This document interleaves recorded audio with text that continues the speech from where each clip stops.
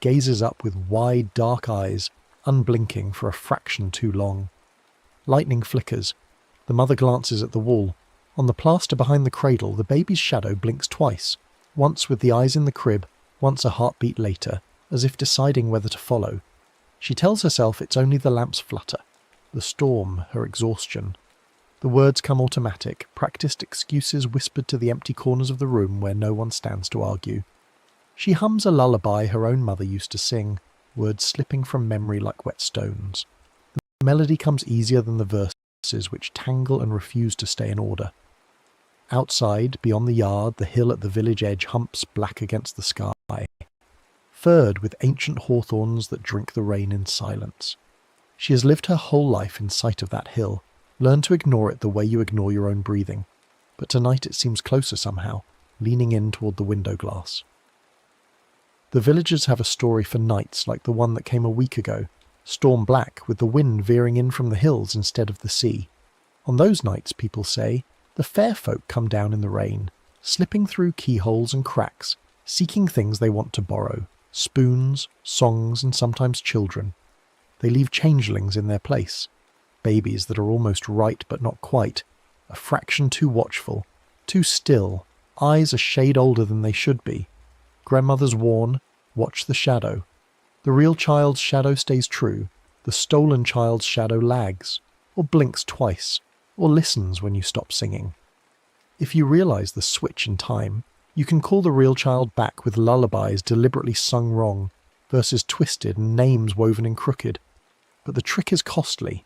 Every wrong word tugs at the hill where the child is kept, and the changeling in the cradle will fight to keep the name it's been given. If you fail, you end up with a baby who is beautiful and smiling and never quite yours, and the hill keeps what it has. The mother's own grandmother told her this story once, years ago, when she was small enough to sit on the woman's lap and feel the vibration of her voice through her ribs. Back then it seemed like nonsense, like all the old tales, entertaining but empty, something to pass the time on winter evenings. Now, with her foot rocking the cradle and the shadow on the wall blinking out of rhythm, the story feels different. It feels like a map of territory she's already standing in. Since the storm night, small things have been wrong. The baby, little Thomas, named after his grandfather, is too quiet, he hardly fusses. Other mothers in the village complain of sleepless nights, of colic and endless crying. But Thomas lies in his cradle with an almost unnatural calm, making no demands, requiring no comfort. He stares at the ceiling corner where the roof beams meet, lips moving as if listening to a song too distant to hear. When she leans close, she cannot tell if he's mouthing words or simply tasting the air. His breath smells faintly of earth and green things, not milk. Milk goes missing from the jug with no spill on the floor. The cream curdles only in his cup. She watches the level drop between morning and evening, yet finds no evidence of how it vanishes. Her husband laughs it off, suggests mice, but mice leave traces, droppings, gnawed corners, the usual signs of intrusion. This is cleaner, as if something simply reaches in and drinks its fill without disturbing anything else. The cream she pours for Thomas separates before it touches his lips, going sour and lumpy in the wooden cup. She has to scald the vessel twice a day to keep it clean, scrubbing with salt and sand until her fingers ache. The family cat, once fond of the cradle, now arches its back and refuses to cross the room when the baby's awake. It sits in the doorway with its ears flat, tail lashing, watching Thomas with yellow eyes gone wide and black. When the baby sleeps, or seems to sleep, eyes closed but body too still, chest rising and falling with mechanical precision, the cat will edge closer, sniffing at the cradle's base. But the moment those dark eyes open, the animal bolts, leaving claw marks in the floorboards from the force of its retreat. Animals know things people work hard to forget. The mother watches the cat and feels a kinship with its fear, that pure, uncomplicated recognition of wrongness. Most telling of all, the lullabies won't stay straight. When the mother tries to sing the song she knows best, the words turn strange on her tongue, rhymes slipping sideways into place names and half-remembered warnings. She starts with the familiar verse about angels at the door, about sleep and safety and morning light, but halfway through her voice rebels. The melody stays the same, but the words twist. Angels become hawthorns, the door becomes the hill, safety turns to watching, watching, watching. Once, when she reaches the line about angels at the door, her own voice replaces it with hawthorns on the hill, and the baby's eyes flick toward the window as if in recognition. Not the slow, unfocused gaze of an infant tracking movement, but a sharp, deliberate turn, purposeful as an adult responding to their name. At dusk, when lamps are lit and shadows grow long and definite, she sees it clear. Tomas's shadow on the wall does not match his movements. When he blinks, the shadow waits, then blinks twice. When she reaches down to stroke his cheek, the shadow's mouth twitches first into a smirk, then a smile that never quite makes it onto the baby's face. The disconnect is subtle enough that she doubts herself, questions whether exhaustion is playing tricks, whether new motherhood has simply unmoored her from reality. But night after night the pattern repeats, consistent and undeniable. The shadow has its own agenda, its own timing, and it watches her with the attention that makes her skin crawl. Her heart knots. She calls for her husband, for neighbours, for anyone to confirm what she sees. Her voice comes out thin and desperate, cracking on her husband's name. He arrives with dirt still on his hands from the garden, face creased with concern that melts into confusion when she points at the wall and tries to explain. But when they come, when other eyes look where she's looking, the shadow behaves like any other smudge of darkness, perfectly synchronized with the baby's movements. Her husband touches her shoulder gently, suggests rest, offers to take the night watch. The neighbours exchange glances weighted with pity and something else, relief perhaps that this strangeness has landed in her house and not theirs. They tell her she's tired, seeing things, grieving the way life used to be before the storm. Grieving is the word they settle on, as if something has died. And perhaps something has, she thinks. Perhaps the version of herself who could sleep through the night without checking the shadows, who could trust that what she held in her arms was simply and completely her son. That woman is gone. In her place is someone hollow-eyed and careful, moving through the house like it might crack beneath her feet. That night, alone again with the curtains drawn and the lamp burning low, she rocks the cradle and realizes there is a memory missing. She cannot recall Tomas's first cry. The midwife says he bawled loud enough to wake the barn, came out screaming with good strong lungs and a fighter's fury. But her own mind holds only the sound of rain across the roof, and a distant drum from the hill, a deep rhythmic pulse that seemed to sync with her contractions, guiding them, pulling the baby out into the storm-dark room. The hours after birth are blurred in the usual way, exhaustion and pain folding time into strange shapes. But this absence feels deliberate. It feels like something was lifted out cleanly, a page torn from a book so smoothly that the remaining pages show no gap. She presses her palms against her eyes until lights bloom behind the lids, tries to reconstruct that moment. The midwife's hands, the weight of the baby on her chest, the first sound he should have made. Nothing comes, just rain, and that drum from the hill, and a sense of something passing through the room like a wind with purpose. The first time she tests the legend, it is unintentional. Her mother hums the old lullaby in the kitchen 3 days later, and the words drift soft through the doorway, tangling with the smell of bread and herbs. Without meaning to, the young mother joins in from her chair by the cradle, but she gets a line wrong, flipping 2 verses, putting the morning before the night, the waking before the sleep. Her voice stumbles over the reversal but continues, momentum carrying her through the mistake. The room shifts, the lamplight shivers, shadows stretch toward the corners as if trying to escape the centre. The baby in the cradle flinches, eyes going unfocused for a second as if looking through the ceiling, through the roof, through the sky to something beyond. His small hands clutch at nothing, fingers splayed. The shadow on the wall tears, just a hairline split down one edge where darkness should be whole, a seam coming undone.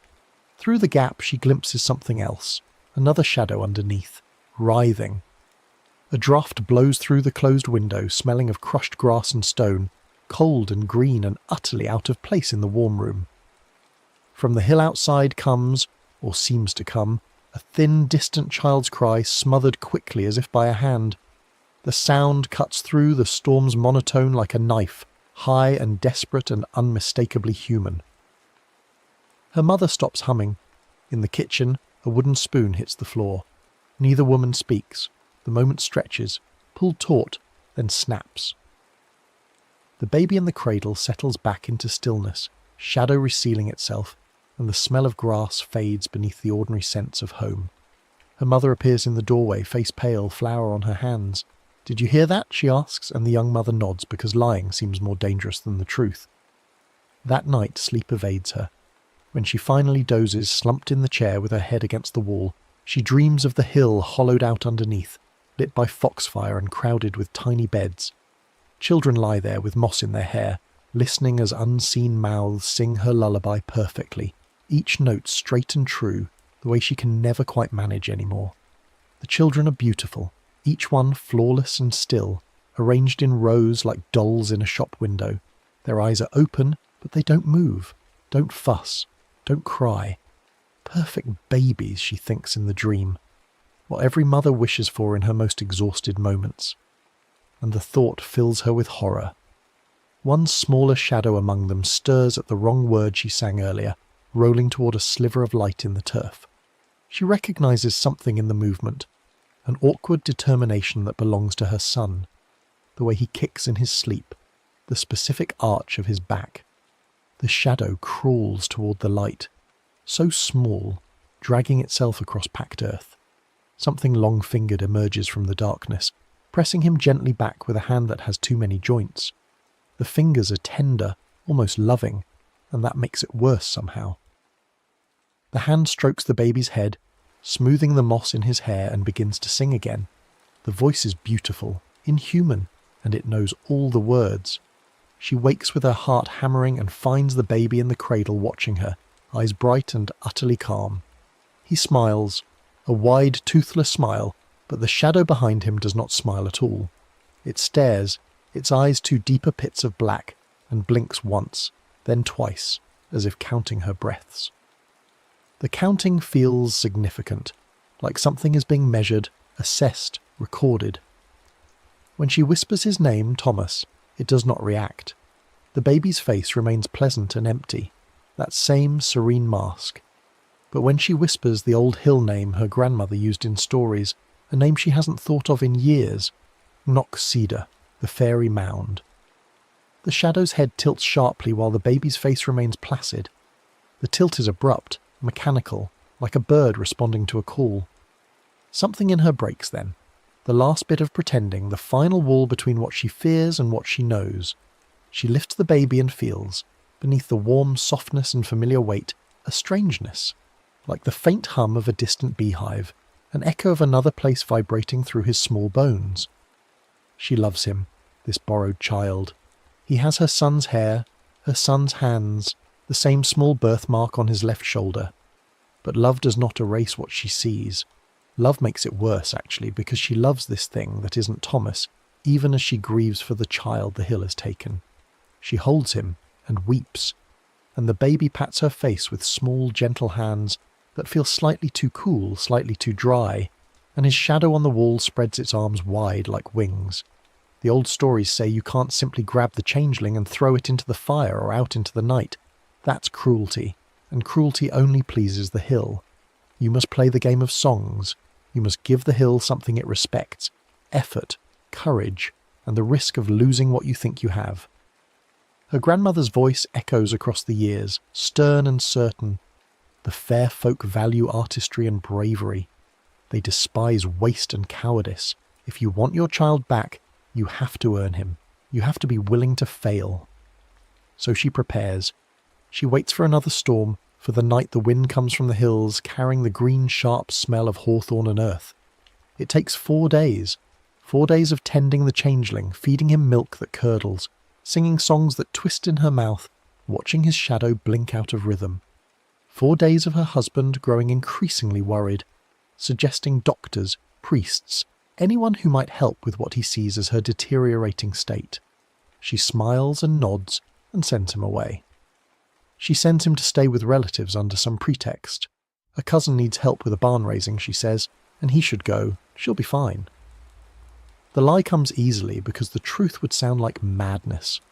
Unwilling to drag him into a bargain he doesn't believe in, she waits until his cart disappears down the lane before beginning her preparations. She locks the door, draws the curtains, and sets the cradle in the centre of the room.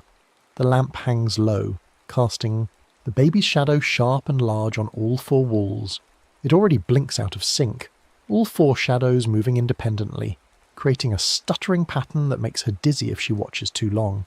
She forces herself to look away, to focus on the words she's spent days remembering, reconstructing the lullaby in all its proper order, so she'll know exactly how to break it. Outside, the storm builds. Wind screams through the eaves, rain hammers the shutters, and beneath it all that drum from the hill begins again, deep and slow, patient as a heartbeat. She wonders if anyone else in the village hears it, or if this is a sound meant only for her, a summons she's obligated to answer. The baby in the cradle is perfectly still, hands folded on his chest, eyes fixed on her face, waiting. Then she begins to sing, not the lullaby as she knows it, but a deliberately crooked version, verses scrambled, images reversed, safety turned inside out. Where the song says sleep, she says wake. Where it says angels, she says stones. Where it promises morning light, she offers endless night. She threads the baby's true name through it. Thomas, Thomas, Thomas. Like a knot, a rope thrown into the dark, a hook meant to catch and drag something back into the world. Each wrong word is a violation of the song's magic, a rip in the fabric of the bargain. Her voice shakes but holds. She pours everything into it. Rage and grief and love and terror. All the things she's been afraid to feel fully, afraid that feeling them would break her. She lets herself break. Breaking, she discovers, is just another kind of opening. The room answers. The cradle rocks by itself, slow and then harder, bumping the floor with increasing violence. The baby in it begins to cry, not a baby's wail, but a thin, angry keening that skates across her nerves like nails on slate. It's a sound of protest, of fury, of something being pulled from where it wants to stay. On the wall, the shadow pulls loose from the crib, elongating, stretching toward the corners as if trying to find a way out. It blinks twice, 3 times, then opens its mouth in a soundless scream. Where the mouth opens, the wall behind shows through, and for a moment she sees not plaster, but earth, packed and dark, veined with roots.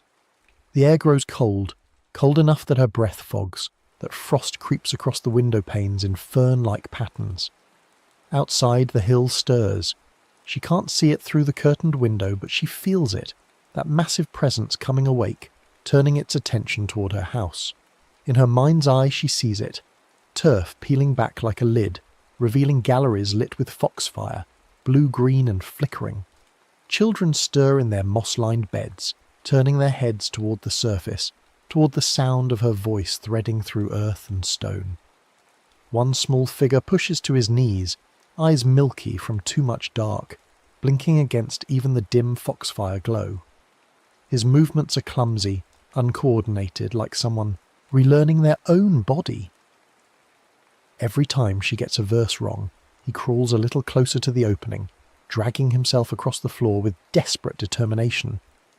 Every time she hesitates, the long-fingered shapes around him tighten their grip, pulling him back toward the centre where the other children lie still and perfect. The changeling fights. The smiling thing in the cradle thrashes, its limbs gone oddly stiff, fingers splaying too wide, joints bending at wrong angles. Its eyes roll white, then black, then settle into a gaze that's nothing like her son's. Sharp, old, furious. Ancient rage looks out from that baby face, the anger of something interrupted, something caught in a bargain it thought secure. It clutches at the air as if trying to catch the notes and stuff them back into her mouth, to seal her lips and stop the unmaking of the spell. The shadow on the wall lunges, splitting into a tangle of limbs and threads that wrap around the room, trying to bind her tongue. Cold fingers brush her throat, her lips, trying to silence her. She keeps singing anyway, voice hoarse, tears hot, salt stinging her cracked lips. She sings every fear into it, the fear of losing her child, of raising a stranger, of loving something that isn't what it seems. She pours truth into the wrongness, makes her terror part of the song, and the song grows stronger for it.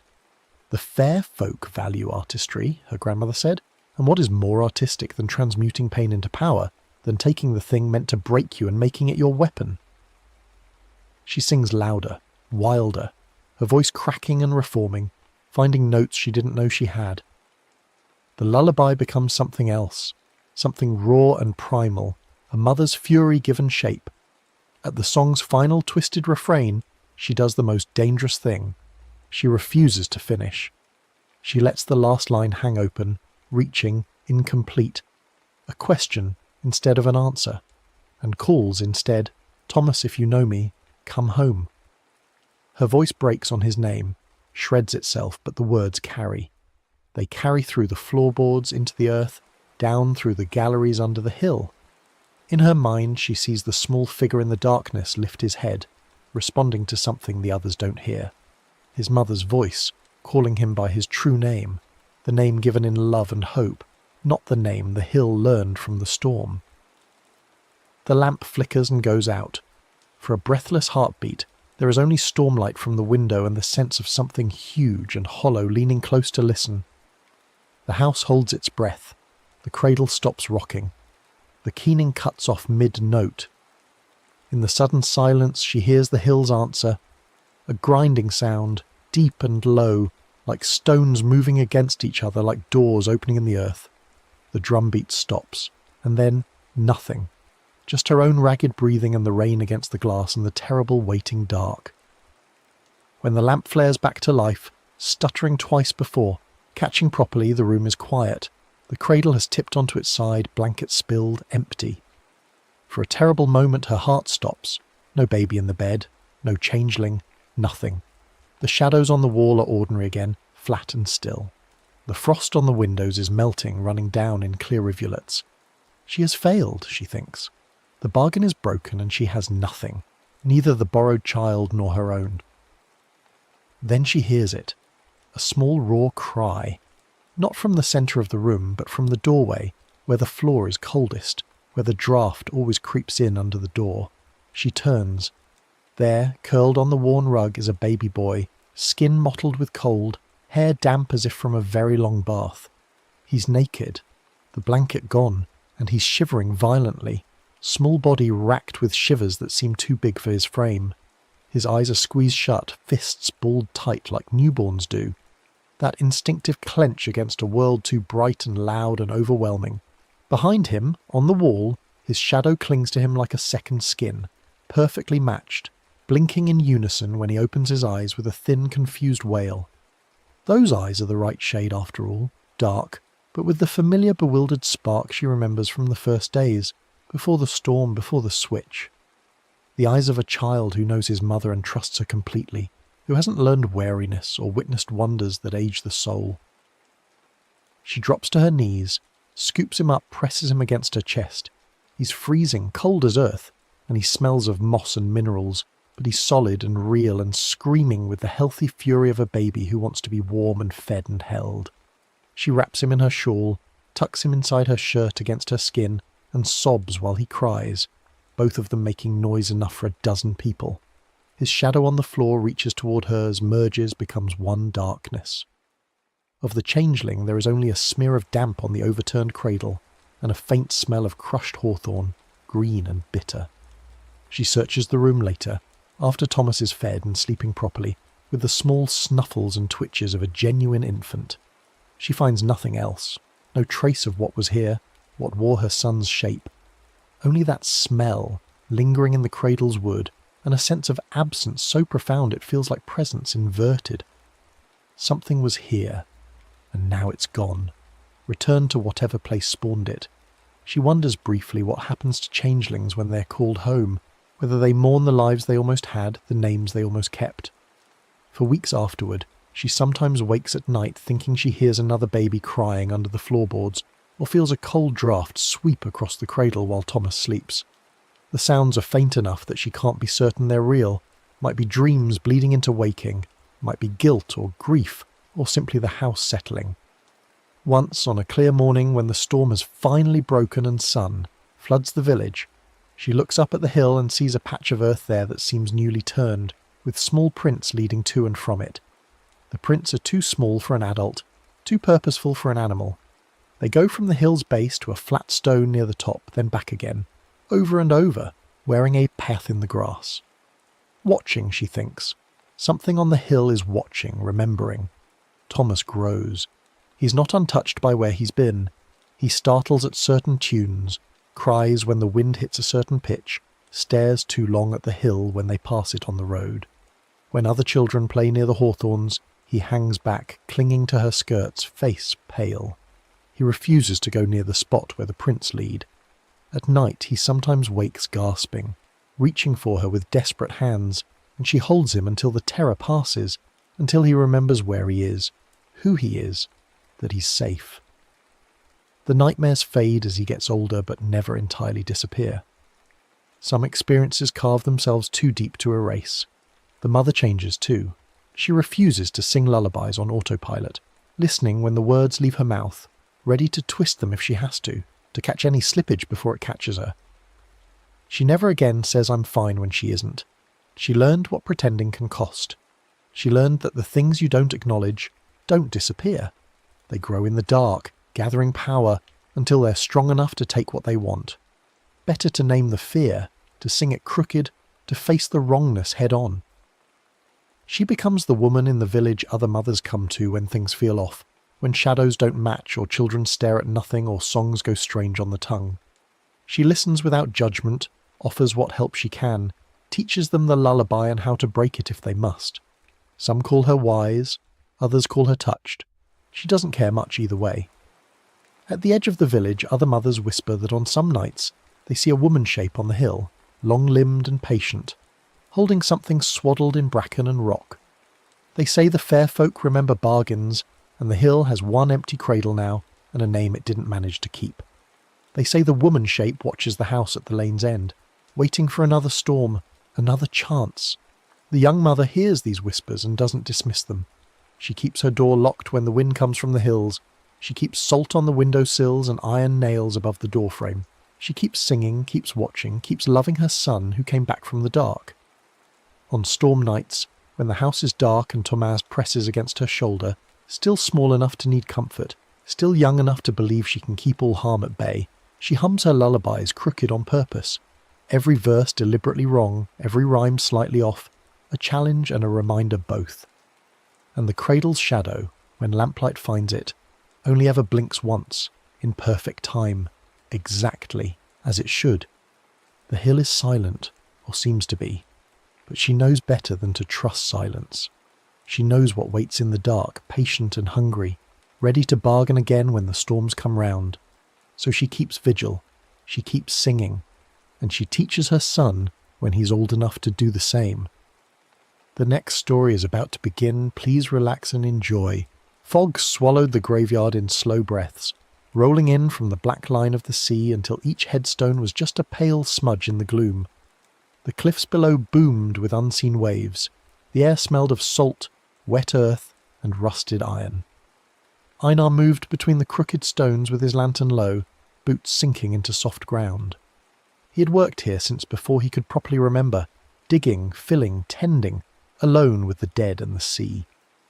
Tonight he was closing up late after a storm burial, a drowned sailor laid in a wooden coffin still damp from the dock. The new mound sat near the far edge, where the cliff path crumbled toward the surf. As Einar patted the last spadeful of soil flat with the back of his shovel, the fog thickened, deadening even the sound of the waves. He leaned on the handle, catching his breath in the muffled silence. His shoulders ached from the digging, and his hands were raw despite the calluses that had built up over years of this work. The widow had paid him poorly, just a few coins and a promise of bread, but that was how it went with sailors' families. The sea took their men and left them with nothing. Then he heard it. Scratch, scratch, scratch. It was faint at first, like a beetle chewing wood, but it was coming from beneath his boots, from inside the coffin. A measured, deliberate sound, followed by a brief pause, then another. Scratch, scratch, a longer drag, as if something inside were carving a mark into the wood. Einar stiffened, lantern trembling in his grip. He told himself it was settling boards, or roots pushing through from below, or his imagination playing tricks after a long day. The wind could do strange things up here on the cliff, making sounds that seemed to come from everywhere and nowhere at once. But as he walked away, pulling his coat tighter against the damp, the scratching continued in a steady rhythm. In his mind, unbidden, Each sound looked like a tally line on a bare plank. 1, 2, 3, 4, slash. The pattern repeated itself, deliberate and patient, as though someone were keeping careful count of something. He quickened his pace toward the gate, telling himself he'd had too much to drink the night before. That exhaustion was making him hear things that weren't there. Yet even as he reached the rusted iron gate and pushed through, he could still hear it, faint but persistent, carried on the fog like a whisper. The village had old stories about the sea dead, tales Einar grew up hearing half drunk around fires in the tavern. They said a draugr was not just a corpse that wouldn't lie still. It was a drowned wrong that remembered. Sailors who died with unfinished business, cheated wages, or broken oaths sometimes crawled back as something waterlogged and stubborn, slipping between worlds with the tide. The old fishermen would lean close over their cups and speak in low voices about men who'd been buried properly, but wouldn't stay down, who'd appear at their widows' doors, with kelp in their hair and salt water streaming from their mouths, demanding what was owed. There was one particular fragment Einar couldn't forget, something his grandmother had told him when he was young enough to still believe in such things. If a man breaks promises to the sea or those who sail it, the dead keep count. Nails tapping in the coffin, marks scratched in the lid. When the last tally is drawn, the draugr stands up to collect. She'd said it while mending nets by the fire, her voice matter-of-fact as though she were describing how to salt fish or predict weather. People shrugged it off as a way to scare children into honesty, but the elders, the ones who still listened to the fog and read meanings in the flight of gulls, said you could hear the counting on certain nights if you stood near the graves of sailors. Einar always thought that was nonsense, the kind of superstition that kept people afraid and priests employed. Until tonight, when the fresh dirt under his feet had rasped like a hand dragging nails across the inside of a box. Life above the cliff went on in grey repetition. Einar kept burying the villagers' dead and filling in the gaps of their stories with his own assumptions and half-truths. He promised the widows he'd watch over their husbands' resting places, promised the priest he'd stop drinking in the tool shed behind the mortuary, promised his younger brother he'd share the extra coin he got for burying those with no family to pay proper respects. He promised, and then forgot, or pretended to forget, which amounted to the same thing in the end. He spent the coin on cheap liquor that burned like brine going down and left him hollow the next morning. He let the weeds grow thick over the poorer graves, the ones with no family to visit and complain, while tending only those plots where the living still came with flowers and scrutiny. He passed the closed tavern where he'd once shaken hands with a broad-shouldered sailor and said, voice steady with false sincerity, "I swear, I'll make sure your family gets what's owed if you don't come back." The sailor never did come back. His body had washed up 3 weeks later, bloated and picked at by crabs. Einar never told the widow about the wages her husband had left in Einar's keeping, meant to be delivered if the worst happened. The few coins in his pocket, the ones he used to buy his forgetfulness, came from that vanished man's missing wages. Every time Einar shrugged off another promise, the graveyard seemed to change in small, unsettling ways. Fog came in faster and lingered longer, clinging to the stones until midday. The newest mound, where that drowned sailor lay, stayed unnaturally damp, the soil dark and wet even during the dry spells when every other grave baked hard in the sun. It was as if the tide reached it from below, seeping up through cracks in the bedrock. Einar told himself it was just the proximity to the cliff, the way the sea spray carried on the wind, but he knew the other graves near the edge didn't stay wet like that. He heard the scratching more clearly on certain nights, especially when the moon was dark and the fog rolled in thick. Short strokes, then a pause, then longer strokes, as if someone were carving groups of 5 into the lid with methodical precision. 1, 2, 3, 4, slash, again and again. The rhythm never varied, never hurried, just that patient, endless counting. Sometimes Einar would stand at the mortuary window with his bottle, staring out at the mound, trying to convince himself he was imagining the sound. But it was always there, faint but unmistakable, like a clock ticking in an empty house. On his rounds, he started noticing other small things that made his skin crawl. There were faint lines gouged into the inside of the gate's wooden posts, parallel marks that looked disturbingly like tallies. A splintered notch appeared on the shovel handle where there had been none before, right where his hand gripped it every day. His lantern glass began fogging from the inside with condensation that smelled distinctly of a low tide, that peculiar mix of rotting seaweed, salt, and things that died in shallow water. When he wiped it away, it returned within minutes, no matter how carefully he dried the glass. When he lay down in his own narrow bed at night, the thin mattress lumpy beneath him and the walls groaning in the wind, he heard it under everything else. Under the surf and wind, under the creak of timbers and the scratch of branches against the roof, there was the echo of nails on wood, keeping time with his heartbeat. Scratch, pause, scratch. His pulse and the counting synced until he couldn't tell which was which, until he had to get up and drink more just to blur the sound into something he could ignore. The night it came to a head, the fog was so thick the world ended 3 paces from the graveyard gate. Einar could barely see his own boots as he stumbled up the hill, his head swimming with cheap liquor and cheaper excuses. The sea was a muffled roar below the cliff, a constant threatening presence that he felt more than heard. He'd broken another promise, a small one, he told himself. Nothing that really mattered in the grand scheme of things. He'd told an old widow he'd place her son's lucky charm inside the coffin before burial, a small brass compass the boy had carried through 3 voyages. Instead, Einar had forgotten, or rather, had remembered, only after the burial was done. Then he'd sold the trinket in town for enough to buy beer and a hot meal, convincing himself that the dead had no use for such things anyway. On his way back up the hill, his stomach full and his conscience attempting to nag through the alcoholic haze, the fog wrapped him like wet wool. The graveyard lanterns which he'd left burning seemed to drown in their own halos of moisture-thick light. Each one was a dim smear of yellow in the grey, barely visible even when he stood directly beneath them. The stones themselves looked like huddled figures in the gloom, and more than once Einar startled at what turned out to be just an oddly shaped monument.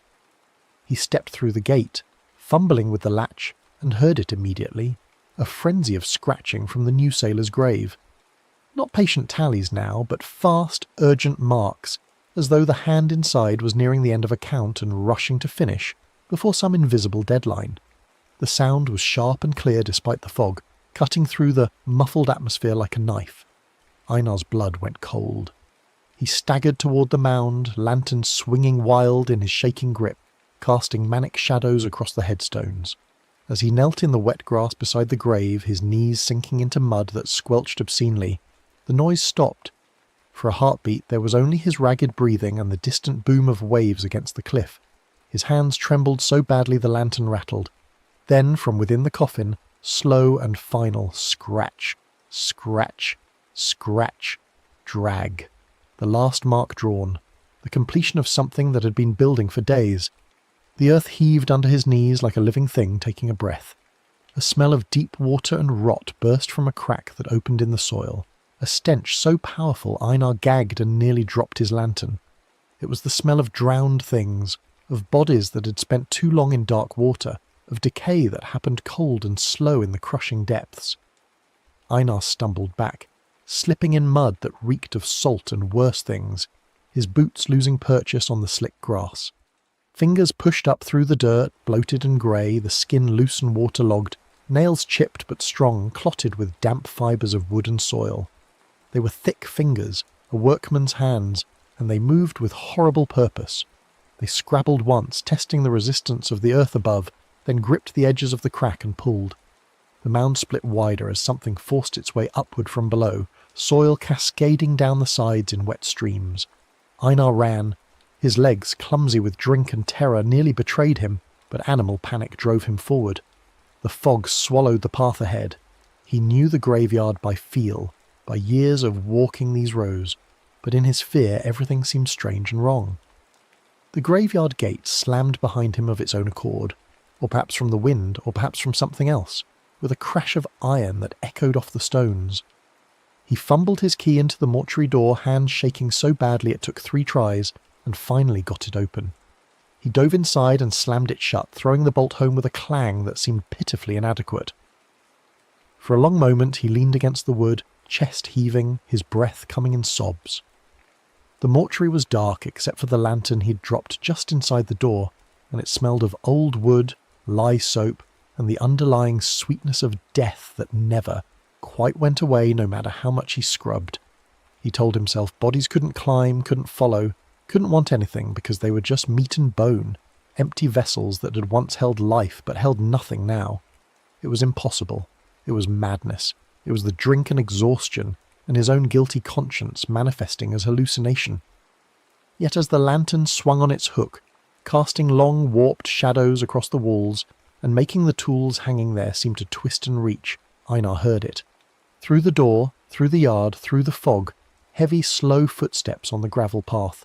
Not the quick steps of a living person, but something ponderous and deliberate, as though each movement required immense effort.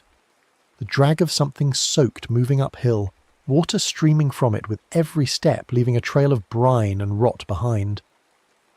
The footsteps came closer. They didn't hurry, didn't hesitate. They came with the inevitability of the tide, patient and unstoppable. Einar pressed himself against the far wall as far from the door as he could get, his eyes fixed on the boards as though he could see through them to whatever approached.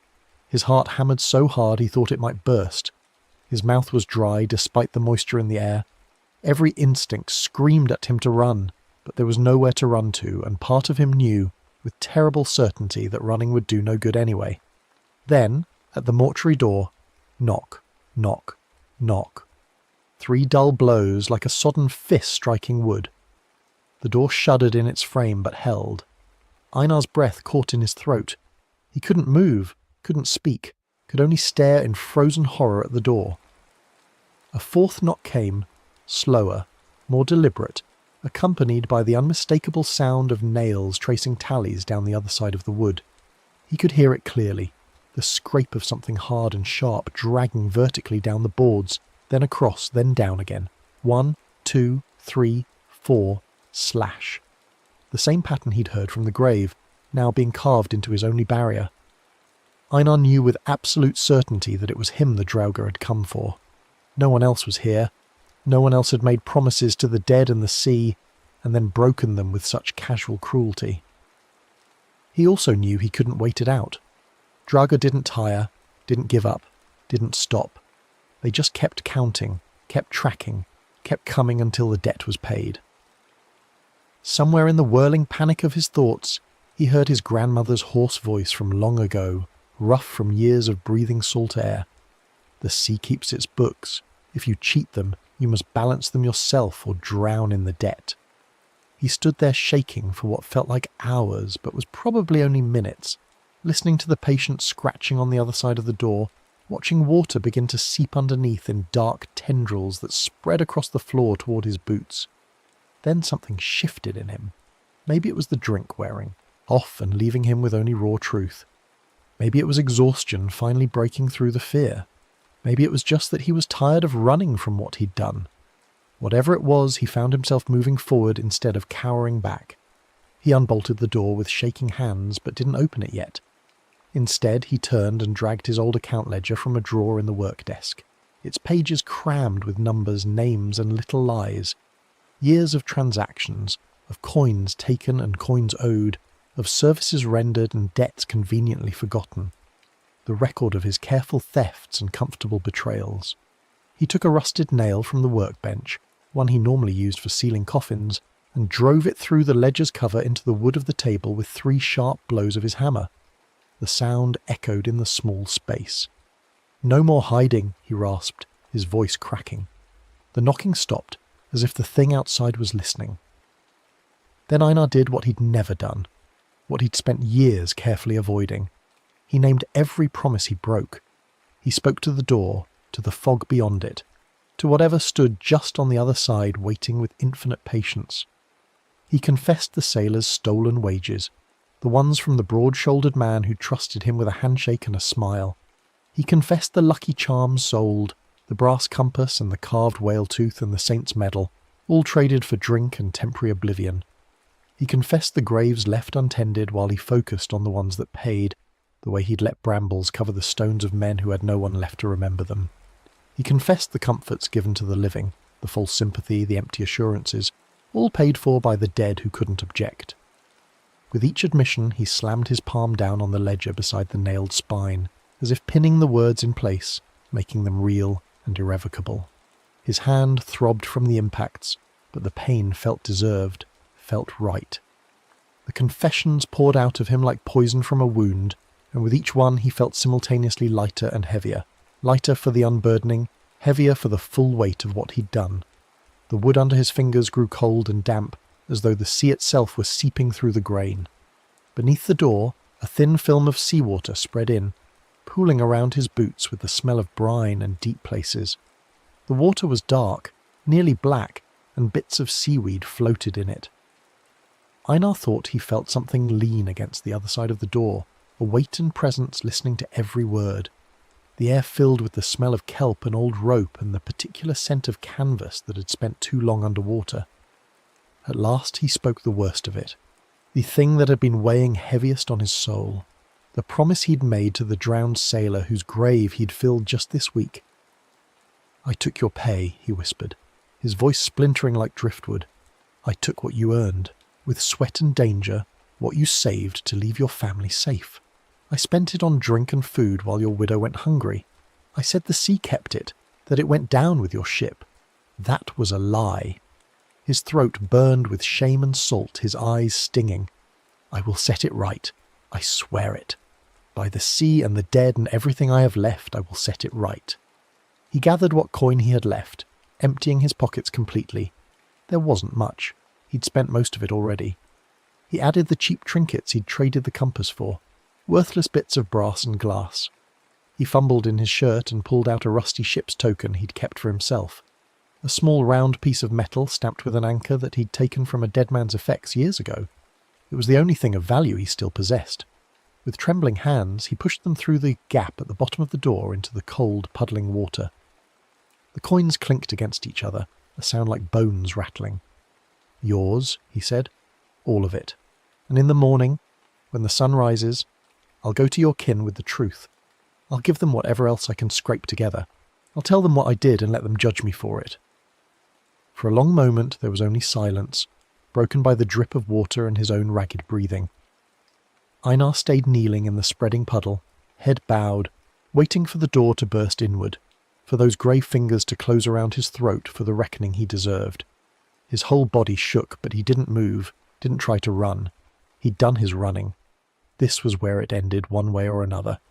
Then he heard a sound outside, a rasp like nails being pulled out of damp wood instead of digging in. The tallies on the other side of the door stopped mid-scratch. The pressure against the boards eased, the weight lifting. A gust of wind rattled the shutters with sudden violence, making him jump. The seawater at his feet drew back, flowing in reverse toward the door, sliding underneath and away as if sucked downhill by some invisible force. Within moments, the floor was merely damp where it had been flooded. Einar stayed frozen, not daring to believe it was over. But the footsteps, when they came again, were moving away, back down the gravel path toward the cliff edge. Slow, heavy, but retreating. He heard them fade into the distance, and then there was only the wind and the sea and the settling sounds of an old building in the fog. By dawn, the fog thinned to a low, ragged shroud over the graves, fingers of it clinging to the hollows between the stones. Einar staggered out, lantern cold and dark in his hand, his whole body aching as though he'd been beaten. His eyes were gritty with exhaustion and dried tears. The sailor's grave was disturbed, the mound collapsed inward, dirt slumped down to reveal the coffin beneath. But the coffin wasn't broken open from the inside as he'd feared. It sat half exposed, lid still nailed shut, though the wood was scored and gouged. The tally marks he'd seen being carved in his mind's eye showed as blurred grooves now, as if someone had tried to sand them away with a salt-wet hand, erasing the count once the debt was acknowledged. No towering corpse stood in the yard, no drowned sailor blocked the gate with water streaming from his mouth and murder in his dead eyes. But on the path leading down to the village, wet footprints marred the gravel, bare, wide, and uneven, pressed deep into the stone as if by something very heavy.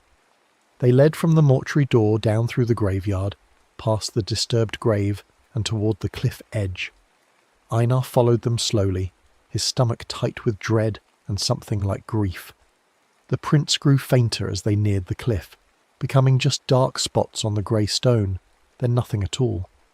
At the very edge, where the path crumbled away to nothing, and the drop fell straight to the rocks and surf below, there was one last print, toes pointing toward the sea, then only spray and morning light, Einar kept his word. It was the hardest thing he'd ever done, harder even than facing the Draugr at his door. He went to the sailor's widow in her small cottage at the village edge, his hands twisting his cap, his voice shaking. He gave her every coin he could gather, which wasn't nearly enough to make up for what he'd stolen, but was everything he had. He told her the truth he'd hidden, ugly and plain, with no excuses or attempts to soften it. He told her about her husband's wages, about the promise he'd made and broken, about the weeks he'd let her and her children go without, while he drank away what should have been theirs. She didn't forgive him, not entirely, and he didn't expect her to. How could she? But she listened, standing in her doorway with her arms crossed and her face hard, and when he finished she gave a single sharp nod and took the coins. "It's something," she said, her voice cold. "It's not enough, and it won't bring him back, but it's something." She closed the door on him then, and he stood outside for a long moment, feeling the weight of her judgment and knowing it was less than he deserved. The priest was shocked when Einar began tending every grave with equal care, including those with no names carved on their stones, the paupers' plots that had always been afterthoughts. Einar cleared the weeds and straightened the markers and spoke to each stone as he worked, sometimes apologising for years of neglect. People noticed the change, but didn't speak of it directly, just watched him with curious, wary eyes as he made his rounds with new dedication. Einar still heard things in the graveyard. The shiver of boards on damp nights, the soft tick of nails against coffin lids when the wind came from the sea. But the frantic counting had stopped. The patient, endless tallying that had haunted his nights was gone, leaving only ordinary sounds of an ordinary graveyard. Sometimes he wondered if he'd imagined it all, if guilt and drink had created the whole terrible night from nothing but shadow and fear. But then he'd see those faint grooves in the gateposts, or find his shovel handle worn smooth where the notch had been, and he'd know it had been real. He still drank sometimes, but not in the tool shed where he could hide from the world, and never on nights when the fog came in heavy from the sea. On those evenings he walked the rows with his lantern, its light steady in his hand, whispering the promises he'd made that day, and how he meant to keep them. He spoke to the stones and the fog and the listening dark, leaving no debt unspoken, no oath uncounted. It became a ritual, a way of keeping himself honest when no one else was watching. The Draugr did not knock again, but sometimes when the tide was very low and the sky hung full of iron clouds that promised storms, Einar looked out over the sea from his place by the cliff edge and saw, just for a moment, a broad-shouldered figure standing on a far rock. It stood utterly still, coat dripping, head turned toward the graveyard as if keeping watch. Then a wave would crash over it, spray exploding white against the grey stone, and when the water fell back, the figure was gone. Einar never knew if it was real, or just his mind creating meaning from the play of light and shadow on water. He chose to believe it was real, that the sailor still kept his own count out there, making sure the living remembered to keep their promises to the dead. The dead stopped scratching at the wood the night Einar began keeping his own tally out loud, marking down each promise made and kept in his careful accounting, paying his debts to the sea and its children with the only currency that mattered, truth spoken into the fog and oaths honoured when no one but the stones could hear. The next story is about to begin. Please relax and enjoy. Rain turns the village to smudged charcoal, roofs dripping in slow, steady lines. In a cramped upstairs room beneath a slanting ceiling, a 16-year-old boy named Marek lies awake on a thin mattress pushed against the wall. The dim orange from a single street lamp filters through warped glass, striping his blanket in bars of weak light and shadow. His younger sister snores softly in the bed across the room, a sound like paper tearing at regular intervals. Downstairs his mother coughs, a wet, rattling sound that climbs through the floorboards and settles in his chest like guilt. Marek's pillow is lumpy and overwarm, stuffed with old wool that smells faintly of dust and previous owners. He shifts, flips it to find a cool spot that doesn't exist, presses his ear down into the sagging centre and feels it. A soft, measured exhale from inside the pillow that does not match his breath. He freezes, holding his lungs empty, listening. The rain continues its steady percussion on the roof tiles. His sister's snoring doesn't pause, but the pillow breathes again, shallow and slow, as if something beneath his head is waiting for him to acknowledge it. His heart kicks against his ribs. He lifts his head an inch, staring at the pale fabric in the near dark, watching for movement. Nothing. Just a pillow, worn and stained with years of sleep.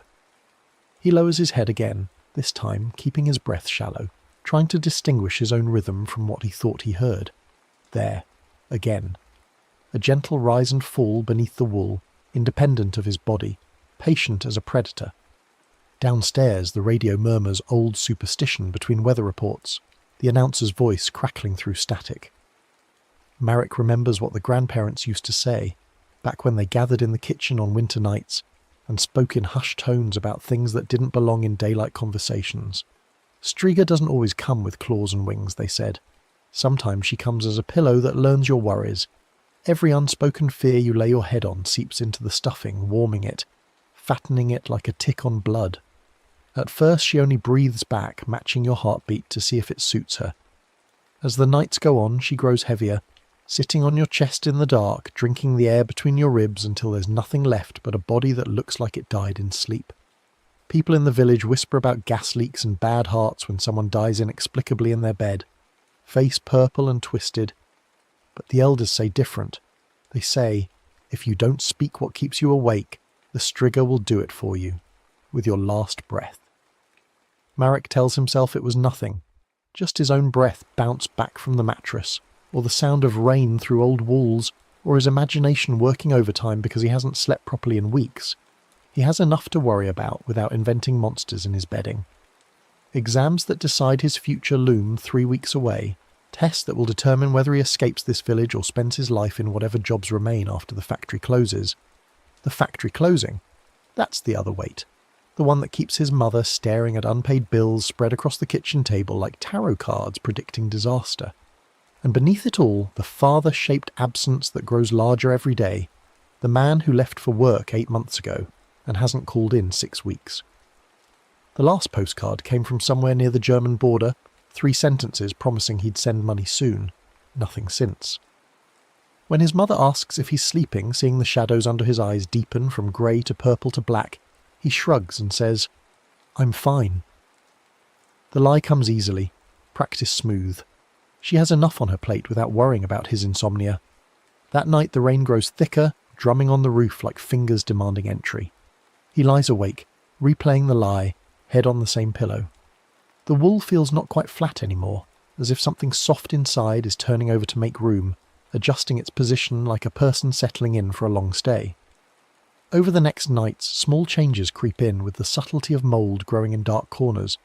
The pillow smells faintly metallic, like old coins left in pockets and wet feathers. When Marek gets a bad grade on his mathematics exam and hides the paper at the bottom of his school bag, lying to his mother about how it went.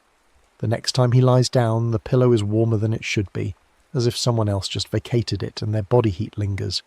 He wakes with bruised-feeling ribs and a pressure in his chest like someone sat there and then moved off just before dawn, leaving only the ache as evidence.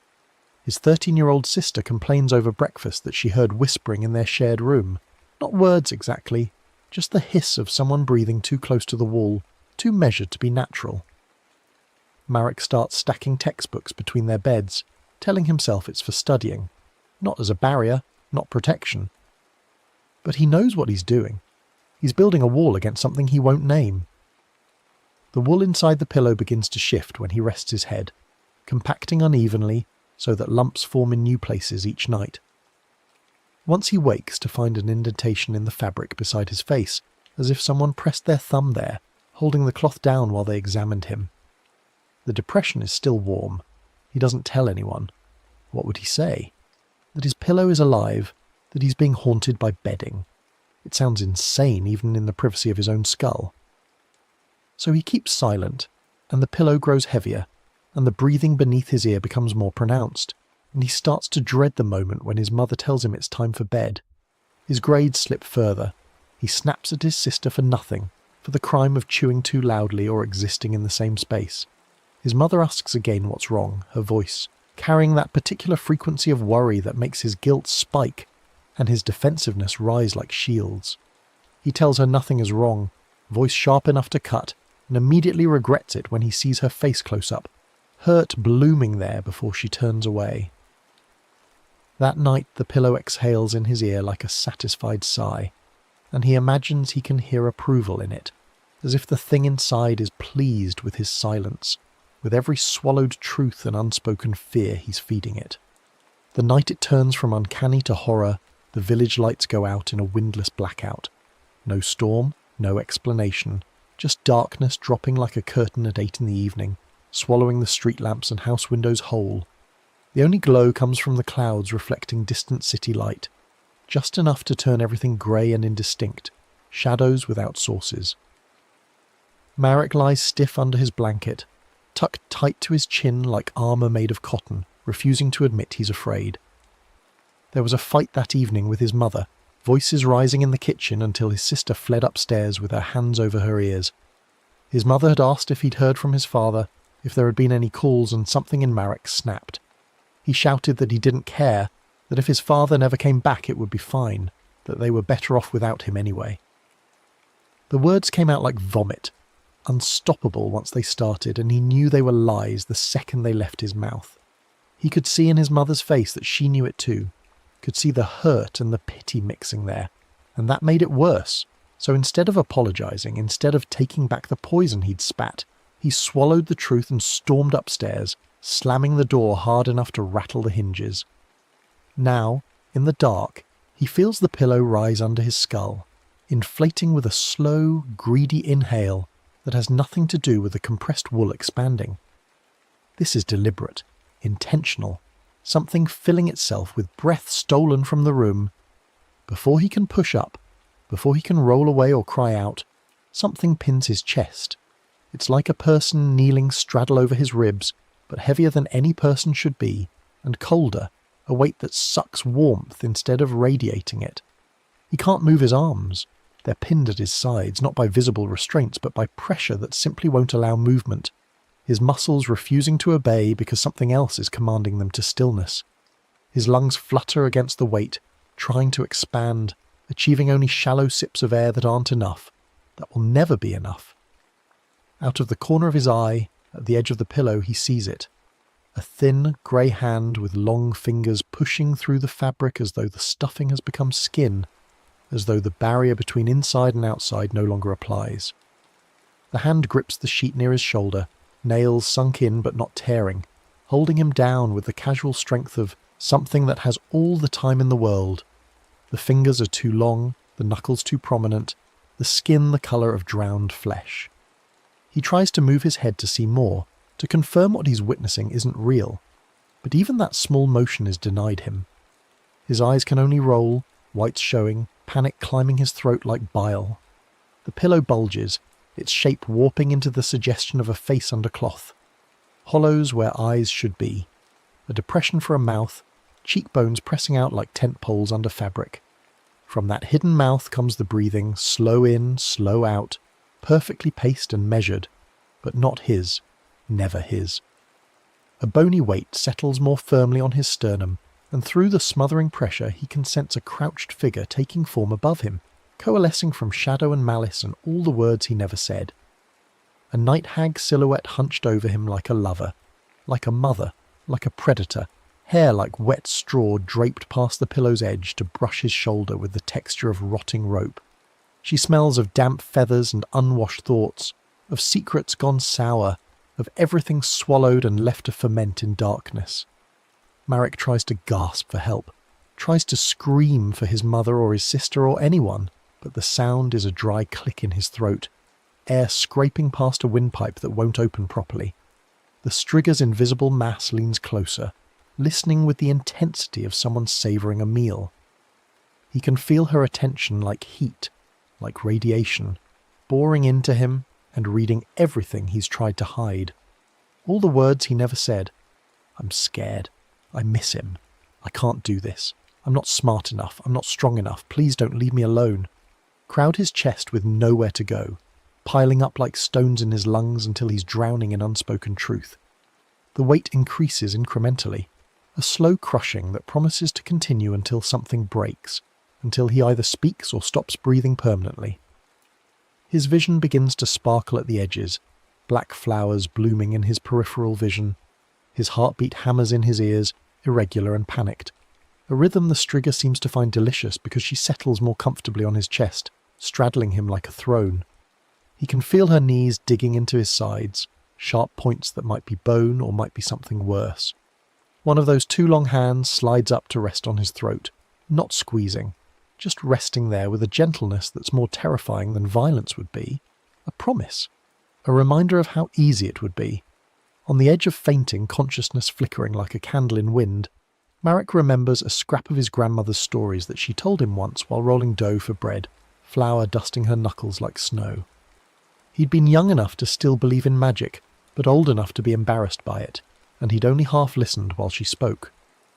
But her words come back now, with the clarity of things remembered in crisis. What you name, you share. What you hide, you feed. The Strigger eats what isn't spoken, she'd said, rolling the dough with hands that knew the motion so well they didn't need eyes to guide them. She grows fat on silence and dies when you speak truth. If you want to live, you can't fight her with keeping quiet. Give her words and she has to let go. Keep secrets and she keeps you. He can't scream anyway. His mouth won't open fully, his jaw locked by pressure or fear or the Strigger's will. But he can force sound past his teeth, can shape air into something resembling words even if they come out broken and small. With each ragged half-breath he shapes a word, barely audible, little more than a whisper that ghosts into the grey darkness of the room. First comes a cracked, almost laughable admission. Scared. His voice sounds like someone else's, a stranger's voice coming from his throat, weak and pitiful. But the moment the word hits air, something changes. The pillow stutters, the breathing below his ear losing its rhythm for a heartbeat, faltering like a song interrupted. The weight on his chest shifts infinitesimally, less pressing, as if the night hag is adjusting, listening differently, caught off guard by this development. He drags in another thin ribbon of air, fighting for it, and forces out another word. Dad! The syllable cracks in the middle, breaks into something that's half word and half sob, but it's out. It exists in the world now instead of festering inside him. The weight shifts again, more noticeably this time, the crushing pressure easing just enough that he can drag in a fuller breath. He names more, each word a nail pried loose from the coffin lid someone's been building on his lungs. Alone, stupid, tired, hurt, failing. For each spoken fear, the pillow's bulging face smooths a little, fabric relaxing where the features pressed. The suggestion of a face fading back toward mere cloth. The hand on his throat loosens its grip fractionally, fingers uncurling. He thinks he's done, his vision stars, his lips numb, his chest screaming with effort. But there's one word he's never said, the one that burns hottest in the core of him, the one he's buried deepest because admitting it means admitting he's weak, means admitting he's still a child who needs help. But the Strigger knows it's there. He can feel her waiting for it, hungry for it, the biggest and brightest of his secrets. Summoning the last of his air, the final dregs of his strength, he chokes it out, a strangled plea aimed at no one and everyone, his father, his mother, the empty night, God if God exists, anything that might hear and care. Please, please come back, please stay, please help me, please don't make me do this alone, please see that I'm drowning, please. The Strigger's breathing falters completely, a stuttering inhale that doesn't complete. The pressure on his chest lurches sideways, like someone losing their balance, weight distributing, unevenly. There's a moment where he feels something tear, not outside, not his skin or the fabric, but inside, as if the web of lies he's cocooned himself in, the careful construction of I'm fine and I don't care and I can handle it, finally rips apart under pressure it was never meant to bear. The truth spills out of the tear like light through cracks, and the Strigger recoils from it the way darkness recoils from flame. But the weight doesn't vanish cleanly. It falls. For one terrible second it crushes him harder than before, driving every molecule of air from his lungs with a soundless sob that might be his or might be hers, a final desperate attempt to keep him silent, to push the words back down where they belong in the dark and quiet places. Then it slides off to one side, a mass of shadow and wet cloth rolling onto the edge of the bed with the heavy slump of meat dropping. Marek's chest spasms, sucking in a full, jagged breath that tastes of dust and rain and wool and freedom and pain all mixed together. He can move his hands now. His fingers are numb and tingling, but they obey when he tells them to move, flexing and curling to confirm they still belong to him. His hand brushes against something on the pillow, a clump of hair like brittle straw, coarse and damp, and beneath it the faint outline of a jaw pressed into the fabric, an impression of a face still lingering where she'd been. He knows if he looks directly, if he turns his head to see what's left, he might not be able to forget it, might carry that image behind his eyelids for the rest of his life. So instead he acts, moving on instinct and the dregs of adrenaline, refusing to let terror freeze him now that he can move again. Barely conscious, hands shaking so hard he can barely grip, he tears the pillowcase open at one seam, fabric ripping with a sound like silk tearing. Stuffing spills out like pale innards, tumbling onto his bed and floor, but instead of just wool and feathers, there's something new mixed in, something that clinks against itself with a sound like stones underwater. Little grey pebbles, smooth and cold, each one etched with faint blurred impressions of faces and frowns and wide-open mouths caught mid-scream. Worries hardened into stone, every fear and secret compressed into solid form, every "I'm fine" that was a lie made manifest and heavy. There are dozens of them, maybe hundreds, more than seems possible to have fit inside a single pillow, years of silence made visible. With shaking hands, he gathers as many as he can, scooping them into his shirt like a basket cold against his skin. His voice is shredded, barely functional, but he forces words anyway because he understands now that silence is what she wants. Silence is what feeds her. "Mine," he whispers, voice raw as scraped bone. "Not yours. Mine." He staggers to the window on legs that barely support him, crashes against the sill hard enough to bruise, and forces the old window open with strength he didn't know he still possessed. Rain hits his face, cold and clean and real. He throws the stones out into the rain, toward the fields and the river and the far hills where morning will eventually come, hurling them as hard and far as he can. They disappear into darkness, swallowed by rain and distance. With every stone that leaves his hands, the shape on his bed thins, dissolving into mist and fading breath, and the memory of something that was almost strong enough to kill him. When the last stone is gone, when his shirt is empty and his hands are scraped and cold, he turns back to look at the bed. The striga is gone, if she was ever there in any physical sense. Just damp feathers scattered across his blanket, a torn pillowcase, a few dull pebbles he missed rolling in the creases. His sister still snores across the room, oblivious, lost in whatever dreams 13-year-olds have. Downstairs, his mother has stopped coughing. The rain continues, steady and indifferent. The world hasn't changed, only he has. Morning comes grey and raw, the rain lighter but still present. The village roof smoking with steam as weak sunlight tries to burn through cloud cover. Marek wakes late, throat raw like he's been screaming for hours, chest aching as if someone used it as a drum, every breath pulling at muscles he didn't know could hurt. The pillow on his bed is nearly flat, its stuffing scattered across the floor in drifts of wool and feather. No face, no hand, no night hag remains, only the evidence of violence done to bedding and the lingering sense memory of weight on his chest. His sister complains over breakfast that she had bad dreams of someone sitting on her bed but never quite reaching her, a presence hovering just out of sight, and she keeps glancing at him with an expression that might be suspicion or might be concern. His mother, seeing his bruised-looking chest when his shirt rides up and the exhausted eyes he can't hide, asks again the question she's been asking for weeks. "Are you all right?" And this time, for the first time in months, Marek hesitates. The old automatic lie rises to his lips. "I'm fine," but it sticks in his throat and he remembers the feeling of suffocating, remembers the striga's weight and her hunger for his silence. So instead he says, haltingly, stumbling over words like a child learning to speak, "No, not really." The words feel like pulling teeth, like exposing a wound to air, raw and embarrassing and necessary.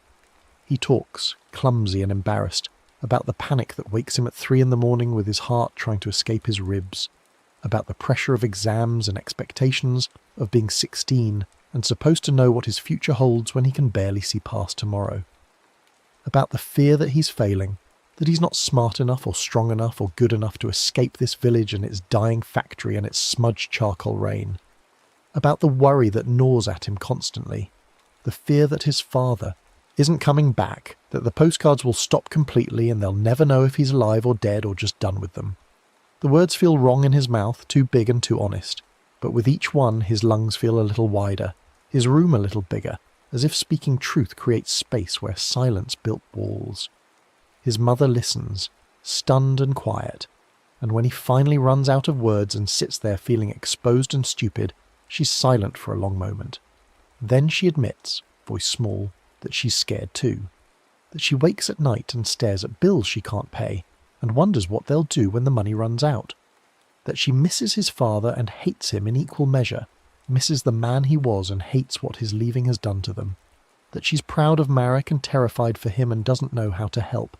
The house feels strange as they talk, lighter and heavier at once, as if excavating truth shifts foundations, but the pillow does not breathe when Marek lays his head on a new one that night, borrowed from the hall closet. It is only cloth and stuffing now, blessedly ordinary, blessedly silent. But he doesn't escape untouched. The striga leaves marks that don't show on skin.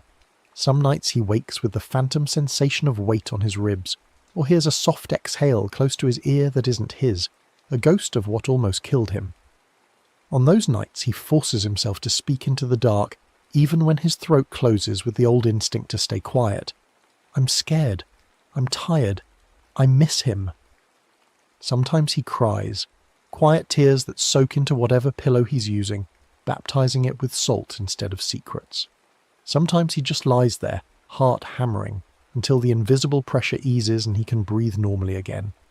He survives, but it's a narrow thing.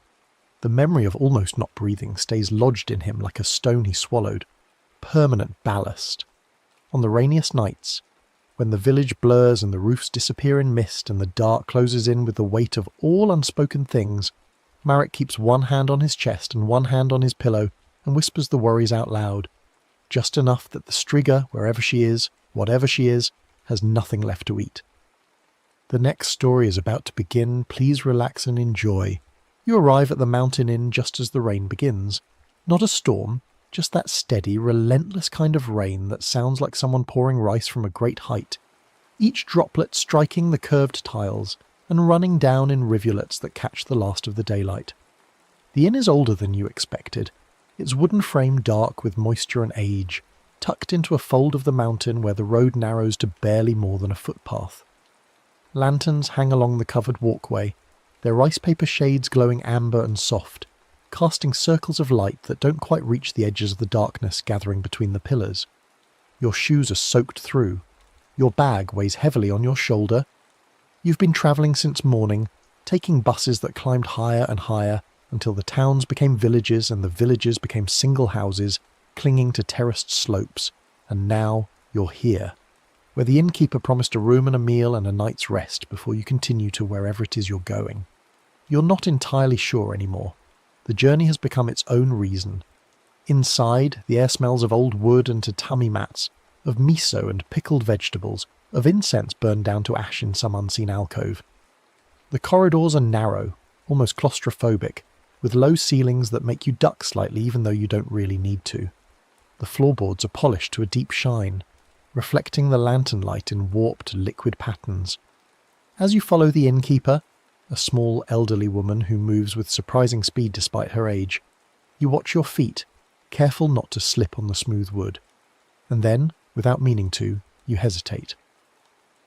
There's a knot in the floorboard directly ahead, a dark whirl in the grain that looks almost like an eye, and something about it makes you pause mid-step, your foot hovering above it for just a moment. When you finally lower your foot and continue walking, you notice something, a fine thread, golden and impossibly thin, stretching from where you pause to the wall beside you. It glimmers faintly in the lantern light, vibrating with a frequency you can almost feel in your teeth. You blink, and it's still there. You glance at the innkeeper, but she's already turned a corner, leaving you in the corridor alone. Your room is at the end of the hallway, tucked away from the other guest rooms, most of which appear to be empty. The innkeeper slides the door open with a soft clatter of wood on wood, and you step inside to find a space that is both smaller and larger than you imagined. Small in its physical dimensions, just enough room for a low table, a futon that will be rolled out later, a narrow wardrobe, and a single window overlooking the forested slope behind the inn, but large in the way it seems to expand into shadow at its edges, as if the corners are deeper than they should be. The ceiling is low, crisscrossed with dark beams, and above them you can see the underside of the roof tiles, the ancient structure of the building laid bare. The innkeeper sets a tray of tea on the table, says something about dinner being ready in an hour, and then she pauses in the doorway. She looks at you with an expression you can't quite read. Not unkind, but not warm either, something more like appraisal. "The mountain is quiet tonight," she says, her voice dry and soft as a rustling paper. "A good night for rest, unless you carry too much weight on your shoulders." She gestures vaguely at you, or perhaps at your shadow on the wall.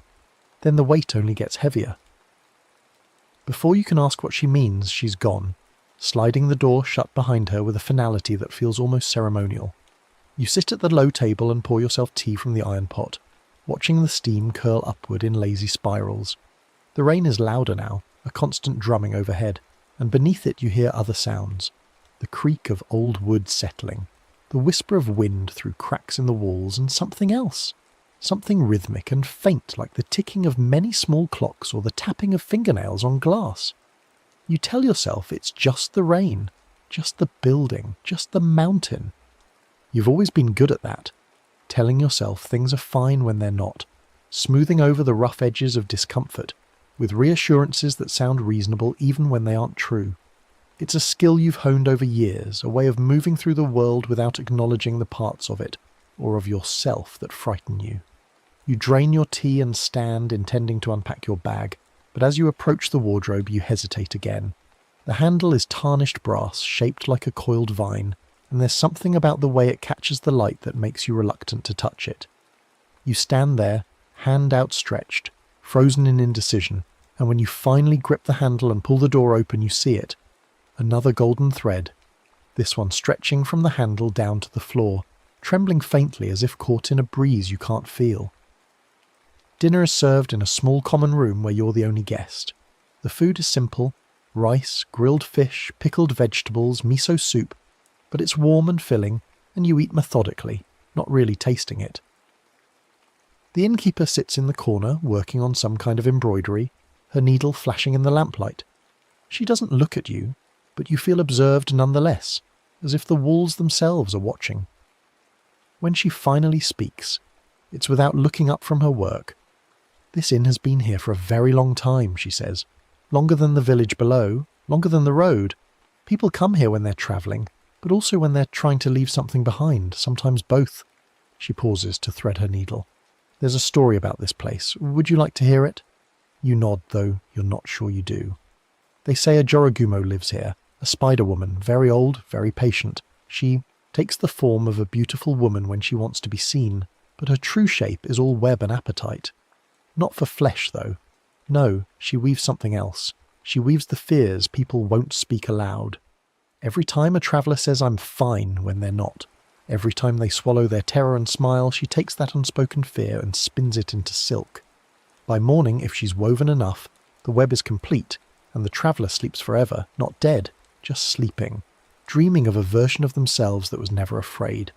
A kind death, really. Gentle, but still death." She looks at you then, her eyes dark and unreadable. "Of course, it's just a story. The mountain is full of them." Back in your room, you roll out the futon and lie on top of the quilts, still fully dressed, listening to the rain. The window rattles faintly in its frame. You think about getting up to check if it's latched properly, but the thought of crossing the room in the dark fills you with an unease you can't name, so you stay where you are, staring up at the shadowed ceiling. The innkeeper's story circles in your mind like a moth around a flame. It's just folklore, you tell yourself. The kind of tale every old inn probably has, a way to add atmosphere and mystery to what is otherwise just a drafty building in the middle of nowhere. But even as you think this, you're aware of the weight in your chest, the tightness in your throat, the way your breath comes a little too shallow. You've been ignoring that feeling for months now, years maybe. That sense that something is wrong, that you're carrying more than you can handle, that one day the weight will simply crush you. But whenever someone asks how you're doing, you say, "I'm fine," and you mean it when you say it, or at least you convince yourself you do. You've said it so many times it's become automatic, a reflex, the way you might say "bless you" after someone sneezes. It costs you nothing to say it, except that it does. It costs you something you can't name. You don't remember closing your eyes, but you must have, because when you open them the room is darker. The lantern burned lower, and there's something different about the space above you. At first you think it's just shadow, a trick of the failing light, but when you blink and look again you see them. Threads. Not just one or two, but dozens, hundreds, a vast network of golden filaments stretching across the ceiling, converging above the futon, in a pattern that is both beautiful and terrible in its complexity. Each thread glows faintly, pulsing with a light that seems to come from within, and when you listen closely you can hear them, a faint humming, like the vibration of a plucked string, or the sound of something breathing. The web is not random. It has structure, purpose. You recognize shapes in it, patterns that correspond to moments in your life. There, where the threads are thickest, is the knot that formed when you told the doctor you were feeling fine, even though you'd been waking up with pains in your chest for weeks. There, another dense cluster, is the time you assured your friend you weren't scared to drive through the storm, even though your hands were shaking so badly you could barely grip the wheel. And there, glowing brighter than the rest, is the lie you told yourself last year when you looked in the mirror and said, "I can handle this," even though you knew, somewhere deep and unacknowledged, that you couldn't. You sit up slowly, careful not to disturb the web, though you're not sure why caution matters. It's already all around you, above you, and you can feel its weight pressing down like a physical thing. As you move, the threads respond, tightening and loosening in response to your breathing, your heartbeat, the micro-expressions that cross your face before you can school them into neutrality. And then you see her. At the far edge of the web, where the ceiling meets the wall, there's a figure. At first she's barely visible, more suggestion than substance. A pale hand resting on a thick strand of silk, the curve of a throat, the suggestion of layered fabric that might be a kimono, or might be something else entirely. But her eyes are unmistakable. They glow like lanterns, 2 points of steady golden light that reflect the web back at you, and in their gaze you feel something ancient and patient and utterly without mercy or malice. She doesn't speak, but you understand her perfectly. She's showing you what you've built, the architecture of your own denial, each thread a moment when you chose comfort over truth, avoidance over acknowledgement. The web is not her creation, it's yours. She's only the weaver who makes it visible. As you watch, frozen in place, she moves. It's not quite walking, not quite anything you have words for. One moment she's at the edge of the web, the next she's closer, and then closer still until she's directly above you. Her form more solid now, though still incomplete. You can see that her hands end not in fingers but in something finer, more articulate, like the tips of spider legs sheathed in silk. Her face is beautiful in the way that deep water is beautiful, in the way that a knife edge catching the light is beautiful, something that promises peace and obliteration in equal measure. She reaches down slowly and a single golden thread descends from her palm like a fishing line, dangling just above your forehead. You realize with cold certainty that if it touches you, if it makes contact with your skin, the web will be complete. You will sleep and you will never wake, and in your dreams you will finally be the person you've always pretended to be. Fearless, capable, fine. It would be so easy. The thread descends another inch. You can feel the static charge of it in the air, making the fine hairs on your arm stand up. All you have to do is lie still. All you have to do is keep pretending. But something in you resists. Maybe it's stubbornness, or maybe it's the last gasp of self-preservation, or maybe it's just that you're tired, so tired, of carrying the weight of all these unspoken fears, of pretending they don't exist while they quietly consume you from the inside. You look away from the thread, away from the Jorogumo's lantern eyes, and you focus on the tatami mat in front of you, on the woven texture of it, the faint smell of grass and dust. And you start talking. Not to her. You're not sure she cares what you say, but to yourself, to the room, to the mountain and the rain and the darkness. You name your fears aloud. You start with the obvious ones, the ones you can admit without too much shame. You're afraid of getting sick, of the illness that runs in your family catching up with you, of waking up one day to find your body has betrayed you. You're afraid of being alone, of the stretches of silence in your apartment that grow longer each year, of the bus rides home from work when you look at the other passengers and realise you have nothing to say to anyone, no connection that goes deeper than surface pleasantries. You're afraid you've already failed the people who mattered most, that the mistakes you made years ago are irreversible, that the damage is permanent. As you speak, something changes in the web. The threads don't disappear, but they loosen, sagging slightly, losing some of their terrible tension. You keep going, digging deeper, finding the fears beneath the fears. You're afraid that you're not strong enough, that you've been faking competence for so long that you've forgotten how to actually be competent. You're afraid that no one really knows you, that the version of yourself you present to the world is so polished and false that the real you has been buried alive under all that performance. You're afraid of silence, of stillness, of the moments when you can't distract yourself, and you have to face the gnawing emptiness that you've been running from for as long as you can remember. For each fear, you try to remember when it started, where it lives in your body. The hospital corridor with its fluorescent lights where you waited for test results you were sure would be bad. The bridge over the river where you stood one evening and thought how easy it would be to just step over the railing. The flickering overhead light in the office where your boss told you that you'd disappointed them, and you nodded and apologised and felt something inside you crack. The Jorogumo watches with those unblinking lantern eyes, and you sense something in her expression shifting. Not anger exactly, but something like frustration, or perhaps disappointment. The web is her masterpiece, and you're unmaking it, strand by strand, with nothing but words. She descends further, coming down from the ceiling until she's crouched on the floor beside the futon, and you can see more of her now. Her kimono is the colour of old silk, patterned with motifs that shift and change when you're not looking directly at them. Sometimes flowers, sometimes spiders, sometimes just abstract swirls. Her face is pale and fine-boned, beautiful in that inhuman way, and her hair falls in a dark cascade that might be hair, or might be something else, something that moves independently of any breeze. She reaches into the folds of her kimono and withdraws something, a small bundle of reeds, bound together with silk thread, forming a kind of miniature net or basket. She sets it on the tatami between you, then tilts her head in a gesture that is both question and command. You understand, somehow, what she's offering. Not escape. She's not going to let you leave without taking something with you, but a kind of bargain. The web can't be unmade entirely because the fears are real, they exist, they're part of you. But they don't have to be hidden. They don't have to accumulate in secret until they smother you. She's giving you a way to hold them, to carry them consciously instead of letting them spin themselves into nightmares above your sleeping head. You pick up the reed basket carefully, feeling its weight, and you choose one fear, not the biggest, not the most shameful, but the one that feels truest, the one you've been avoiding the longest. You speak it aloud one more time, slowly, letting each word settle into the air like a stone dropping into still water. As you speak, you imagine the fear taking physical form, becoming something you can hold rather than something that holds you. You place it gently into the basket. The golden thread that had been descending toward your face, the one that was only inches from making contact, suddenly snaps, not violently but cleanly, like cutting ribbon with sharp scissors.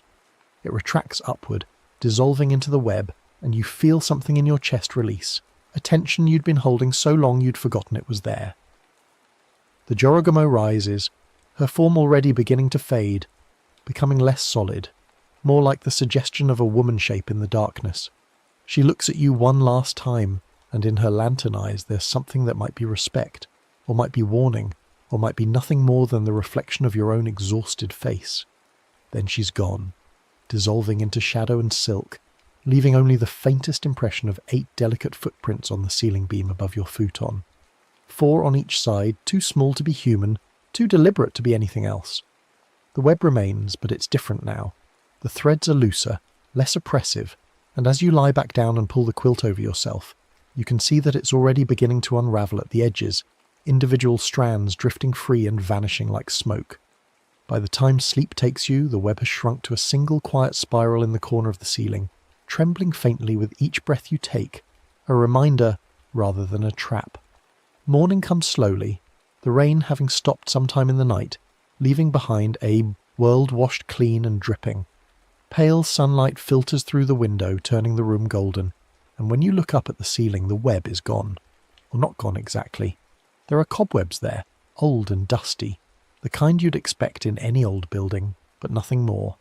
The golden threads, the intricate pattern, the evidence of your night's terror and revelation, all of it has vanished, leaving behind only the ordinary detritus of time. You pack your bag slowly, carefully placing the reed basket in your pocket where you can feel its slight weight against your hip. It's still there, solid and real, proof that something happened, that you didn't just dream the whole encounter. The innkeeper is in the hallway when you leave your room, and she nods at you with that same unreadable expression, as if she knows exactly what kind of night you've had but sees no reason to comment on it. You pay for your stay, accept a small package of rice balls for the journey, and step out into the morning air. The path down the mountain is easier than the climb up, gravity helping you along, and as you walk you find yourself thinking about the fears you named aloud, the ones you placed in the basket, the ones you left behind in the web. They haven't disappeared. You can still feel them, still sense their weight, but it's different now, more manageable, less suffocating, like carrying a known burden instead of being crushed by an invisible one. You make a promise to yourself, there on the mountain path with the dripping trees around you and the valley spreading out below, when the fears come back, and they will come back, you know they will, you'll name them. You'll speak them aloud instead of swallowing them. You'll acknowledge them instead of pretending they don't exist.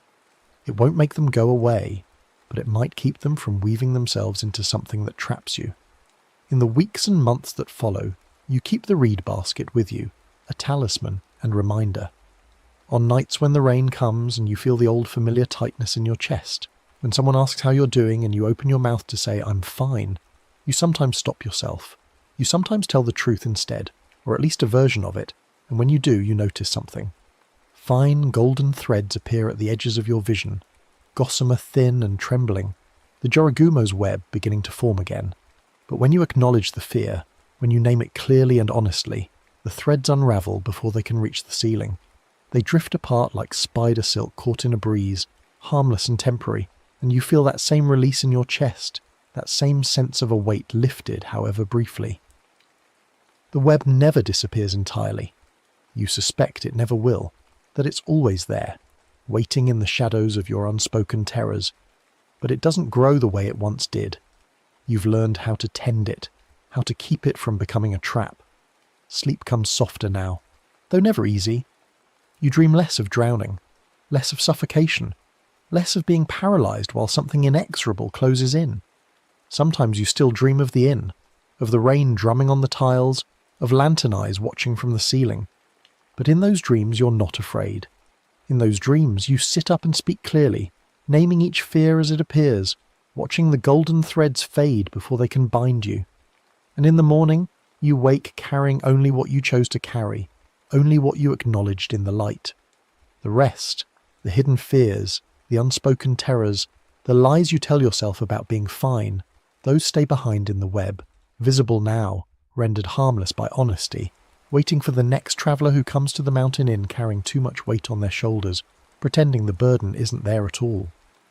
The next story is about to begin. Please relax and enjoy.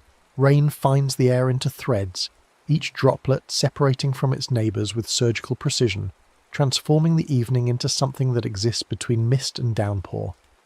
The street below your apartment window has become a canvas of puddles, their surfaces turning mirror smooth in those brief seconds between drops, holding the amber glow of street lamps like cupped hands holding light. You stand at the window with a cup of tea gone cold, watching the way water collects in the worn depression where the sidewalk has settled over decades, and you think about how many small compromises it takes to create such a hollow. Inside, the radiator hisses its evening complaint, and you turn from the window to find them. Wet footprints leading from the bathroom to the kitchen, each one a clear, shallow puddle that holds your silhouette perfectly. Not the blurred impression of a wet sole, but a precise outline, as if someone had traced your foot in water and left it there for you to discover. You haven't walked that path in hours, haven't been to the bathroom since before the rain started. Yet there they are, a trail of your own shape crossing the hardwood in a route you didn't take. You follow them backward, your dry feet making no sound, and notice how they grow fresher as you approach the bathroom. The water still trembling slightly, as if the foot had only just lifted. When you move, standing perfectly still and then shifting your weight from one leg to the other, the reflections in the footprints hesitate, holding their position for a heartbeat before adjusting to match your new stance. They're listening, you realise with a chill that has nothing to do with the autumn cold seeping through the old window frames. The water is listening for your next step.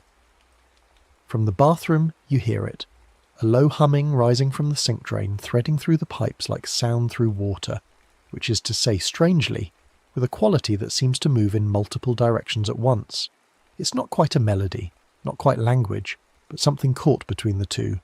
A drowned singer practicing scales in a flooded auditorium, learning the acoustics of a space that was never meant to hold water. The humming shapes itself around syllables that sound uncomfortably like your name, though distorted by distance and medium, as if someone far below were calling up through fathoms of dark water, hoping you might hear. You turn on the faucet, some primitive instinct suggesting that running water might drown out the sound, might wash away whatever impossible thing is happening in your apartment. But the humming only grows clearer, riding the current, emerging with the water as if it had been waiting for an invitation. You shut off the tap quickly, and in the sudden silence you hear your neighbour's television through the wall, the ordinary sound of a Thursday evening game show, and you wonder if you're simply exhausted, if the mind can manufacture hauntings from nothing more than stress and bad sleep and the particular loneliness of autumn rain. But the footprints remain, and they are not the product of exhaustion. You know about the Rusalka, of course. Everyone who grew up near water knows the stories, though the details shift depending on who's telling and how much they've had to drink, and whether they're trying to frighten children or explain something that happened to them when they were young and foolish near a river at night. Your grandmother told you the version she learned from her grandmother, who came from a village where the river ran swift and cold, and claimed at least one person every spring when the ice broke up and the water rose hungry. The old ferry hands, your grandmother said, knew better than to speak carelessly near water. They understood that a Rusalka doesn't chase bodies the way the stories in books suggest, all seduction and drowning and tragic beauty. No, the river spirits are more patient than that, more particular in their hunting. They chase untrue steps. Each small lie you tell, your grandmother explained while braiding your hair with fingers that never fumbled, leaves a pocket of water the world keeps as a memory. Not the big lies, the ones you tell with full knowledge of their falseness, but the small ones, the social lubricants and convenient omissions, the promises you make knowing you'll break them, the appointments you claim to keep when you are never planning to show. These lies settle into the spaces between things like water, finding the low places in a landscape.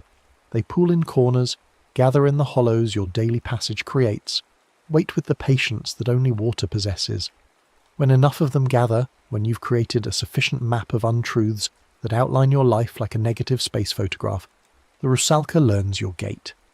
She studies the rhythm of your steps, the weight of your passing, the particular way you move through the world while speaking words that don't match your intentions. And then she echoes you home. She doesn't arrive with drama or announcement. She simply begins to follow, asking softly, in that voice that sounds like water moving over stones, for a truth to weigh her down. The Rusalka, your grandmother said. Pulling the braid tight enough to make your eyes water is not evil. She is lost. She drowned in a moment of untruth, her own or someone else's, and now she cannot rest because water remembers everything and forgives nothing. She walks behind the dishonest, learning their patterns, waiting for them to offer her something real, something with enough weight to anchor her to the bottom of the river where she belongs. She rests only when you anchor a true word with river stones in the place that word belongs. You had asked your grandmother what that meant, how you could anchor words with stones, and she had smiled her particular smile that suggested she knew more than she would tell you while you were still young enough to make careless promises. You'll understand if you need to, she'd said, and if you live honestly, you'll never need to. But you haven't lived honestly. Not completely. No one does, you tell yourself, as you stand in your bathroom watching water bead on the porcelain, listening to the humming that has now resolved into something almost musical. You've told the small lies that everyone tells, the ones that smooth social interactions and prevent awkward conversations. You've claimed to be busy when you simply didn't want to go, said you'd call back when you never intended to, promised to think about things you'd already decided against. These are normal, you insist to yourself. These are how people navigate the world without constant conflict and hurt feelings. But the water doesn't care about your rationalizations. The water keeps its own accounting. Your phone vibrates on the bathroom counter, the sound startlingly loud in the small tiled space. You pick it up, see a text from Sarah. Still on for tomorrow? The coffee date you agreed to 3 days ago, the one you've been dreading because Sarah wants to talk about her mother's illness, and you don't know how to sit with that kind of sorrow, how to hold space for pain you can't fix. Your fingers hover over the keyboard, forming the lie you've already composed. So sorry, something came up at work. Rain check.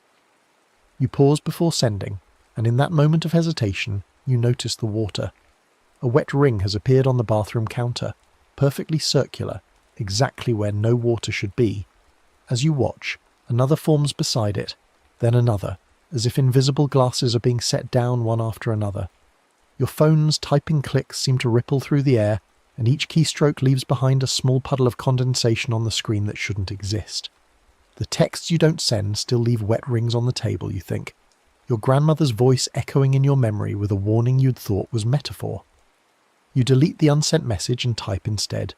Yes, looking forward to it. The words feel heavy, committed, true. The wet rings fade instantly, evaporating as if they had never been, and the humming from the drain pauses listening. That night, you dream of drowning, but not the violent choking horror of it. Instead, you dream of sinking slowly through clear water, watching the light fragment and refract above you, feeling the pressure equalize in your ears and the cold seep into your bones with an almost gentle insistence. In the dream, you're not afraid. You're simply descending, following footprints that glow phosphorescent in the deep water, each one a perfect outline of your own foot, leading you down to where the river bottom waits with its accumulation of lost things. You wake to rain still falling, though lighter now, and find that your apartment has acquired new habits overnight. The hardwood floor gleams with a moisture it shouldn't hold, and when you walk to the kitchen, your footsteps leave no prints behind them, but the floor ahead of you shows impressions appearing before you arrive, as if something is walking your path a few seconds in advance, marking where you will step before you step there. The street lamps outside smear in puddles that have arranged themselves with unusual precision along the curb. You watch from your window as a man walks past with his dog, and the puddles remain still, reflecting only what they should. But when you look down at the sidewalk directly below your building, you see them move. Not dramatically, not with any splash or disturbance, but they slide slowly along the curb, maintaining their position relative to your window, as if they are not puddles at all but eyes, watching, waiting, learning the territory you occupy. You call in sick to work, which is itself a small untruth because you're not sick in any conventional sense, and immediately you feel the air grow heavier with moisture, feel your clothes begin to cling slightly to your skin as if the humidity in the apartment has suddenly spiked. The bathroom mirror fogs over despite the radiator's dry heat, and when you wipe it clear, you see that your breath has traced a path across the glass that curves downward, as if water preferred another route than the one breath naturally takes. The condensation runs in rivulets that defy gravity's simple pull, moving in spirals and loops that spell nothing you can read but everything you understand. I am here. I am learning you. I am coming closer. Your mail arrives, pushed through the slot in your front door with the usual thump and scatter. Among the bills and advertisements, you find receipts you don't remember keeping, printouts from purchases and promises made weeks or months ago. As you watch, they begin to curl at the edges, the paper darkening with moisture that seeps from nowhere. The ink feathers, bleeding into soft clouds of blue and black that obscure the details, but somehow make the essential truth of each transaction more visible. Here is where you promised to donate. Here is where you said you'd volunteer. Here is where you claimed you'd follow up and never did. The humming has found a key now, and it matches your stride. You pace your small apartment, trying to outthink the impossible thing that is happening, and the sound from the drains. They're all humming now, kitchen and bathroom and the small sink in the corner you use for plants. Rises and falls with your movement. 3 notes per step, a minor melody that sounds like lamentation and anticipation braided together, like a lullaby sung by someone who's forgotten most of the words but remembers the feeling they were meant to invoke. You need to go out. The walls are pressing in, the moisture in the air making it hard to breathe, and you need to move, to be among people and normal things and the ordinary cruelties and kindnesses that have nothing to do with water spirits and accumulated untruth. You grab your jacket, check your phone, see 17 unread messages that you've been avoiding, and step into the hallway. The carpeting is soaked. Not just damp, but saturated, water squelching up around your shoes with each step, though your neighbours' doors remain dry, their welcome mats undisturbed by any moisture. You descend the stairs quickly, hearing the wet slap of footsteps behind you that match your rhythm exactly but are not your own, and emerge onto the street where the rain has paused, leaving everything slick and reflective. You walk without destination, letting your feet choose the path while your mind races through memories of small dishonesties, trying to catalogue them, trying to understand the weight of accumulation. The corner store where you shortchanged the elderly owner and never corrected the error. The friend whose birthday you missed and claimed to have marked on the wrong date. The volunteer shift you signed up for and simply didn't show, offering no explanation, letting them manage without you while you stayed home and felt only mild guilt that faded within hours. At the footbridge that spans the narrow canal running through your neighbourhood, you stop. Fog is rising from the water, though the evening is not particularly cold, and it braids itself with the willow branches that hang over the stream in a way that seems too purposeful, too designed. You lean on the railing and look down at the water, which is higher than you've ever seen it, risen almost to the banks in defiance of the light rain that fell. And as you watch, the water rises further, not flooding, not spilling over the concrete edges of the canal, but standing up. The surface tension breaks in a specific place, and a shape emerges. First a suggestion, then a definition, then something that cannot be explained away as fog or shadow, or the tricks tired eyes play in dim light. A girl shape, water holding form through will or magic, or the weight of accumulated sorrow. Her hair moves like eelgrass in a current, long strands that float and drift though there is no wind. Her dress appears to be made of current itself, the fabric flowing in patterns that suggest rapids and eddies, moving in ways that cloth cannot move but water does constantly. And her eyes, you cannot look directly at them, cannot hold their gaze, because they are two pale stones under glass, smooth river rocks wrapped in the clear lens of water, looking at you with an expression that might be pleading, or might be accusation, or might be simple recognition. You never see all of her. When you focus on her face, the rest of her form becomes suggestion and possibility. When you look at her hands where they rest on the bridge railing, wet knuckles leaving puddles on the metal that glow faintly in the streetlight, her face becomes peripheral, a pale oval that might be a trick of the fog. She exists in pieces, assembled by your attention, held together by something other than physics. You step back from the railing, and your foot lands in a puddle you don't remember seeing. The water is deeper than it should be, cold soaking through your shoe instantly, and when you lift your foot you see your footprint remain behind, perfectly defined in the water's surface. You watch as the footprint fills, water rippling inward to complete the shape, and then, impossibly, horribly, it walks. The waterprint lifts from the pavement with a soft slap and continues forward, past where you stand frozen, following the path you were taking before you stopped. More footprints appear now, a trail of them forming in the moisture on the bridge, each one your size and shape, each one walking independently, surrounding you in a slow processional.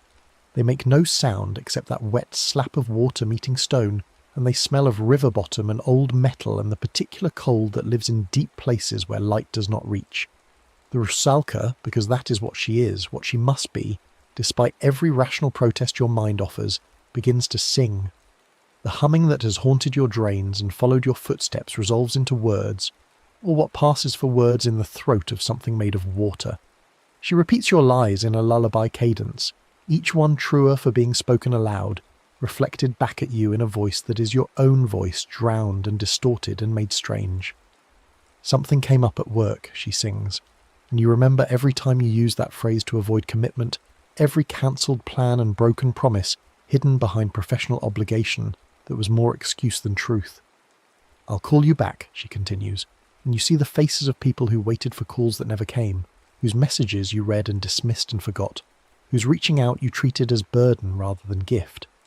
I'm fine, really, she sings, and this one cuts deeper because you hear the hollow performance in it. All the times you smiled and insisted you were managing when you were drowning, all the help you refused to accept out of pride or fear, or some broken idea of strength that left you alone with struggles that could have been shared. The water girl moves closer, or perhaps the bridge grows smaller, or perhaps distance has become negotiable in this moment between rain and clearing. You can smell her now, not decay or death, but the mineral richness of river water, the green scent of algae and growing things, the copper tang of old springs running through limestone. She's not grotesque, she's simply other, wrong in the way that living things become wrong when they have stayed too long in a place they were never meant to inhabit. "Help me," she says, and her voice is your voice, and also the voice of everyone you have disappointed or dismissed or deceived with your small, self-serving untruths. I cannot rest while you keep walking these crooked paths.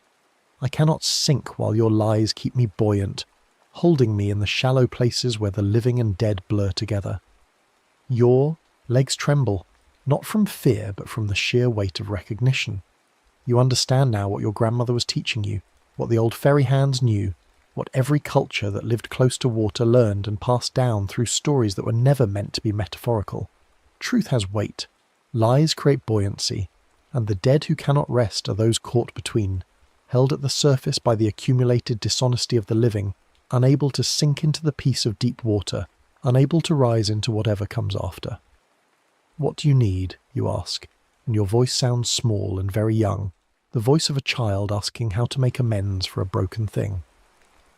The rusalka gestures, and you notice she's holding something, a length of cord, thin and dark and woven from what might be hair or river grass, or the twisted fibres of water weeds. In her other hand, visible for just a moment before your attention makes it peripheral again, she holds a river stone, smooth and grey and heavy with the patience of water, wearing away resistance. You understand before she explains. The knowledge comes not from thought, but from something older, something that lives in the part of your mind that still remembers when rivers were gods and truth was not philosophical but essential to survival. You kneel on the bridge lip, the stone cold and unforgiving against your knees, and reach out your hand. She places the cord in your palm, and it is real, solid, though wet in a way that seems permanent, as if it can never truly dry. The stone she sets beside your knee, and when you touch it, you feel the weight of all the water that has passed over it, all the years it has spent being shaped by current and time. For every lie you told, the rusalka says, and her voice has lost its singing quality, become simply sad, simply tired, you must choose one truth small enough to keep, one truth you can speak without destroying what remains of your life, one truth that can serve as anchor. You think of all the lies, the catalogue of small dishonesties that brought you here, and you begin to sort through them, looking for truths that can be spoken without ruining relationships or career, or the careful structure of normalcy you have built. Not the deepest truths. Those remain too large, too sharp, too capable of cutting through the foundations of everything, but smaller ones, honest admissions that carry weight without being weapons. You speak the first truth. I was late to my mother's birthday dinner because I didn't want to go. I wasn't stuck in traffic. I sat in my car for 20 minutes, making myself later, because I didn't want to face her disappointment that I hadn't found what she considers a real career. As you speak, you tie a knot in the cord, pulling it tight around the stone, feeling how the simple act of knotting binds the truth to something solid, gives it form and consequence. You lower the stone into the water, letting it sink, and feel something shift in your chest, a lightness that might be relief or might be loss. The second truth. I took credit for Sarah's idea in the meeting. I let everyone believe it was mine because I needed to look competent after the previous project failed. She never said anything, but I saw how she looked at me afterward, and I never acknowledged it, never apologized. Another knot, another stone. You have taken more from the bridge railing, finding them placed there as if the rusalka has been collecting them. Another weight sinking into current. The third truth. I told James I loved him when I wasn't sure I did. I said it because he said it first, because it seemed expected, because I was afraid of being alone. I lived in that lie for 8 months before I finally ended it, and I never told him the real reason why. This knot is harder to tie, your fingers clumsy with the shame of it, but you manage, and the stone drops, and you feel something in your throat loosen, some held thing releasing. You continue, speaking truths like prayers, like confessions, like the accounting the water has been waiting for you to complete. Who you were late for, what you took, where you left calls unanswered. You give each truth its place, its weather, its hour, making them specific enough to matter, detailed enough to have weight. The cord grows longer as you work, the rusalka providing more length as needed, and the pile of stones beside you seems inexhaustible. 1 truth, 2, 3, anchor points the river can hold, places where your dishonesty has been replaced with admission, where the buoyant lies have been weighted down with the gravity of acknowledgement. Your knees are numb from kneeling, your voice hoarse from speaking, and still you continue, because you understand now that this is not punishment, but exchange, not penance, but trade. You are giving the rusalka what she needs, and in return she's releasing you from the haunting you created through your own careful dishonesty. Finally, when you have spoken and bound and lowered more truths than you thought you possessed, you hesitate.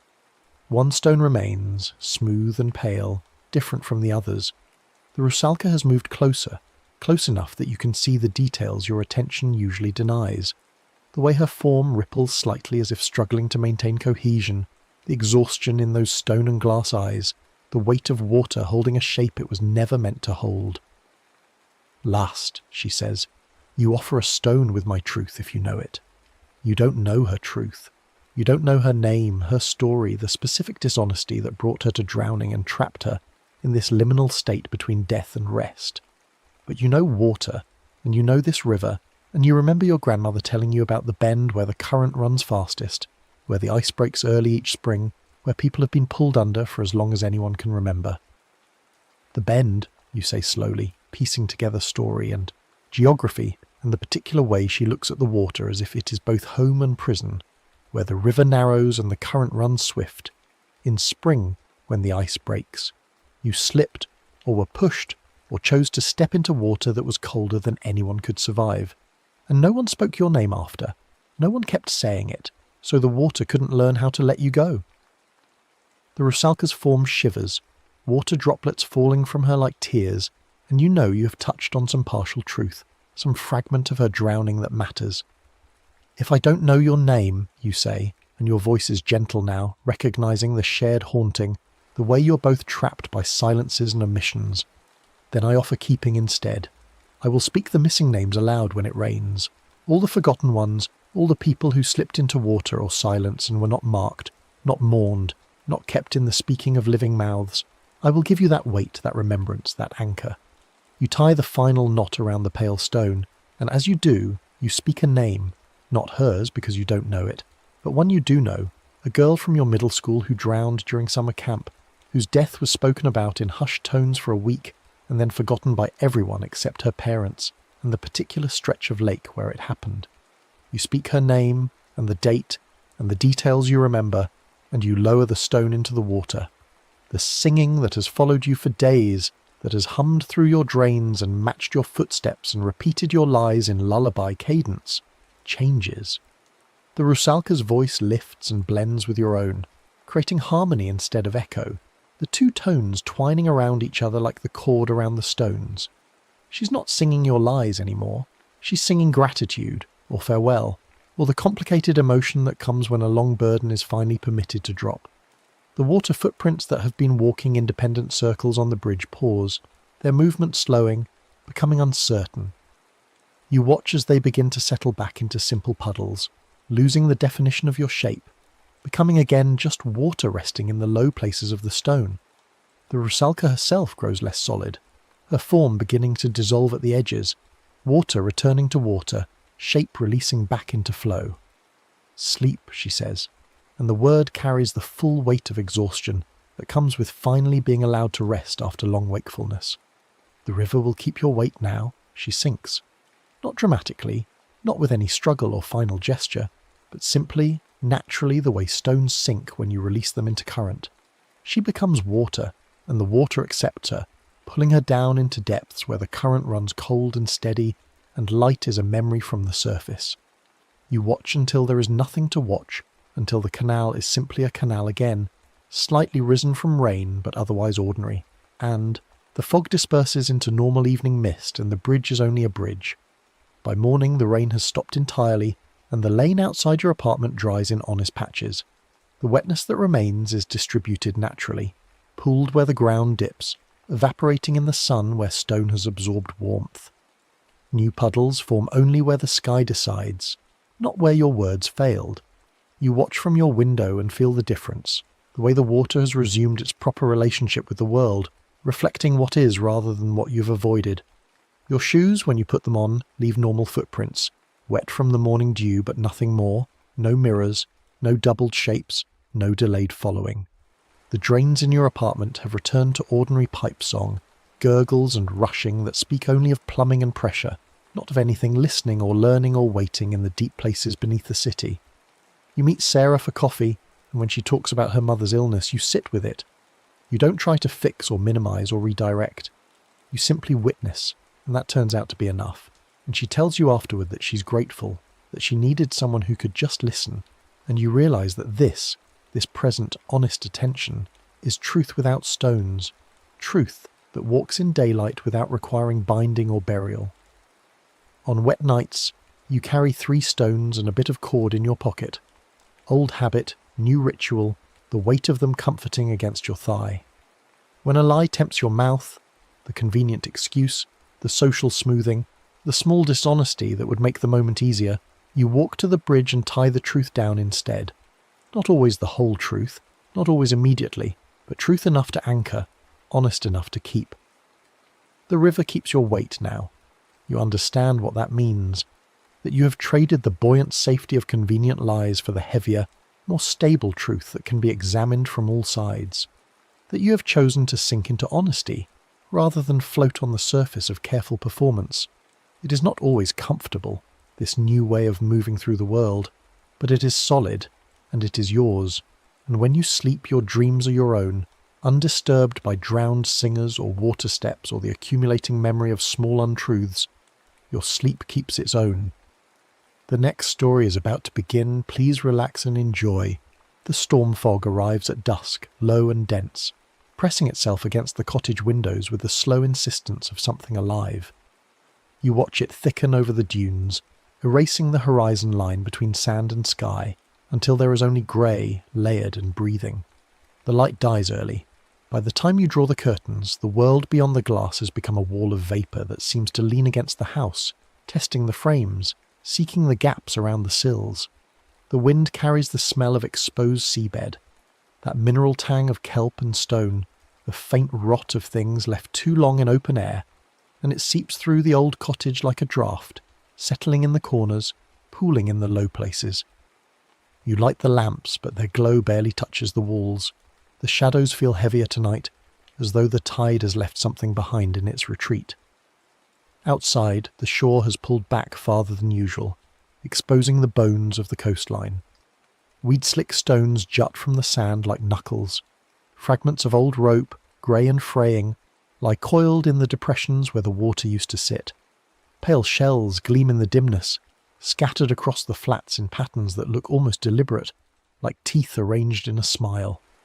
The retreating tide has left shallow puddles everywhere, in the lane, along the path, gathered in the wheel ruts and hoof prints that scar the soft ground. They lie still and black, reflecting nothing but the low sky, their surfaces smooth as poured glass. When the wind pauses, you hear them. A faint ripple, a soft drumming, as though something is moving across their faces. Hoofbeats, light and quick, crossing water that holds no animal. You stand at the window and watch the puddles shiver in sequence, one after another, the rhythm deliberate and unhurried. The sound does not come from the lane. It comes from the reflections themselves. Inside, the house settles into its evening sounds. The floorboards creak, the pipes tick as the heat rises, but underneath those familiar noises there is something else. A faint vibration, a low hum that seems to come from the walls, from the glass, from the very air. The barometer on the mantel, old brass with a yellowed face, hangs crooked. Its needle twitches, jerking left and right in tiny spasms, as though something is tapping at it from the inside. You cross the room to straighten it, but the needle continues its erratic dance, unable to settle on a reading. The pressure is falling, but not in any way the instrument can measure. The air tastes wrong, salt and silt, yes, but also something sour, something that catches in the back of the throat and lingers. You pour yourself water from the tap. But when you raise the glass to your lips, the smell hits you first. Faint, almost imperceptible, but unmistakable. Kelp. The water tastes of the sea. The islanders have always told stories about what comes with the ebb tide. You heard them as a child, sitting in the pub while the old fishermen spoke in low voices, their faces serious, their hands wrapped around pint glasses that they barely touched. They spoke of the nuckalavy, a name that felt wrong in the mouth, hard and foreign, like a word dragged up from the seabed. It is not a ghost, they said, not a spirit. It is something older, something that belongs to the boundary between land and water, a creature that rises when the tide falls too far, when the shore is stripped bare and the mirrors of the world, the puddles, the wet stones, the rain-slicked roads are laid open. It is skinless, they said, a horse fused with the twisted shape of a man, its body a mass of exposed muscle and sinew, its breath a poison that spoils crops and lungs, that curdles milk and blackens grain. It does not hunt by scent or sound, it hunts by reflection. Wherever water catches your image, wherever the surface shows what you are, the nuckalavy can follow. It gallops through puddles and rain barrels, through the wet glass of windows, through the sheen of sweat on your own skin. You cannot hide from what you see of yourself, but there is a way to stop it, the old men said, a way to hold it at the threshold. You take reeds from the ditches, the tough, fibrous stalks that grow in the brackish water where the land and sea argue over territory. You cut them at the right time, dawn or dusk, never noon, and you knot them into a net. But the knots must be true. Each one must represent a tide you have lived through, a specific moment when the water rose or fell and you were there to witness it. The hour, the height, the place. You tie the memory into the reed, and if the knot holds, if the memory is honest, the net becomes a gate that the creature cannot pass. But if you lie, if you guess the hour, if you round the number, if you tie in a tide you only heard about, one you did not feel in your bones, the sea knows, the net unravels, the gate opens, and the nuckalavy comes through. You have never believed in such things. You are a practical person, someone who trusts in weather reports and tide tables, who keeps a calendar and a clock and expects the world to follow them. But tonight, as the fog presses against the windows and the puddles in the lane begin their slow, rhythmic pacing, you feel the old stories creeping back into your mind. You tell yourself it is only the storm, only the low pressure and the isolation of the cottage, the long stretch of empty coast, and the hours of darkness still ahead. But when you glance at the mirror above the mantel, you see that it has fogged over. Not from the inside, where your breath might have touched it, but from the outside, as though something cold and damp has pressed itself against the glass.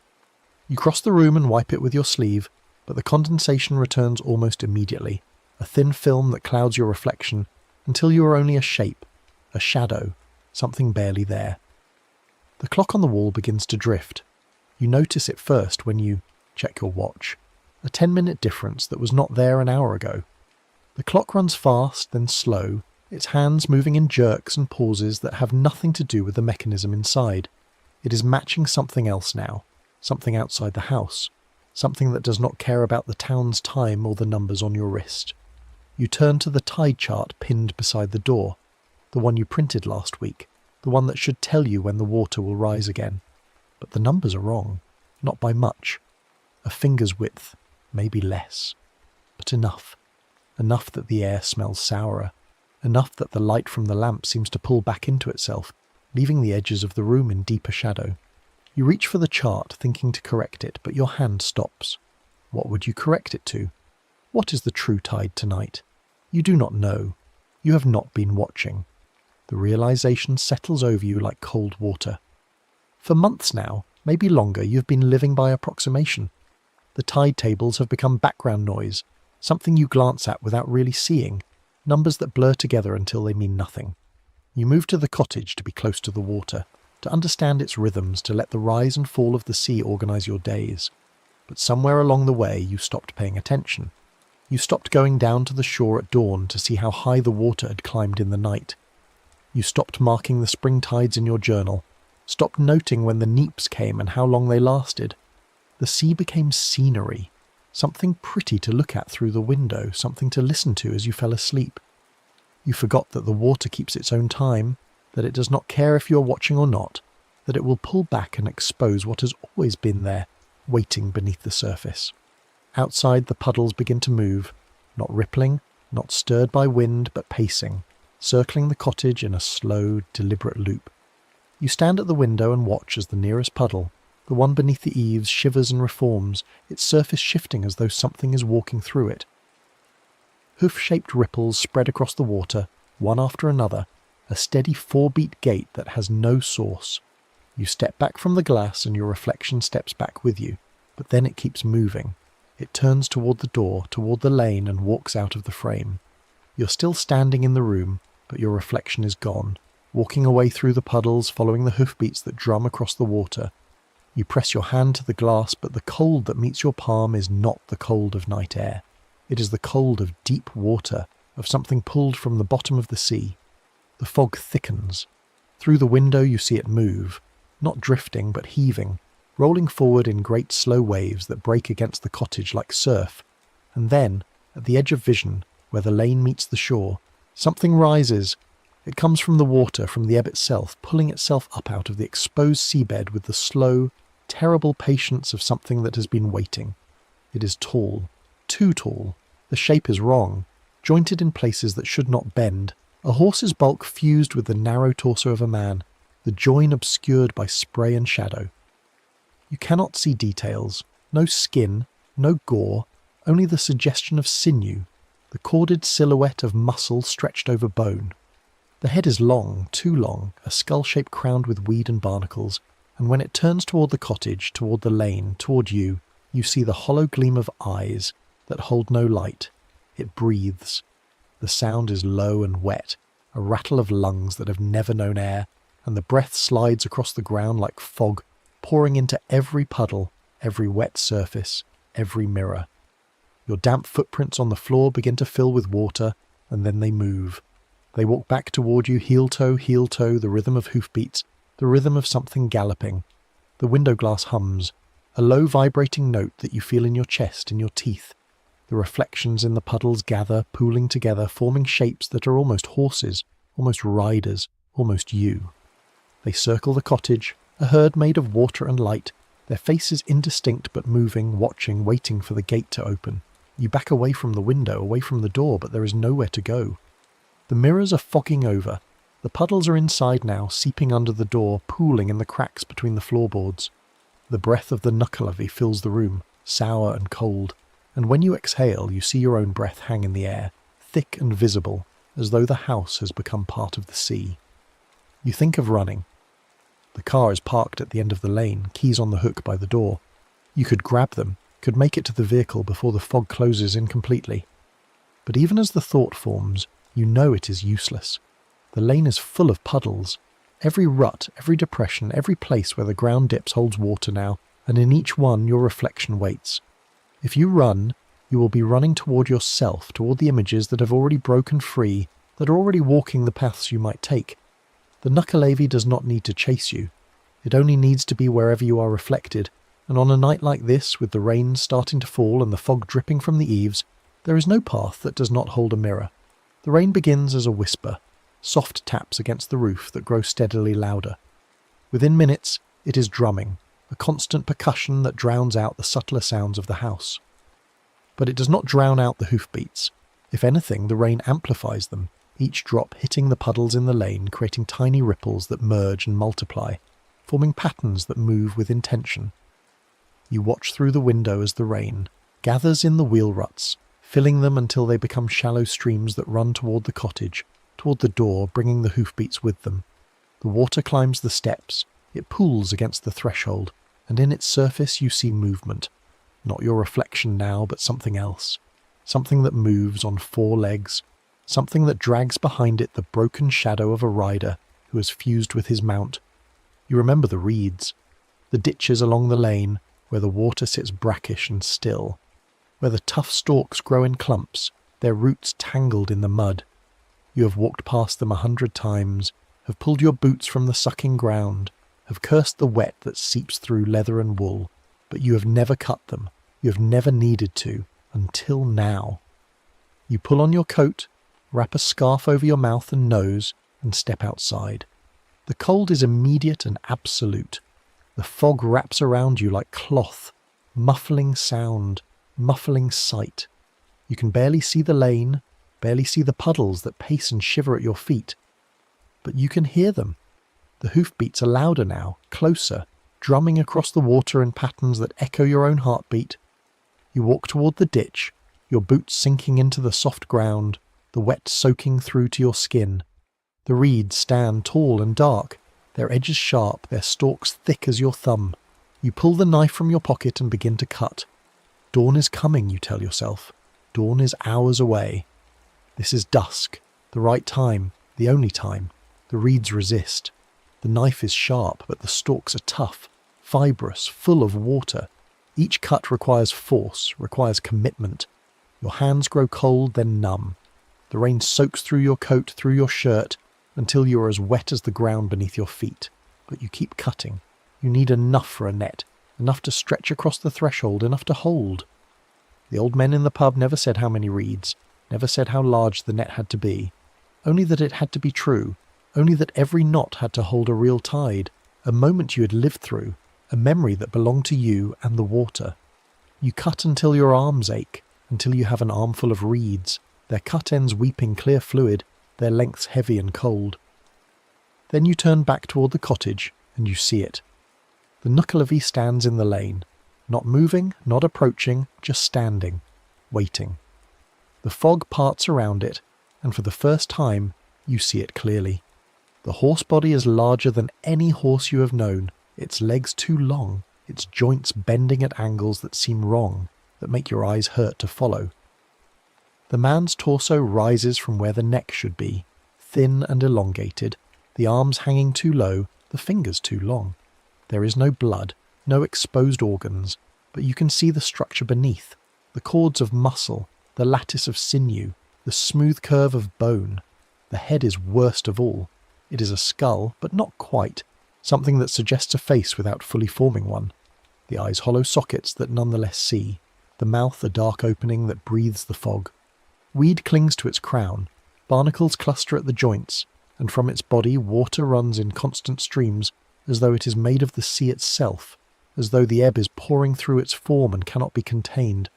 It watches you with those hollow eyes, and you understand that it has always been watching, that every time you looked at your reflection in a puddle, every time you saw yourself in the wet glass of a window, it was there, just beneath the surface, waiting for the tide to fall far enough that it could rise. You clutch the reeds and walk back toward the cottage, forcing yourself to move slowly, to breathe. The creature does not follow. It does not need to. It is already inside, already in the puddles that pool against your door, already in the mirrors that fog and clear in rhythm with your breath. You climb the steps, push through the door and drop the reeds on the floor. Your hands are shaking. You peel off your coat, but it makes no difference. The cold is inside you now, settled in your bones, in your blood. You kneel on the floor and spread the reeds out, trying to remember what the old men said, trying to recall the pattern, the method. But there is no pattern. There is only truth. You pick up the first reed and tie a simple knot near one end. Then you pause. What tide will this be? What memory will you tie into this knot? You close your eyes and think back. Last winter. The king tide. You remember waking in the dark, the alarm ringing at 4 a.m, the cold so fierce that the windows had frosted over on the inside. You had gone down to the shore with a flashlight, stumbling over the dunes in the dark, and when you reached the water's edge, you found it higher than you had ever seen it. The waves were lapping at the base of the dunes, only meters from the cottage steps. You had spent the next 3 hours filling sandbags, stacking them against the door, praying that the water would not rise any higher. It peaked at 4:37. You remember checking your watch, seeing the numbers glow in the dark, feeling the relief wash over you as the water finally began to pull back. You speak the words aloud as you tighten the knot. 4:37, king tide, winter, the cold so fierce you could not feel your hands, the sandbags, the relief, the knot holds. You tie another, autumn neap. You remember this one differently. You had taken the boat out thinking to check the crab pots, but the water would not rise. You sat in the channel for hours, the boat grounded, the hull scraping against the stones, waiting for the tide to lift you. But it never did. The neap was too weak, the pull of the moon too distant. You had walked home in the mud, furious and humiliated, leaving the boat there until the next day when the water finally came back. You speak the details, the time, the place, the feeling of helplessness, the anger at your own impatience. You tie the knot and it holds. Another. Spring ebb, the channel dry, the stones exposed. You had walked out into the middle of the channel, places you had only ever seen underwater, and the ground was alien, covered in weed and small scuttling crabs, the air thick with the smell of rot. You had stood there for an hour just looking, trying to understand the shape of the seabed, the contours that the water usually hid. You speak it, you tie it, it holds. But then you come to a knot that does not hold. A tide you thought you remembered. A morning when the water was supposed to be high, but you had not gone down to check. You had looked at the chart, seen the number, assumed it was correct. You tie the knot and speak the memory, but even as the words leave your mouth, you know they are false. You did not witness this tide. You did not feel it. You only read about it. The knot loosens, the reed splits. You untie it and sit back, breathing hard. The sea knows. Of course it knows. You cannot lie to the water. It has no patience for approximation, for guesses, for things you think you remember but did not actually live. You think harder. You go back further. You find another tide, one you did witness, one you can speak with certainty. You tie it again. This time, it holds. Knot by knot, the net grows. Each one is a confession, a memory pulled from the deep places where you have been storing them, unexamined. Some are easy, moments of drama, of fear, of triumph. Others are harder, the quiet tides, the ones where nothing happened, where you simply stood on the shore and watched the water rise or fall, where the only thing you learned was patience. You tie those two, speaking the hour, the height, the quality of the light, the temperature of the air. You tie the tides where you were angry, where you were sad, where you were so tired you could barely stand. You tie the tides where you were happy, where the water was kind, where the world felt balanced and whole. And then you come to the tides where you lied, not to anyone else, to yourself. The mornings you did not go down to the shore because you told yourself it did not matter, that you could check the chart instead. The evenings you ignored the water's call because you were too comfortable, too warm, too unwilling to leave the house. You untie those knots and retie them with the truth. I did not go. I was afraid. I was lazy. I did not care. The knots hold. Honesty, you realize, is not about being noble. It is about being accurate. The sea does not judge. It only measures. You tie the last knot and stretch the net across the threshold, securing it to the doorframe with nails, to the floor with hooks you find in the shed. The net is not beautiful. It is rough, uneven, the knots bulging in some places and tight in others. But it is true. Every knot is a tide you lived through, a moment when you and the water were in the same place. At the same time, witnesses to each other. You step back and look at it, and for the first time since the fog rolled in, you feel something other than fear. You feel ready. The breath of the Nukkalavi reaches the net first, a cold draught that smells of rot and kelp that tastes of deep water. The knots tighten, the honest ones hold. The reeds creak and strain, but they do not break. The reflections in the puddles begin to tangle, to twist, caught in the pattern of the net, unable to pass. You hear the hiss of water against reed, the sharp crack of something breaking, and then the hoofbeats falter. You step forward and cast the lower edge of the net out into the lane, letting it touch the puddles, letting it kiss the surfaces. You name them, one by one, gutter, trough, step, sill, returning each mirror to its small water, its true place. The net hums, the reflections shatter. And in the fog, at the edge of the lane, the Nukkalafi rears. Its shape is clear now, terrible and thin, all sinew and shadow, and it stumbles back toward the shore, back into the ebb. The hoofbeats fade. The breath pulls away. The puddles still. Dawn comes slowly, laying pewter light over the quiet strand. The fog lifts, thinning to mist, then to nothing. The puddles flatten to plain circles, holding only sky. You stand in the doorway, the net still in your hands, and you breathe. The air is clean now, salt and cold, but nothing more. You rinse the net in fresh water, washing away the smell of the sea, and hang it along the fence, stretching it between the posts so that every knot is visible, every memory exposed to the light. You will update it when the moon changes, when the tides shift, when new memories need tying. On storm nights, when the fog crawls back over the dunes, when the shore pulls too far and the puddles begin to pace, you will lay the net at the path and read your tides aloud, speaking the hours and heights until the fog loosens, until the gate holds. The barometer settles, its needle stops twitching, finds its place, and stays. The sea breath stays where the shore keeps it, and when the tide turns now, it lifts only the water, not your shadow. The next story is about to begin. Please relax and enjoy.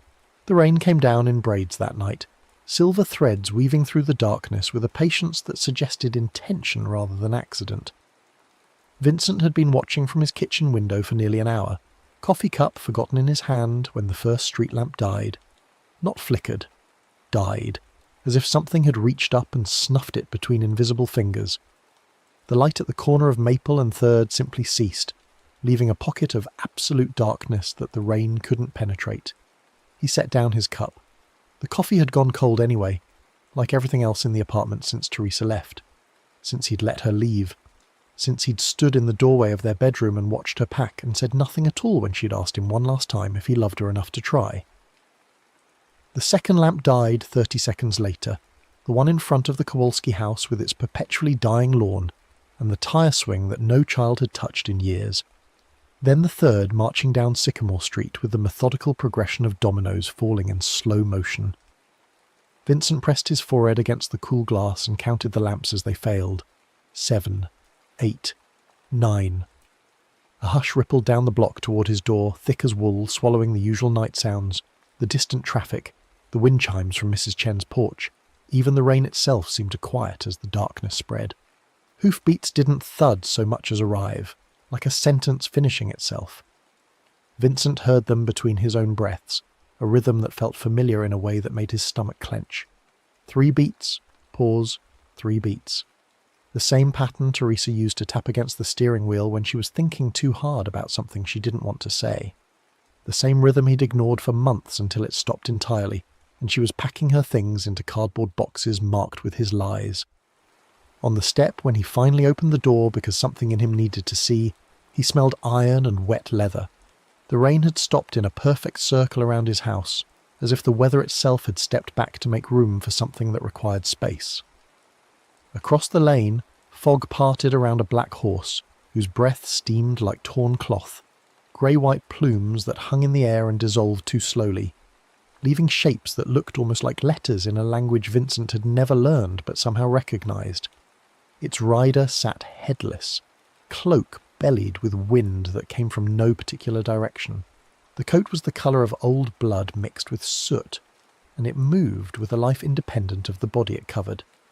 Where the neck should have begun, there was only darkness, not shadow, but an absence so complete that looking at it made Vincent's eyes water. In the rider's gloved hand he carried a pale head like a lantern, fingers wrapped gently around the hair, as if it were spun glass that might shatter with rough handling.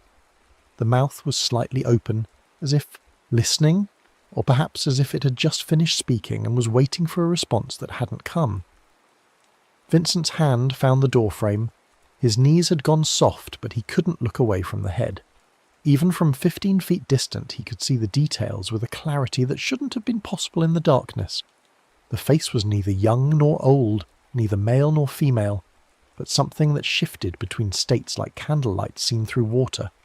The eyes were closed, but the eyelids trembled as if the person behind them was dreaming.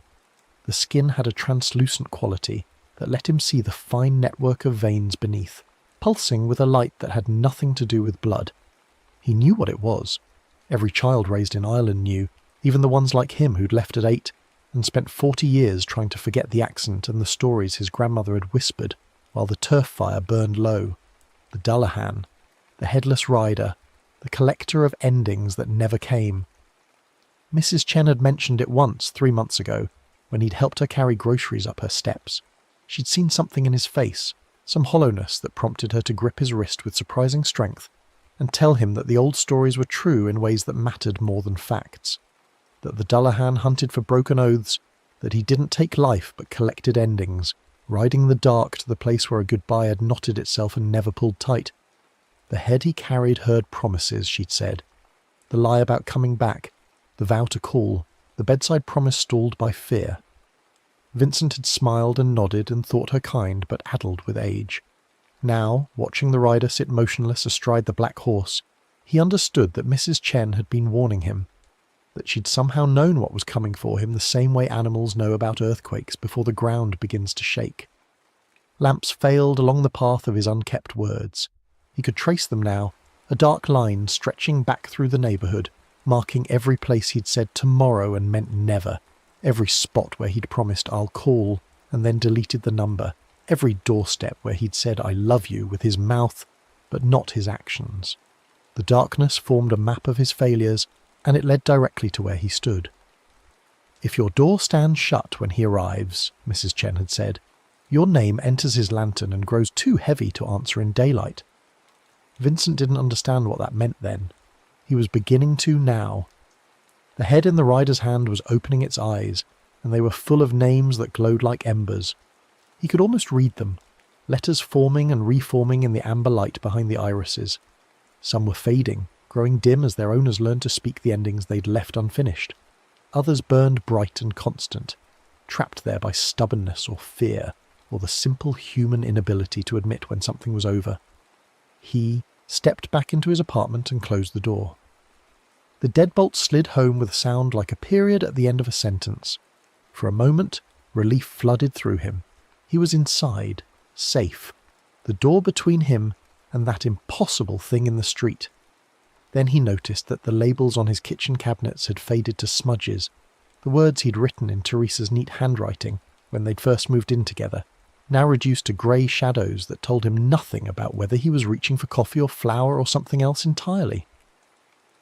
The mailbox outside coughed out blank envelopes, white rectangles sliding through the slot to scatter across his floor like shed skin. Vincent picked one up and turned it over in his hands. It should have had an address, a return label, something to indicate where it came from or where it was meant to go. Instead, there was only emptiness, the paper smooth and featureless as a closed eye. The clock on the wall ran but lost the chime at the hour. He watched the minute hand sweep past 12 and heard nothing, just the mechanical tick-tick-tick of gears turning without purpose or punctuation. Time was passing but not marking itself, flowing forward but leaving no trace of its movement. Vincent checked his phone and found the date displayed as a string of question marks. The weather app showed only a blank grey screen. His contacts list had reduced itself to initials that he couldn't match to faces or voices. A damp handprint bloomed on the inside of his window, fingertips spaced too far apart to be human. The print was cold to the touch, beaded with condensation that ran down the glass in rivulets that split and merged like the branches of a bare tree. Vincent traced the outline with his own hand and found that his fingers didn't match up. The prints on the window were larger, longer, the spaces between them wrong in a way that made his teeth ache. Something had pressed its palm against the glass from the inside, as if trying to push through from wherever his unfinished endings had pooled and congealed. The horse's tack clicked with a rhythm he'd once used to calm Teresa during thunderstorms. 3 taps, pause, 3 taps. He'd invented it their first year together, when she'd woken gasping from nightmares about her father's death, and he'd held her and tapped that pattern against her shoulder blade until her breathing steadied. Later, after they'd grown apart in inches and miles that never required them to physically separate, she'd asked him to do it one last time. He'd been watching television and had told her to take a sleeping pill instead. She'd stood in the doorway for 5 minutes. He'd counted them later, guilt measuring time in retrospect, and then gone to bed alone.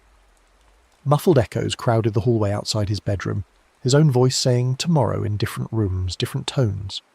Tomorrow we'll talk about it. Tomorrow I'll try harder. Tomorrow I'll show you I meant what I said. The words had accumulated like sediment, layer upon layer of postponed intention, until the hallway was thick with them. Vincent tried to walk to the bathroom and found the air resistant, as if he were wading through water.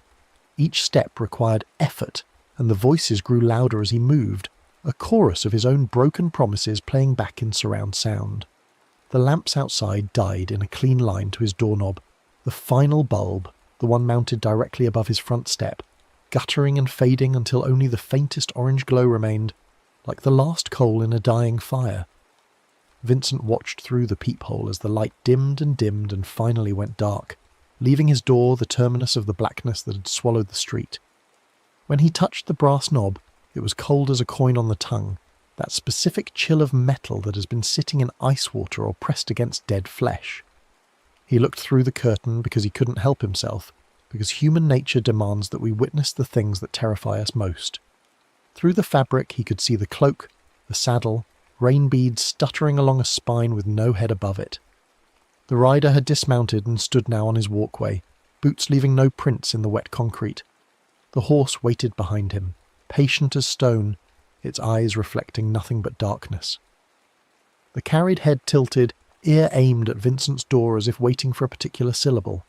The angle was precise, calculated, the kind of listening that doesn't just hear sound but measures silence, weighs the space between words.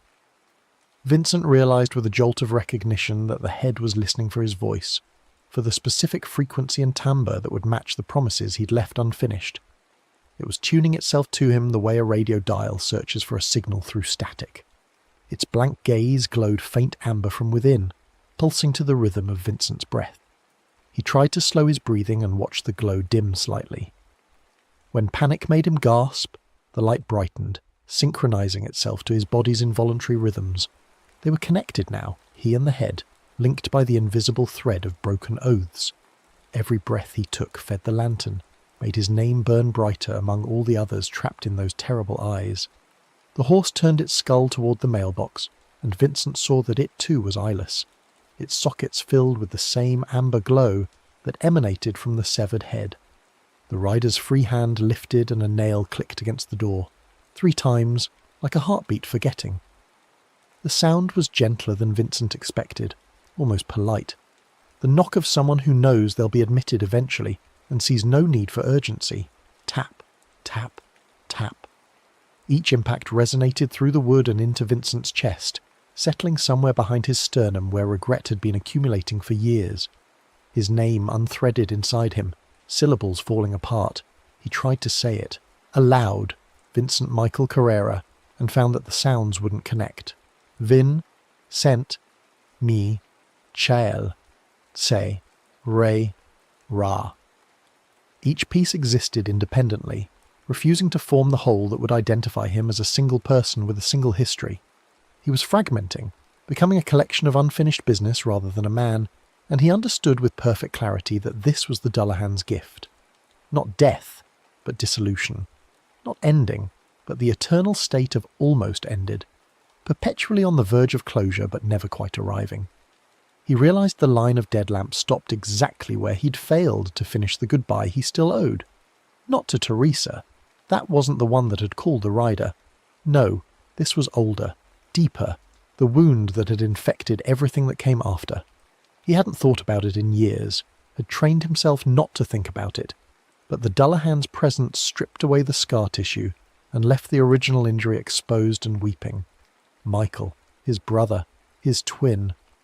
They'd shared a womb and a bedroom and every secret until the night Michael had told him about the pills he'd been taking, the thoughts he'd been having, the bridge he sometimes drove to and parked beside just to see if he had the courage. Vincent had been 23 and stupid with his own invincibility, and he'd said all the wrong things, told Michael to stop being dramatic, told him everyone felt sad sometimes, told him they'd talk about it tomorrow, he had a date he couldn't miss. Michael had nodded and smiled and said, "Okay, tomorrow then," and Vincent had grabbed his coat and walked out into the night, feeling relieved to escape the heaviness of his brother's desperation. Tomorrow never came. There was only the phone call at 3 a.m, his mother's voice broken into pieces smaller than words, and the drive to the bridge where Michael's car sat empty with the keys still in the ignition, and a note on the dashboard that said only, "You promised we'd talk." Vincent had spent 20 years building walls around that night, convincing himself it wasn't his fault, that Michael had been sick, that no single conversation could have changed the trajectory of depression. He dated and married and divorced, and never once admitted that he was running from that moment in the doorway when his brother had reached for him and he'd stepped back. Every relationship since had been a rehearsal for that goodbye he never spoke. Every tomorrow, another brick in the wall that kept him safe from his own culpability. The Dullahan knew, the head in his hand knew, the horse knew, The entire street knew now, the darkness a public announcement of Vincent's central failure, the sin that had spawned all the others. He remembered the old rule then, the words floating up from his grandmother's stories like bodies rising from deep water. Endings must be spoken whole, place, weather, time, and the last true words. The Dullahan couldn't take what was freely given, couldn't harvest, endings that had been properly articulated and released. He collected only the unfinished, the half-said, the promises that died in the throat before they could be born into the air. Vincent moved to his bedroom and opened the box he kept on the highest shelf of his closet, the one he never looked at but couldn't throw away. Inside was everything of Michael's he'd kept, a watch that had stopped at $2.47, a wallet with $7 and a gym membership card, a set of keys that didn't open anything anymore, and beneath it all the letter Vincent had written 3 days after the funeral and never sent, 20 pages of apology and explanation and grief that he'd sealed in an envelope and addressed to nowhere. He lit a stub of candle he found in a drawer, something left over from a power outage years ago, and set a metal cup on the windowsill to catch the rain that had begun falling again in his small sphere of darkness. The water filled the cup slowly, drop by drop, each one a word he should have said. He opened the door only as wide as the candle's heat would reach, a crack of light that spilled onto his doorstep and caught the edge of the rider's cloak.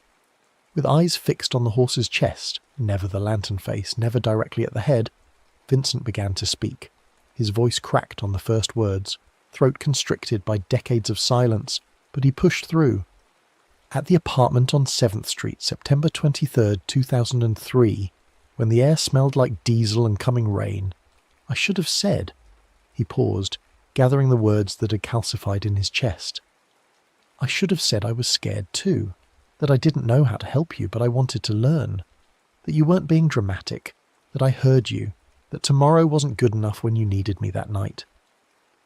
He returned what he'd borrowed, Michael's watch, the wallet, the keys, laying each into the cup of rainwater. The objects sank slowly, displacing water that ran down the outside of the cup in paths that looked like tears. For every finished goodbye, Vincent rang a small bell that had belonged to his grandmother, the one she'd used to call them in for dinner when they were boys playing in the yard. Once for, I'm sorry. Once for, I should have stayed. Once for, you deserved better than my tomorrow. The head tilted, listening, and the amber glow began to dim. Vincent could see his name burning there in the lantern of those eyes, letters bright and sharp among the others. As he spoke, the letters began to fade, the light leaching out of them like ink dissolving in water. He kept talking, kept ringing the bell, kept laying pieces of Michael into the cup until his hands were empty and his voice was raw. I loved you, he said finally. I love you still. I don't know if that matters now, but it's true, and I should have said it when you could hear it. I should have said it every day. I'm saying it now, and I'll keep saying it, and if that's not enough, then I'll learn to live with not being enough. But I won't leave it unsaid anymore. This is me finishing what I should have finished that night. This is me closing the door properly instead of walking away and leaving it ajar.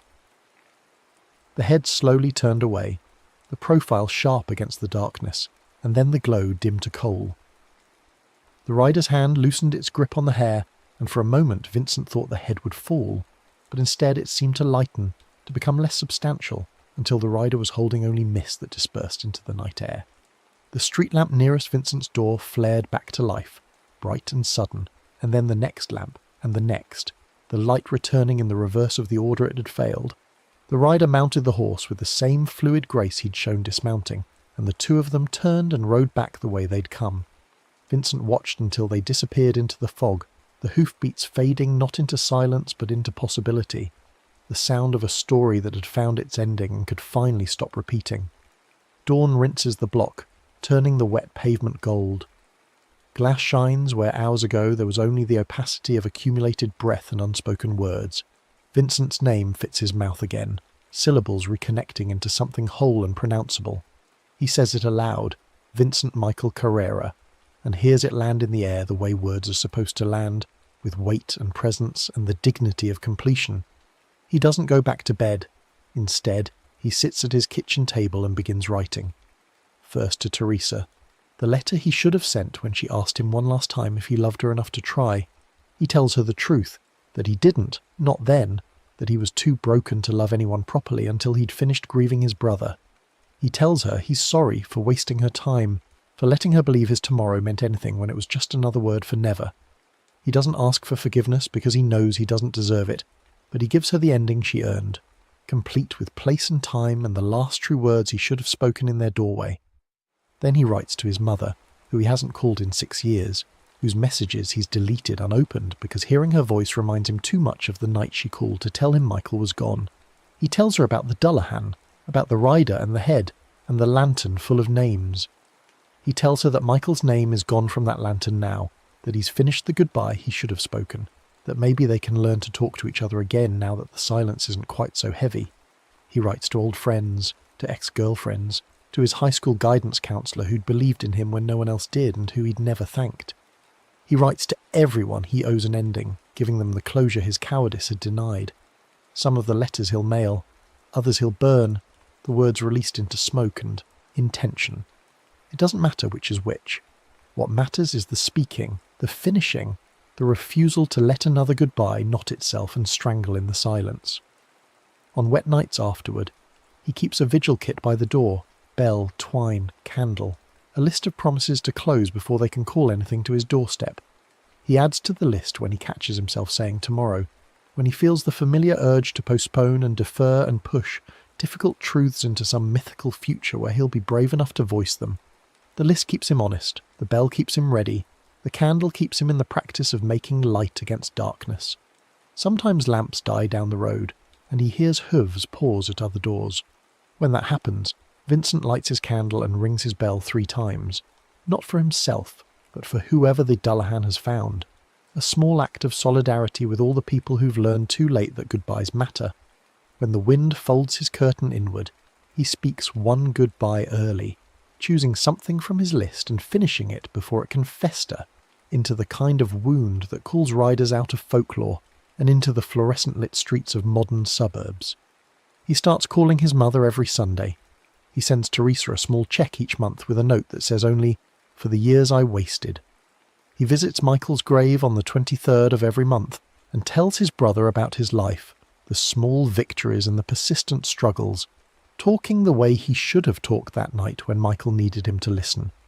He doesn't know if the dead can hear, doesn't know if it matters. But he speaks the words anyway, finishes the conversations he left hanging, closes the loops that his fear had left open. The head listens less when goodbyes are said on time. Vincent knows this now, knows it the way he knows his own heartbeat, the way he knows the weight of rain on autumn leaves. He's learned that every ending is a gift if you speak it properly, that closure is the kindest thing you can give someone, that tomorrow is a thief that steals the present if you let it. So he practices finishing, he practices goodbye, he practices the small courage of saying the last true words before the Dullahan has to come and collect them from his silence. And on nights when the rain braids itself into silver threads and the lamps flicker with possibility, Vincent opens his door and stands on his step and breathes the iron-scented air. Not because he's called the rider, but because he's ready if the rider comes. Because he's kept his house in order and his promises current and his goodbyes spoken whole. Because he's learned, finally, that the only thing more terrifying than endings is the eternal state of almost ended, and he refuses to live there anymore. The street stays lit now. The lamps burn steady through the rain, and if hoofbeats arrive in the night, they pass his door without pausing, searching for someone else who hasn't learned, yet that the only way to keep death from collecting your unfinished business is to finish it yourself, one goodbye at a time, spoken whole and true and released into the world, where it can finally stop echoing in the darkness. The next story is about to begin. Please relax and enjoy. The rain arrived with the kind of patience that suggested it had been waiting for you specifically, as if the clouds had held their breath through the dry weeks, and released it only when you stepped onto the gravel path that led to what the locals still called, with studied casualness, the old sanctuary. The word temple was avoided in the same way people avoided speaking directly about car accidents or terminal diagnoses, as if naming a thing too precisely might summon its full weight into the present moment. The ruin crouched against the hillside like something that had tried to crawl away from its own history and failed partway through the attempt. Water moved over the broken roof in sheets that caught what little light remained in the evening sky, dripping from cornices that had lost their decorative certainty centuries ago, but still remembered the shapes they were meant to hold. The drops fell with metronomic precision, each one landing exactly where the previous 1,000 had landed, wearing shallow bowls into stone that had once been smooth and intentional. You'd brought a torch because the sun was already bleeding out against the western ridge, and because the stories about this place suggested that artificial light was both necessary and insufficient, that there were things here that existed in the gaps between illumination and darkness. The beam caught the first figure while you were still 20 paces from the entrance, and for a moment your rational mind offered the explanation it had been preparing since you decided to come here. Statuary, classical work, probably Hellenistic given the proportions and the quality of the drapery. But then the light held steady, and you noticed details that didn't align with any museum piece you'd ever examined. The stone gleamed as if it had been recently bathed, and when you moved closer, close enough that your breath reached the carved surface, you could have sworn you felt warmth radiating back, the kind of heat that comes from a living body rather than sun-warmed marble. The bronze shard you carried, a fragment of mirror from your grandmother's vanity, broken the night she died while you were 3 states away deciding whether her final phone call warranted the inconvenience of travel, fogged when you held it up to check your reflection. This was normal, explicable, the result of temperature differential and ambient humidity. But when you blinked and looked again, the statue had shifted. Not dramatically, not in any way you could point to and say with certainty that it had moved, but closer by some measurement that existed below conscious perception, the way a minute hand advances while you're looking directly at it, but swears it never budged. Water threaded down the statue's cheek in a line too straight to be random drainage, too warm-looking to be simple rain. It moved like sweat on living skin, like the body's desperate attempt to cool itself when fever has taken hold and normal regulation has failed. The legend came to you in pieces, the way folklore always does when you're standing in the place where it allegedly occurred. Your mother had told you a version when you were 12, during that phase when children become fascinated by Greek mythology and can't understand why the adults around them treat these stories with more wariness than wonder. Medusa, she'd said, choosing her words with the careful precision of someone translating between languages that don't share a common grammar, wasn't always a monster. She'd been a temple keeper, a woman whose job was to maintain the sacred space and tend the eternal flame that represented the goddess's continued attention to mortal affairs. But she'd watched too long, your mother had continued, her voice taking on the particular tone that meant she was remembering something she'd been told rather than something she'd read. She'd seen things she wasn't meant to see, witnessed transformations and divine visitations that were supposed to remain private, and she'd failed to look away at the crucial moment when discretion would have saved her. The curse that followed wasn't murder exactly, though that's how the simplified versions told it. It was something more precise and more terrible. Her gaze would harden whatever you refused to face, whatever truth you'd been avoiding, or person you'd been neglecting, or promise you'd been postponing until it was too late to keep. The stone victims she created weren't dead, your mother had explained, and this was the detail that had given you nightmares for months afterward. They were arrested in the moment of avoidance, frozen in the act of turning away, but inside the marble there was still warmth, still consciousness, still the ember of whatever they had been trying to ignore. The serpents that replaced Medusa's hair were oaths that had been broken, each one carrying the name of someone who'd been failed or forgotten, and they remembered everything with the perfect recall of creatures that existed outside normal time. The version you'd heard later, pieced together from academic papers and obscure commentaries, added the detail that made you finally decide to come here. If you entered the ruin on a rain night, the only way to see dawn was to keep your eyes open and speak the names you'd once turned away from. Failure meant something worse than petrification. It meant your reflection would decide, somewhere during those dark hours, that it had better options than returning to you, that it could find another face to wear or simply dissipate into the collective pool of unattached images that haunted mirrors and still water. You crossed the threshold with the kind of deliberate slowness that people use when approaching wild animals or unstable explosives, as if sudden movement might trigger something irrevocable. The interior was larger than the exterior suggested, a common feature of sacred architecture where the goal was to create a sense of impossible space, of having stepped outside normal geometry into a realm governed by different rules. Drips echoed with the precision of slow clocks, each one marking time in a rhythm that had nothing to do with seconds or minutes, but measured something older and more patient. With each blink, and you tried to control them, tried to extend the intervals, but the eye has its own requirements and will not be denied indefinitely. The ring of figures around you tightened. You recognized them, though recognition came slowly, filtered through the years and the self-protective forgetting you'd practiced until it became automatic. There was Marcus Chen, your neighbour from the apartment building where you'd lived during graduate school, who'd knocked on your door 3 times asking if you'd seen his cat, and you'd pretended not to be home because you were tired and didn't want to spend an evening searching dark alleys. The cat had been found dead 2 days later, and Marcus had moved out the following month, and you told yourself it wasn't your fault, that you had no obligation to sacrifice your time for someone else's pet. Behind him stood Professor Hargrove, who'd written you a recommendation letter when you'd applied for the fellowship that launched your career, and who'd sent you an invitation to her retirement dinner 7 years later, and you'd meant to respond, had drafted the email multiple times, but somehow it had never moved from intention to action, and 2 months after that she died of the cancer she hadn't mentioned in the invitation, because she didn't want to make her celebration about her mortality.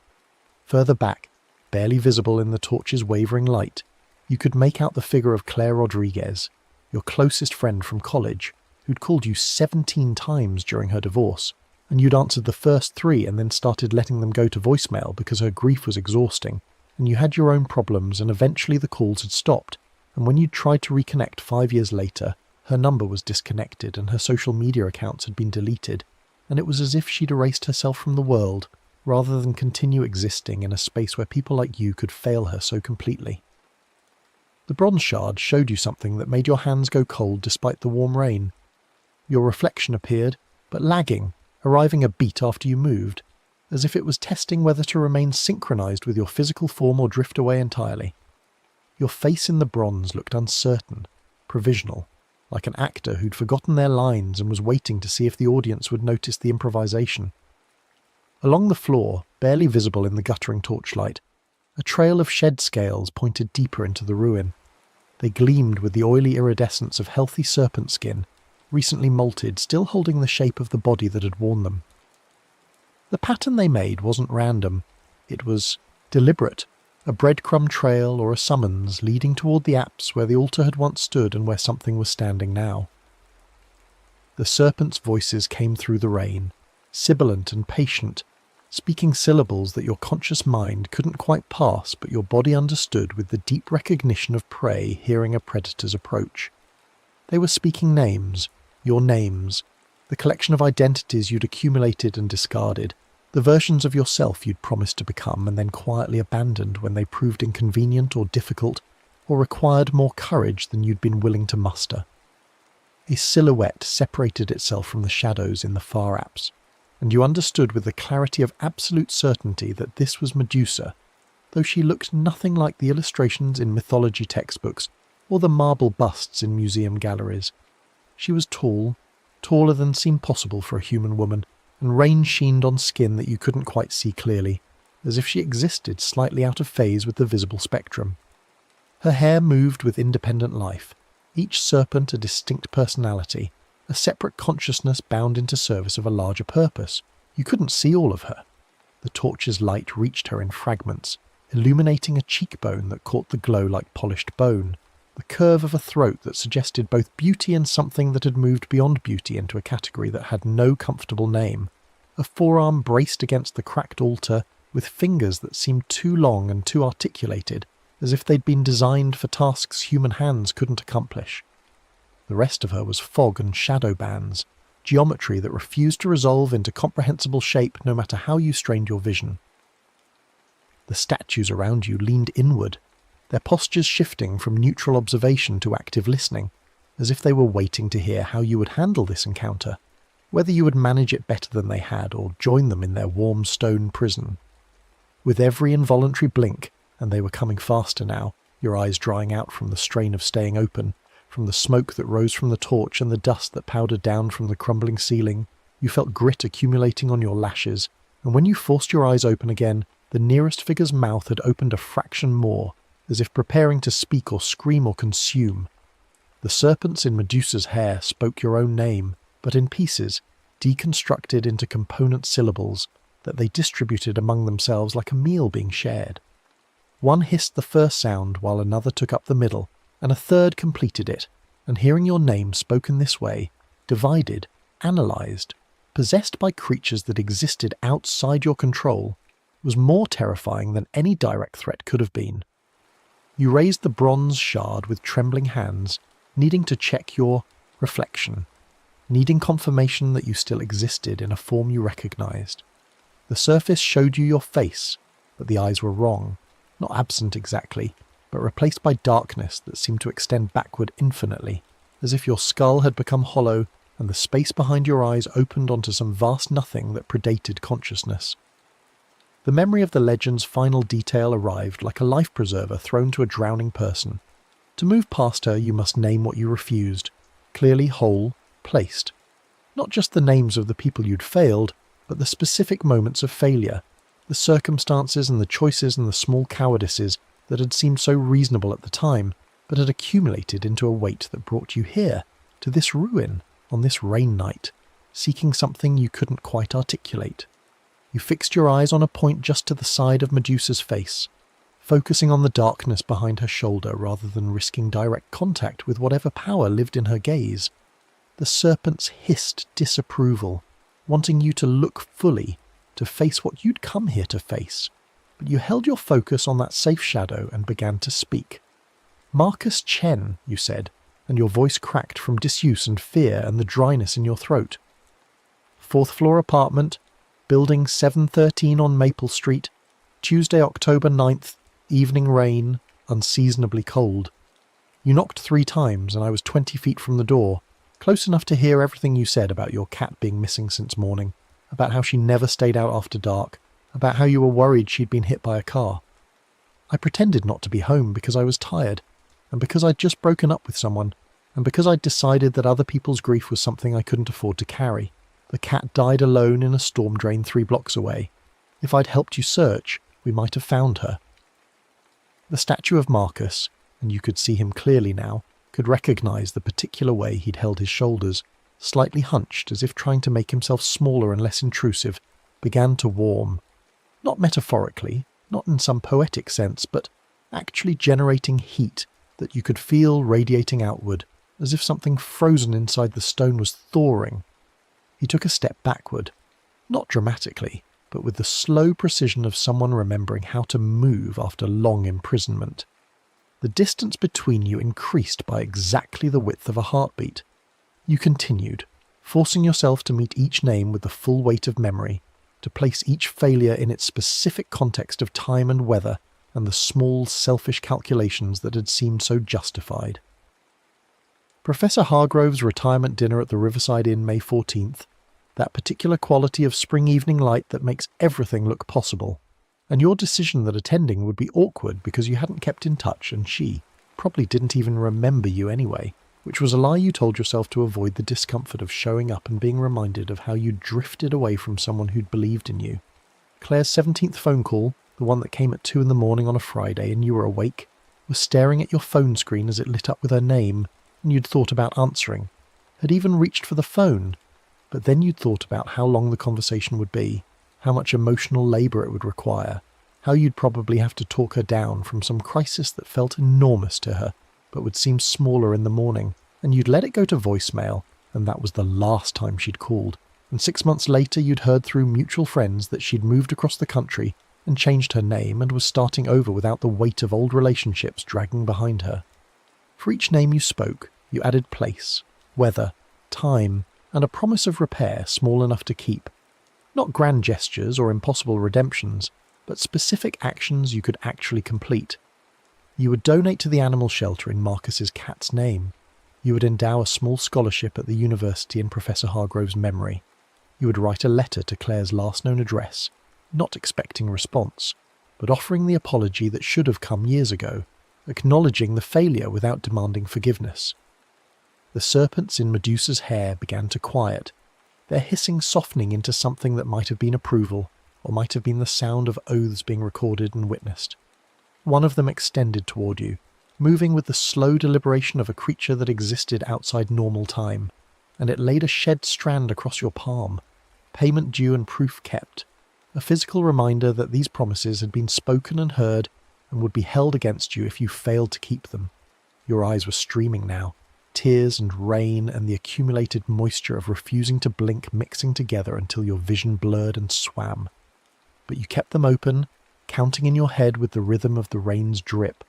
1, open, 2, open, 3, open, timing your blinks to the spaces between drops, never letting your lids close for more than the fraction of a second that separated one moment from the next. The statues continued their slow warming, their gradual retreat, until the aisle was clear again, and you could see the path that led toward the entrance, toward the world beyond this rain-soaked confession. Medusa remained in the apse, but she was turning away, or perhaps simply fading back into the shadows that were her natural habitat, her work complete for this night, her serpent satisfied that the names had been spoken and the promises recorded. You walked backward toward the entrance, unwilling to turn your back on her, even though you understood that the danger had passed, that you'd met the requirements, an earned, safe passage. Your reflection in the bronze shard arrived on time now, synchronized with your movements, your eyes looking back from the same moment you stood in. The lag had disappeared, and whatever test you'd been undergoing was apparently complete. The aisle showed wet footprints when you glanced down, curving away into the columns like the exit of a quiet crowd that had been watching your confession and had now dispersed to whatever realm they inhabited between visitations. The statues you'd named had returned to their positions, but they looked different now, less like prisoners and more like witnesses, as if their purpose here was to observe and remember rather than simply to suffer. You left the strand of shed scales tied to the gate at the entrance, a payment accepted and a contract sealed. In a dry niche beside the doorway, you placed the list of names you'd spoken, written on paper that would last until the next rain came and washed it away, or until someone else arrived and needed to read the evidence that others had passed this test before them. When you stepped outside, dawn was beginning to glaze the ruin with pale gold, though only minutes seemed to have passed since you'd entered. Time moved differently in spaces where promises were extracted and witnessed, where the past refused to stay properly buried and demanded acknowledgement before it would allow you to continue forward. You walked back down the gravel path, your torch guttering out now that daylight was arriving, the bronze shard heavy in your pocket with the weight of proof and reminder. When the rain returned, and it would return because this place existed in a pocket of weather that had nothing to do with meteorology and everything to do with the need for cleansing and witness, you would read the names aloud before you blinked, would speak them into the rain as if the water could carry them back to the people you'd failed, could somehow transmit the apology and the promise across whatever distance or death separated you. The stone keeps warmth for those who mean their words, your grandmother had told you once during one of those late-night conversations, when the dying feel compelled to pass along the truths they've been saving, and you'd thought it was just poetry, just the morphine talking, just another fragment of folklore that had no bearing on the practical world. But now, with the serpent scale pressing against your palm and your reflection finally synchronized with your body and the names fresh on your tongue, you understood what she had meant. The stone remembered what flesh forgot, the heat of intention, the temperature of the honest promise, the warmth that proved you'd meant what you said when speaking seemed easier than silence. You would keep the promises, not because you feared returning to the ruin, though you did fear it with the kind of primal terror that lives below rational thought, but because the alternative was becoming the kind of person who could speak names with full knowledge and still turn away. The statues had shown you what that looked like, warm stone holding consciousness that couldn't escape, awareness trapped inside marble that remembered being flesh but could never return to it. The village at the bottom of the hill was waking as you passed through, shopkeepers opening their shutters and early workers heading toward the bus stop, and they nodded to you with the careful neutrality of people who knew where you'd been and what you'd done but understood that some experiences couldn't be discussed directly. You'd joined a long tradition of visitors who'd climbed that path in the rain, seeking something they couldn't name, and you'd returned, which meant you'd succeeded, which meant you'd earned the right to carry the weight of your promises forward into whatever years remained. The bronze shard stayed in your pocket, a constant reminder against your thigh as you walked, and when you passed reflective surfaces, shop windows, puddles, the side mirror of a parked car, your reflection arrived exactly when it should, synchronized and present, choosing to remain yours because you'd proven yourself worthy of keeping it. The lag was gone, the uncertainty resolved, and what remained was simply you, marked and witnessed, carrying names that would not permit forgetting. The rain arrived with the kind of patience that suggested it had been waiting for you specifically, as if the clouds had held their breath through the dry weeks and released it only when you stepped onto the gravel path that led to what the locals still called, with studied casualness, the old sanctuary. The word temple was avoided in the same way people avoided speaking directly about car accidents or terminal diagnoses, as if naming a thing too precisely might summon its full weight into the present moment. The ruin crouched against the hillside like something that had tried to crawl away from its own history and failed partway through the attempt. Water moved over the broken roof in sheets that caught what little light remained in the evening sky, dripping from cornices that had lost their decorative certainty centuries ago, but still remembered the shapes they were meant to hold. The drops fell with metronomic precision, each one landing exactly where the previous 1,000 had landed, wearing shallow bowls into stone that had once been smooth and intentional. You'd brought a torch because the sun was already bleeding out against the western ridge, and because the stories about this place suggested that artificial light was both necessary and insufficient, that there were things here that existed in the gaps between illumination and darkness. The beam caught the first figure while you were still 20 paces from the entrance, and for a moment your rational mind offered the explanation it had been preparing since you decided to come here. Statuary, classical work, probably Hellenistic given, the proportions and the quality of the drapery. But then the light held steady, and you noticed details that didn't align with any museum piece you'd ever examined. The stone gleamed as if it had been recently bathed, and when you moved closer, close enough that your breath reached the carved surface, you could have sworn you felt warmth radiating back, the kind of heat that comes from a living body rather than sun-warmed marble. The bronze shard you carried, a fragment of mirror from your grandmother's vanity, broken the night she died while you were 3 states away deciding whether her final phone call warranted the inconvenience of travel, fogged when you held it up to check your reflection. This was normal, explicable, the result of temperature differential and ambient humidity.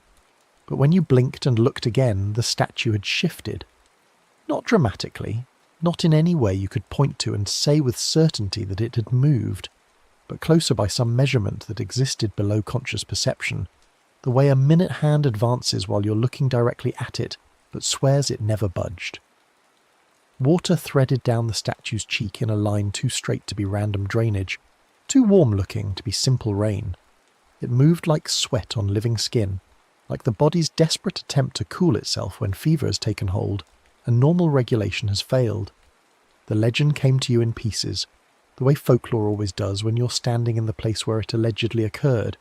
Your mother had told you a version when you were 12, during that phase when children become fascinated by Greek mythology and can't understand why the adults around them treat these stories with more wariness than wonder. Medusa, she'd said, choosing her words with the careful precision of someone translating, between languages that don't share a common grammar, wasn't always a monster. She'd been a temple keeper, a woman whose job was to maintain the sacred space and tend the eternal flame that represented the goddess's continued attention to mortal affairs. But she'd watched too long, your mother had continued, her voice taking on the particular tone that meant she was remembering something she'd been told rather than something she'd read. She'd seen things she wasn't meant to see, witnessed transformations and divine visitations that were supposed to remain private, and she'd failed to look away at the crucial moment when discretion would have saved her. The curse that followed wasn't murder exactly, though that's how the simplified versions told it. It was something more precise and more terrible. Her gaze would harden whatever you refused to face, whatever truth you'd been avoiding, or person you'd been neglecting, or promise you'd been postponing until it was too late to keep. The stone victims she created weren't dead, your mother had explained, and this was the detail that had given you nightmares for months afterward. They were arrested in the moment, of avoidance frozen in the act of turning away, but inside the marble there was still warmth, still consciousness, still the ember of whatever they'd been trying to ignore. The serpents that replaced Medusa's hair were oaths that had been broken, each one carrying the name of someone who'd been failed or forgotten, and they remembered everything with the perfect recall of creatures that existed outside normal time. The version you'd heard later, pieced together from academic papers and obscure commentaries, added the detail that made you finally decide to come here. If you entered the ruin on a rain night, the only way to see dawn was to keep your eyes open and speak the names you'd once turned away from. Failure meant something worse than petrification. It meant your reflection would decide somewhere during those dark hours that it had better options than returning to you, that it could find another face to wear or simply dissipate into the collective pool of unattached images that haunted mirrors and still water.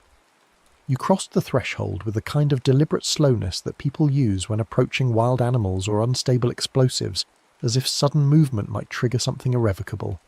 The interior was larger than the exterior suggested, a common feature of sacred architecture where the goal was to create a sense of impossible space, of having stepped outside normal geometry into a realm governed by different rules.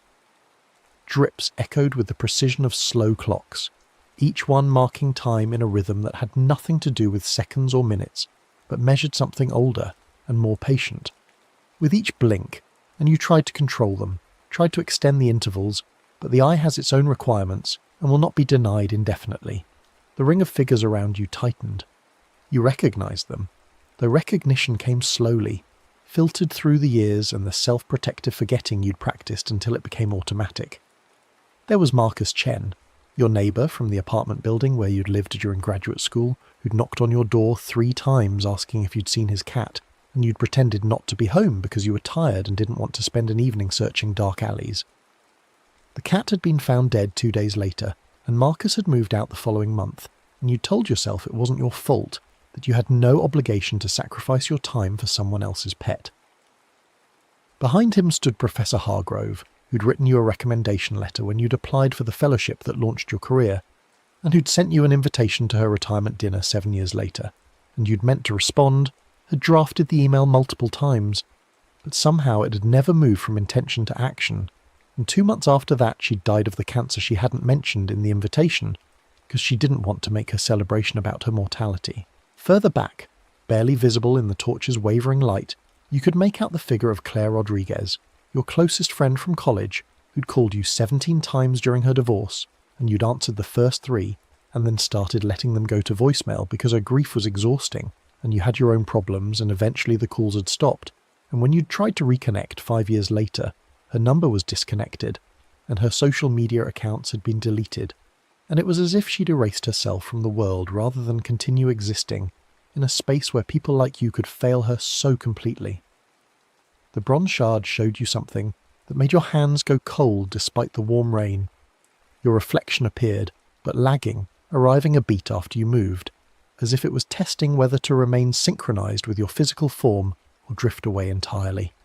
Your face in the bronze looked uncertain, provisional, like an actor who'd forgotten their lines and was waiting to see if the audience would notice the improvisation. Along the floor, barely visible in the guttering torchlight, a trail of shed scales pointed deeper into the ruin. They gleamed with the oily iridescence of healthy serpent skin, recently molted, still holding the shape of the body that had worn them. The pattern they made wasn't random. It was deliberate, a breadcrumb trail or a summons leading toward the apse where the altar had once stood and where something was standing now. The serpent's voices came through the rain, sibilant and patient, speaking syllables that your conscious mind couldn't quite pass, but your body understood with the deep recognition of prey hearing a predator's approach. They were speaking names, your names, the collection of identities you'd accumulated and discarded, the versions of yourself you'd promised to become, and then quietly abandoned when they proved inconvenient or difficult, or required more courage than you'd been willing to muster. As you moved deeper into the temple, the air itself seemed to thicken, becoming something you had to push through rather than simply breathe. Each step required conscious effort, as if the space between you and the apse was expanding, even as you walked forward, a corridor that stretched and contracted according to rules you hadn't learned. The torch flame bent at unnatural angles, casting shadows that moved independently of their sources, and you noticed that some of the shadows had faces, not the faces of the statues around you, but older faces, more worn, as if they'd been waiting here far longer than the stone figures that marked more recent failures. Between the recognizable statues stood others, whose features had been smoothed by time or weather, or the accumulated weight of forgotten names. These were the ancient failures, the people who'd been turned away from so long ago that even their identities had eroded, leaving only the shape of human form and the suggestion of the warmth that still lived inside the stone. You wondered how long consciousness persisted in that state, whether it was a mercy to eventually lose even the memory of who you'd been, or whether that loss was its own particular horror, worse than the imprisonment because it meant you'd been failed twice, once by the living who'd turned away, and again by time itself, which had erased even the possibility of future recognition. A silhouette separated itself from the shadows in the far apse, and you understood with the clarity of absolute certainty that this was Medusa, though she looked nothing like the illustrations in mythology textbooks or the marble busts in museum galleries.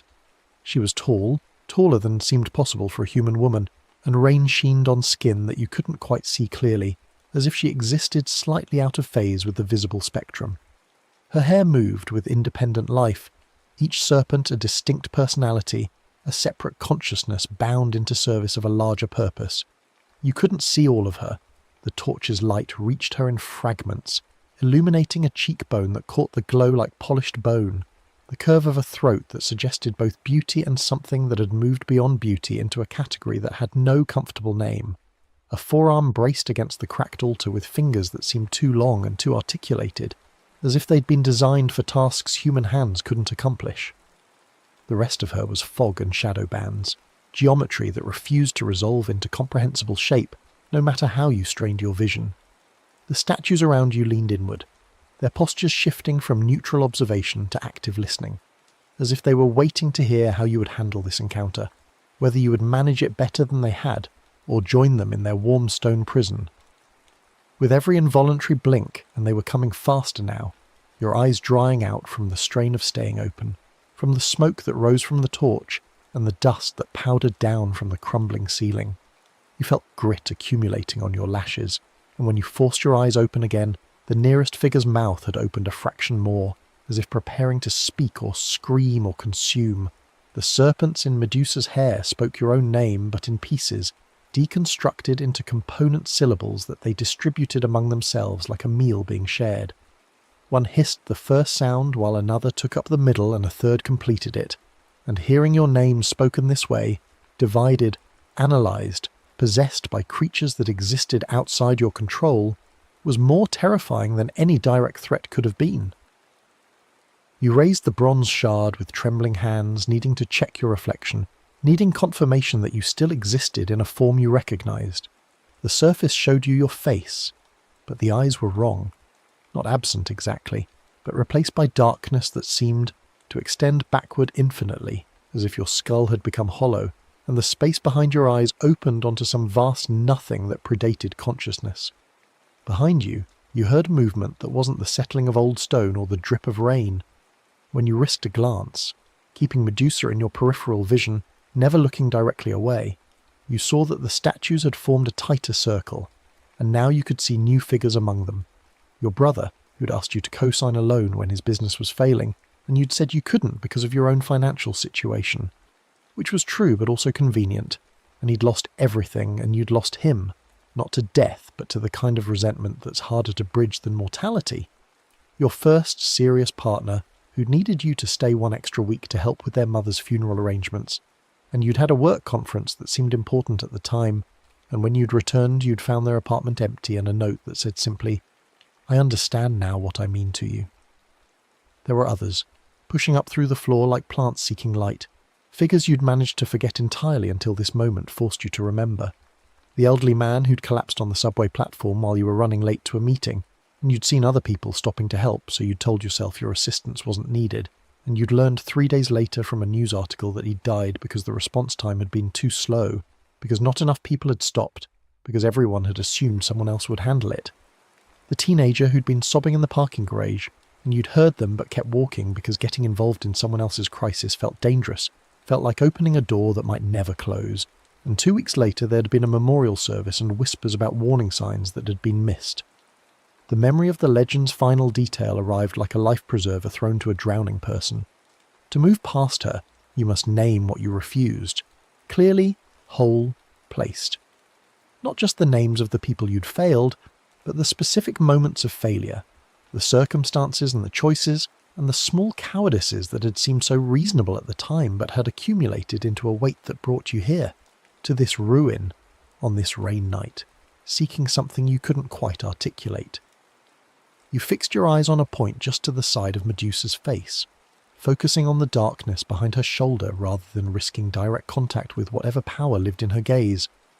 The serpents hissed disapproval, wanting you to look fully, to face what you'd come here to face, but you held your focus on that safe shadow and began to speak. "Marcus Chen," you said, and your voice cracked from disuse and fear and the dryness in your throat. "Fourth floor apartment, building 713 on Maple Street, Tuesday, October 9th, evening rain, unseasonably cold. You knocked 3 times and I was 20 feet from the door, close enough to hear everything you said about your cat being missing since morning, about how she never stayed out after dark, about how you were worried she'd been hit by a car. I pretended not to be home because I was tired and because I'd just broken up with someone and because I'd decided that other people's grief was something I couldn't afford to carry. The cat died alone in a storm drain 3 blocks away. If I'd helped you search, we might have found her. The statue of Marcus, and you could see him clearly now, could recognize the particular way he'd held his shoulders, slightly hunched, as if trying to make himself smaller and less intrusive, began to warm.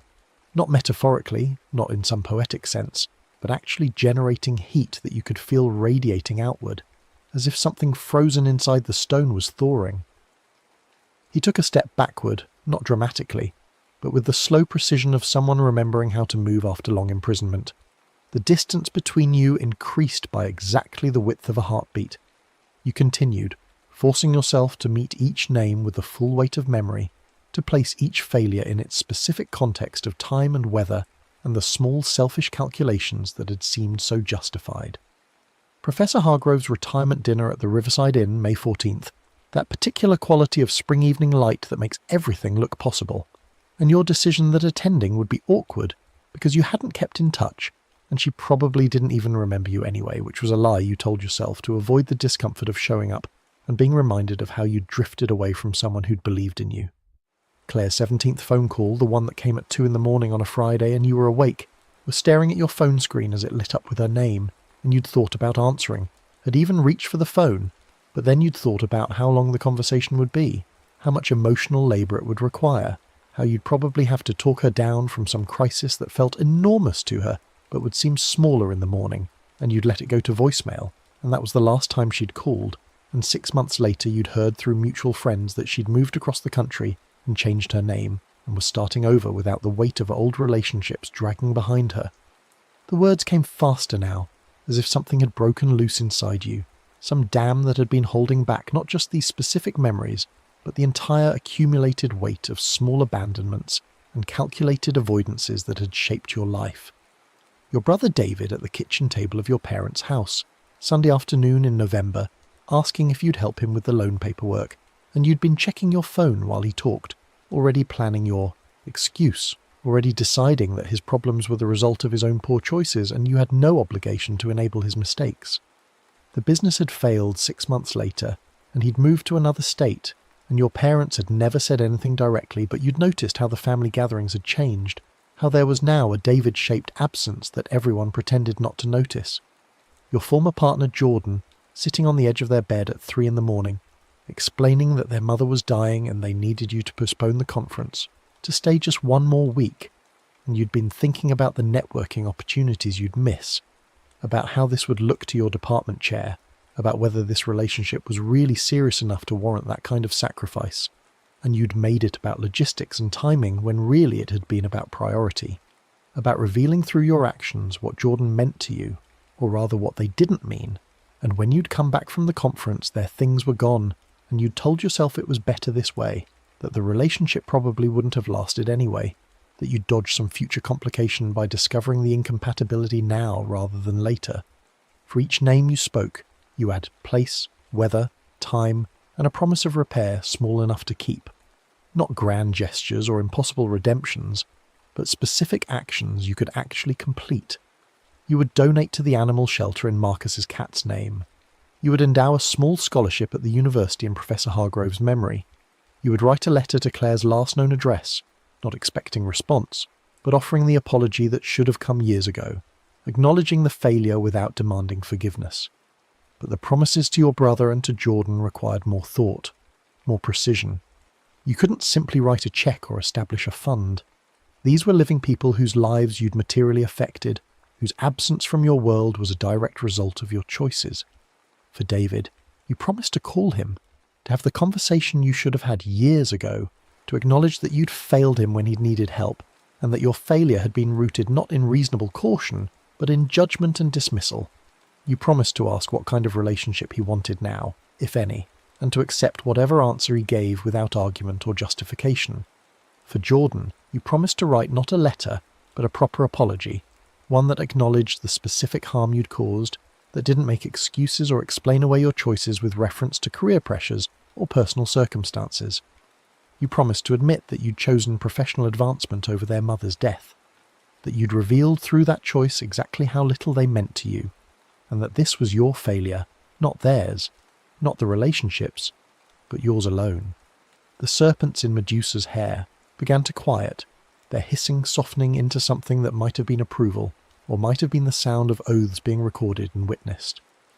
One of them extended toward you, moving with the slow deliberation of a creature that existed outside normal time, and it laid a shed strand across your palm, payment due and proof kept, a physical reminder that these promises had been spoken and heard, and would be held against you if you failed to keep them. But you weren't finished. The harder names remained, the ones you'd buried so deep that even preparing for this night hadn't fully excavated them. The elderly man on the subway platform, whose name you'd never learned but whose face you'd seen in the news photograph, Herbert Chen, according to the article, 73 years old, survived by 2 daughters and 5 grandchildren. Washington Street Station, Monday morning rush, October cold, and you'd been running late for a meeting that seemed important until you'd learned it had been rescheduled anyway, until you'd realised that nothing discussed in that conference room had mattered enough to justify stepping over someone's medical emergency. The teenager in the parking garage, whose name you'd also never learned but whose memorial page you'd found, after searching local obituaries with guilty desperation, Maya Restrepo, 16 years old, honour student, varsity soccer player, daughter, sister, friend to dozens who'd posted anguished messages about missed signs and lost chances. Underground parking level 3, Tuesday evening in March, and you'd heard sobbing that echoed off concrete walls and you'd walked faster instead of slower. Had gotten in your car and driven away while telling yourself that teenagers were dramatic, that someone else who knew them would provide better help, that you had dinner plans and were already running late. For Herbert Chen, you promised to volunteer at the community first aid training program, to become the kind of person who knew what to do in an emergency, rather than hoping someone else would handle it. For Maya Restrepo, you promised to donate to the crisis hotline she'd called 3 times in the week before her death, and to train as a volunteer responder, to become someone who answered rather than ignored, who stayed on the line rather than rushing to the next thing on their schedule. The naming took hours or minutes. You couldn't tell which, because time had stopped functioning normally. The rain continued its steady drip, but the sound no longer marked progression, only presence. Your eyes were streaming now, tears and rain, and the accumulated moisture of refusing to blink mixing together, until your vision blurred and swam. But you kept them open, counting in your head with the rhythm of the rain's drip. 1, open. 2, open. 3, open. Timing your blinks to the spaces between drops, never letting your lids close for more than the fraction of a second that separated one moment from the next.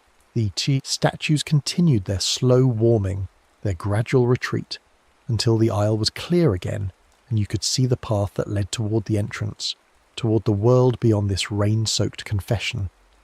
But before you could move, before you could consider whether the trial was complete, Medusa spoke for the first time, and her voice was nothing like you'd expected. It wasn't monstrous or terrifying, but profoundly sad, weighted with centuries of witnessing failure after failure, of cataloguing human cowardice in all its small and large expressions. "The names you speak are only the ones you remember," she said, and each word arrived with the precision of a sculptor's chisel. "What of those you've forgotten? What of the failures so complete that even memory rejected them?" The question stopped you like a physical barrier. You'd named everyone you could recall, had excavated every buried shame and unacknowledged abandonment your conscience could access. But she was right, of course. Memory was selective, protective. How many others had there been? How many people had you turned away from with such efficiency that your mind had refused to catalogue the interaction?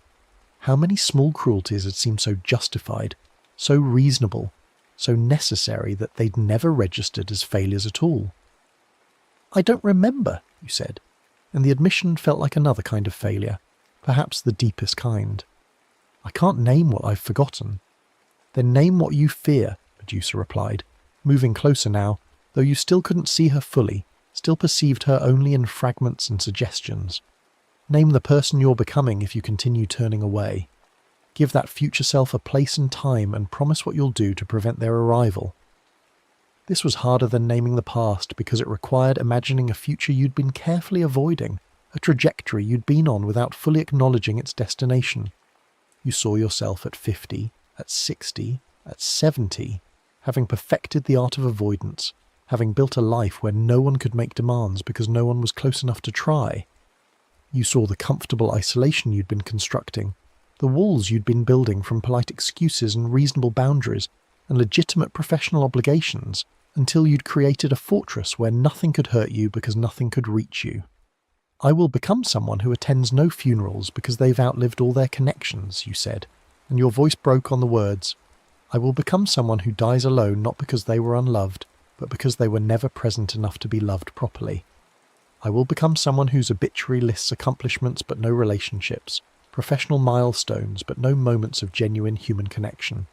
This will happen gradually, imperceptibly, through 1,000 small choices that seem reasonable in isolation, but accumulate into absolute loneliness.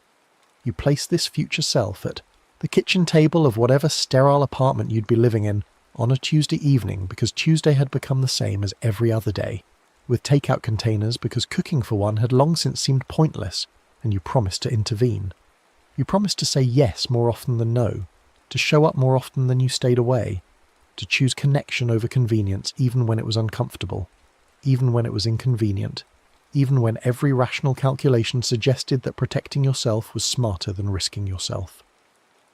The serpents in Medusa's hair had gone completely quiet now, and in the silence you could hear something else, a sound like distant singing, or weeping, or perhaps both at once. The statues were retreating to their original positions, their stone faces relaxing from the particular tension that had marked them as prisoners into something more neutral, more accepting. The warmth radiating from them began to fade, not disappearing but settling into something sustainable, something that could be maintained across years rather than burning out in a single night of confession.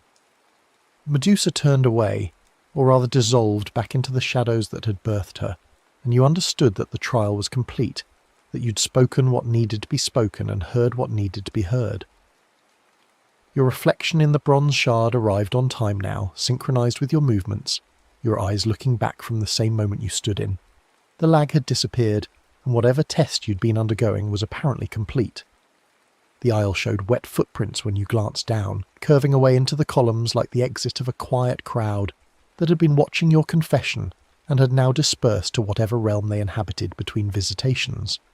The statues you'd named had returned to their positions, but they looked different now, less like prisoners and more like witnesses, as if their purpose here was to observe and remember rather than simply to suffer.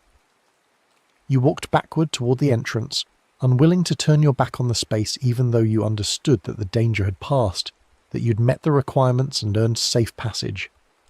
The torch was guttering now, its fuel nearly exhausted, and you let it burn out rather than carry dead weight. Dawn was close enough that you could navigate by its approaching light, by the gradual transformation of darkness from absolute to merely dim. You left the strand of shed scales tied to the gate at the entrance, a payment accepted and a contract sealed. In a dry niche beside the doorway, you placed the list of names you'd spoken, written on paper that would last until the next rain came and washed it away, or until someone else arrived and needed to read the evidence that others had passed this test before them. When you stepped outside, dawn was beginning to glaze the ruin with pale gold, though only minutes seemed to have passed since you'd entered. Time moved differently in spaces where promises were extracted and witnessed, where the past refused to stay properly buried and demanded acknowledgement before it would allow you to continue forward. You walked back down the gravel path, your dead torch hanging loose in your hand, the bronze shard heavy in your pocket with the weight of proof and reminder. When the rain returned, and it would return, because this place existed in a pocket of weather that had nothing to do with meteorology and everything to do with the need for cleansing and witness, you would read the names aloud before you blinked, would speak them into the rain as if the water could carry them back to the people you'd failed, could somehow transmit the apology and the promise across whatever distance or death separated you. The stone keeps warmth for those who mean their words, your grandmother had told you once, during one of those late-night conversations when the dying feel compelled to pass along the truths they've been saving, and you'd thought it was just poetry, just the morphine talking, just another fragment of folklore that had no bearing on the practical world.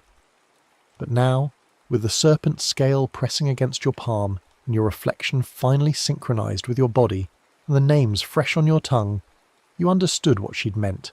The stone remembered what flesh forgot, the heat of intention, the temperature of honest promise, the warmth that proved you'd meant what you said when speaking seemed easier than silence. You would keep the promises, not because you feared returning to the ruin, though you did fear it with the kind of primal terror that lives below rational thought, but because the alternative was becoming the kind of person who could speak names with full knowledge and still turn away. The statues had shown you what that looked like.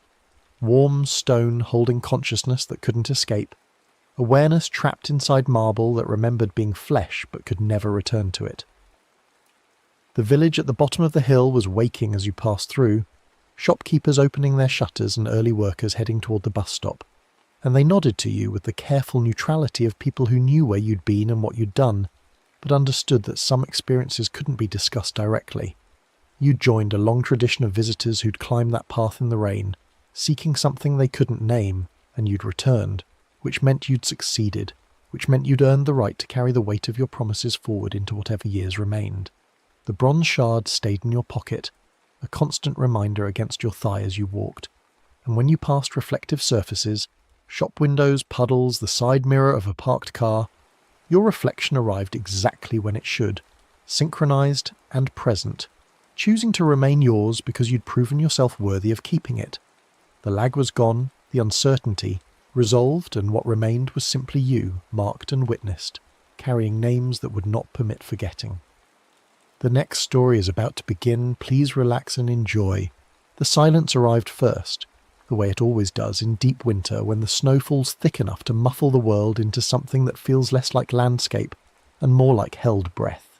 Sarah Mallory stood at her kitchen window watching the white descent, each flake so fine it seemed less like precipitation and more like the air itself deciding to become visible, to show you exactly how much emptiness surrounded you out here, where the tree line pressed close and the nearest neighbour lived 3 miles down a road that disappeared for weeks at a time once the real cold settled in. She'd been watching the snow for perhaps 20 minutes, though time had that elastic quality it acquired during storms, stretching and contracting according to rhythms that had nothing to do with clocks. The window glass was cold enough that her breath ghosted across it, in patches that faded and reformed with each exhalation, creating temporary maps of moisture that looked almost like something was trying to communicate through the condensation, though of course that was just her mind doing what minds do in isolation, finding patterns where none existed. The firewood was running lower than she'd anticipated. She'd counted the split logs that morning, stacked against the north wall of the cabin in careful rows that represented her calculations about how long the winter would last, how cold it would get, how many hours of burning would be required to keep the small space habitable.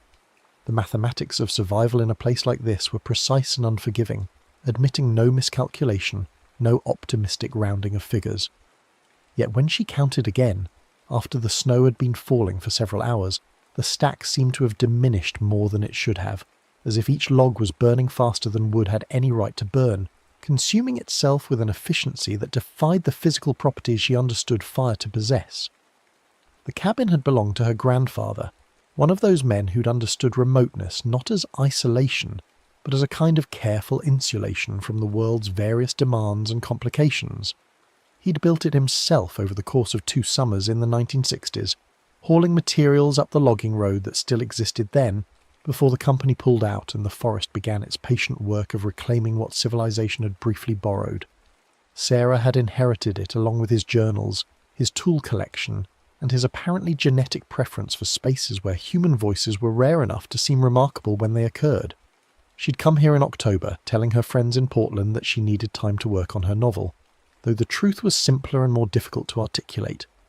She'd needed to be somewhere that didn't contain the accumulated weight of her previous life, the apartment where she and Michael had lived before the accident, the streets where she might encounter people who would offer condolences with that particular tone that combined sympathy with relief that tragedy had visited someone else's house rather than their own. Grief, she'd discovered, was at least which it had late, which the old-timers in the village 12 miles south had mentioned with the kind of knowing satisfaction that suggested they'd predicted exactly this outcome, that they understood winter's rhythms in ways that weather services and meteorological instruments could never capture. She'd driven down once in November to resupply, her truck handling the deteriorating road with the grudging competence of machinery, built before computers told engines how to think, and the man at the general store had looked at her purchases, flour, salt, coffee, lamp oil, batteries, with an expression that might have been approval, or might have been something else entirely. "You planning to winter up there alone?" he'd asked, not exactly disapproving, but definitely interested in her answer, as if it might reveal something important about her character, or her understanding of what winter meant in this particular region. "That's the idea," she'd said, and he'd nodded slowly, the kind of nod that contained reservations he wasn't going to voice directly. "Keep your woodpile covered," he'd said instead. "And if the radio starts acting funny, don't ignore it. Weather can turn mean up there, mean enough that you'll want warning before it arrives." She'd thanked him and driven back up the deteriorating road, her truck's tyres finding purchase in the frozen ruts, and she'd thought about his comment about the radio, how it contained implications he hadn't bothered to unpack, as if the proper response to those implications should have been self-evident to anyone with the sense to survive a mountain winter alone. The radio sat on the kitchen counter now, a battered transistor model that her grandfather had probably owned since before she was born, its antenna held in place with electrical tape, and what looked like part of a coat hanger. It received 3 stations on good days, their signals arriving intermittently, interrupted by the topography and the weather, and the general unwillingness of electromagnetic radiation to travel reliably through dense forest and steep valleys. Mostly she kept it off, preferring the cabin's natural silence to the intrusion of distant voices discussing events that felt increasingly irrelevant to her current existence. But tonight, with the snow falling and the firewood diminishing, and the silence pressing against the windows with unusual weight, she'd turned it on, adjusting the dial until she found something that resembled music, a country station broadcasting from somewhere in the valley, the singer's voice warped by static into something that sounded less like entertainment and more like a message being delivered through some degraded medium that hadn't quite failed but hadn't quite succeeded either. The music had played for perhaps an hour, interrupted occasionally by advertisements for farm equipment and local businesses, the kind of regional commerce that reminded you how far you were from places where people worried about stock markets and international news. Then, sometime after full dark, the music had stopped mid-song, replaced by a hiss that seemed to contain structure, as if something was trying to speak through the static but couldn't quite organise the noise into language. Sarah had stood at the counter, her hand hovering over the dial, listening to the hiss resolve itself into something that might have been her name, though it was difficult to be certain. The static had a way of suggesting patterns, encouraging the ear to hear what it expected rather than what was actually present. She turned the radio off and stood in the restored silence, telling herself that isolation played tricks on perception, that the mind constructed meaning from randomness when it lacked sufficient external stimulation. That's when she'd noticed the boot rack by the door, the simple wooden structure her grandfather had built to hold winter footwear, keeping the melting snow and ice away from the cabin's interior. She owned 2 pairs of boots suitable for the conditions here, heavy insulated things that transformed walking into an act of deliberate effort, each step requiring conscious commitment. Both pairs sat in their customary positions, but between them, on the slats of the rack, were patches of moisture that suggested other boots had recently occupied that space, their heat and dampness leaving evidence that was already beginning to fade into the dry cabin air. She approached the rack slowly, her sock feet silent on the plank floor, and studied the moisture patterns with the kind of attention you give to things that shouldn't exist. The shapes were definitely boot-sized, with clear indications of heel and toe, but the proportions were wrong somehow, slightly elongated, as if whoever had worn them possessed feet that were almost but not quite human in their dimensions. The moisture was still fresh enough that when she touched it, her finger came away damp and very cold, colder than melted snow should have been after sitting inside for even a few minutes. She checked the door, locked, the deadbolt thrown, the chain engaged. The windows were secured, their latches in place, frost beginning to pattern the glass in fern-like formations that grew more elaborate as she watched. There was no way someone could have entered and removed their boots and departed without leaving more substantial evidence, without making sounds that would have alerted her, without disturbing the cabin's carefully maintained equilibrium of heat and stillness. Unless they hadn't entered at all, unless the boots had been worn by something that didn't require conventional means of passage, something that could manifest its presence without necessarily occupying space in the ways that normal matter occupied space. The thought arrived with the kind of clarity that suggested it had been waiting at the edges of her consciousness, patient and inevitable, and she pushed it away with the same mental force she'd been using to push away grief, refusing to give it space to expand into something that might overwhelm her capacity for rational thought. She needed to check the woodpile, needed to understand why the fire was consuming fuel at such an improbable rate. She pulled on her boots, her actual boots, still damp from her afternoon trip to the shed, and wrapped herself in the heavy coat that smelled of wood smoke and cold storage. The door resisted when she tried to open it, not locked, but somehow stuck, as if the frame had warped slightly, and when it finally yielded, it did so with a sound like something yielding under pressure it hadn't been designed to withstand. The cold outside was immediate and absolute, the kind of cold that felt less like temperature and more like presence, something that wanted to touch every exposed surface, to find its way inside your clothing and make direct contact with skin. Her breath emerged in clouds that seemed to hang in the still air longer than physics suggested they should, as if the cold was so complete that even her exhalations were reluctant to disperse into it. The snow was still falling, those fine crystals that accumulated slowly but persistently, building depth through sheer patience rather than dramatic accumulation. Her footprints from the afternoon were still visible, leading from the cabin door across the small clearing to the woodshed, a distance of perhaps 30 feet that felt much longer in the dark with only the cabin's windows casting weak light across the white expanse.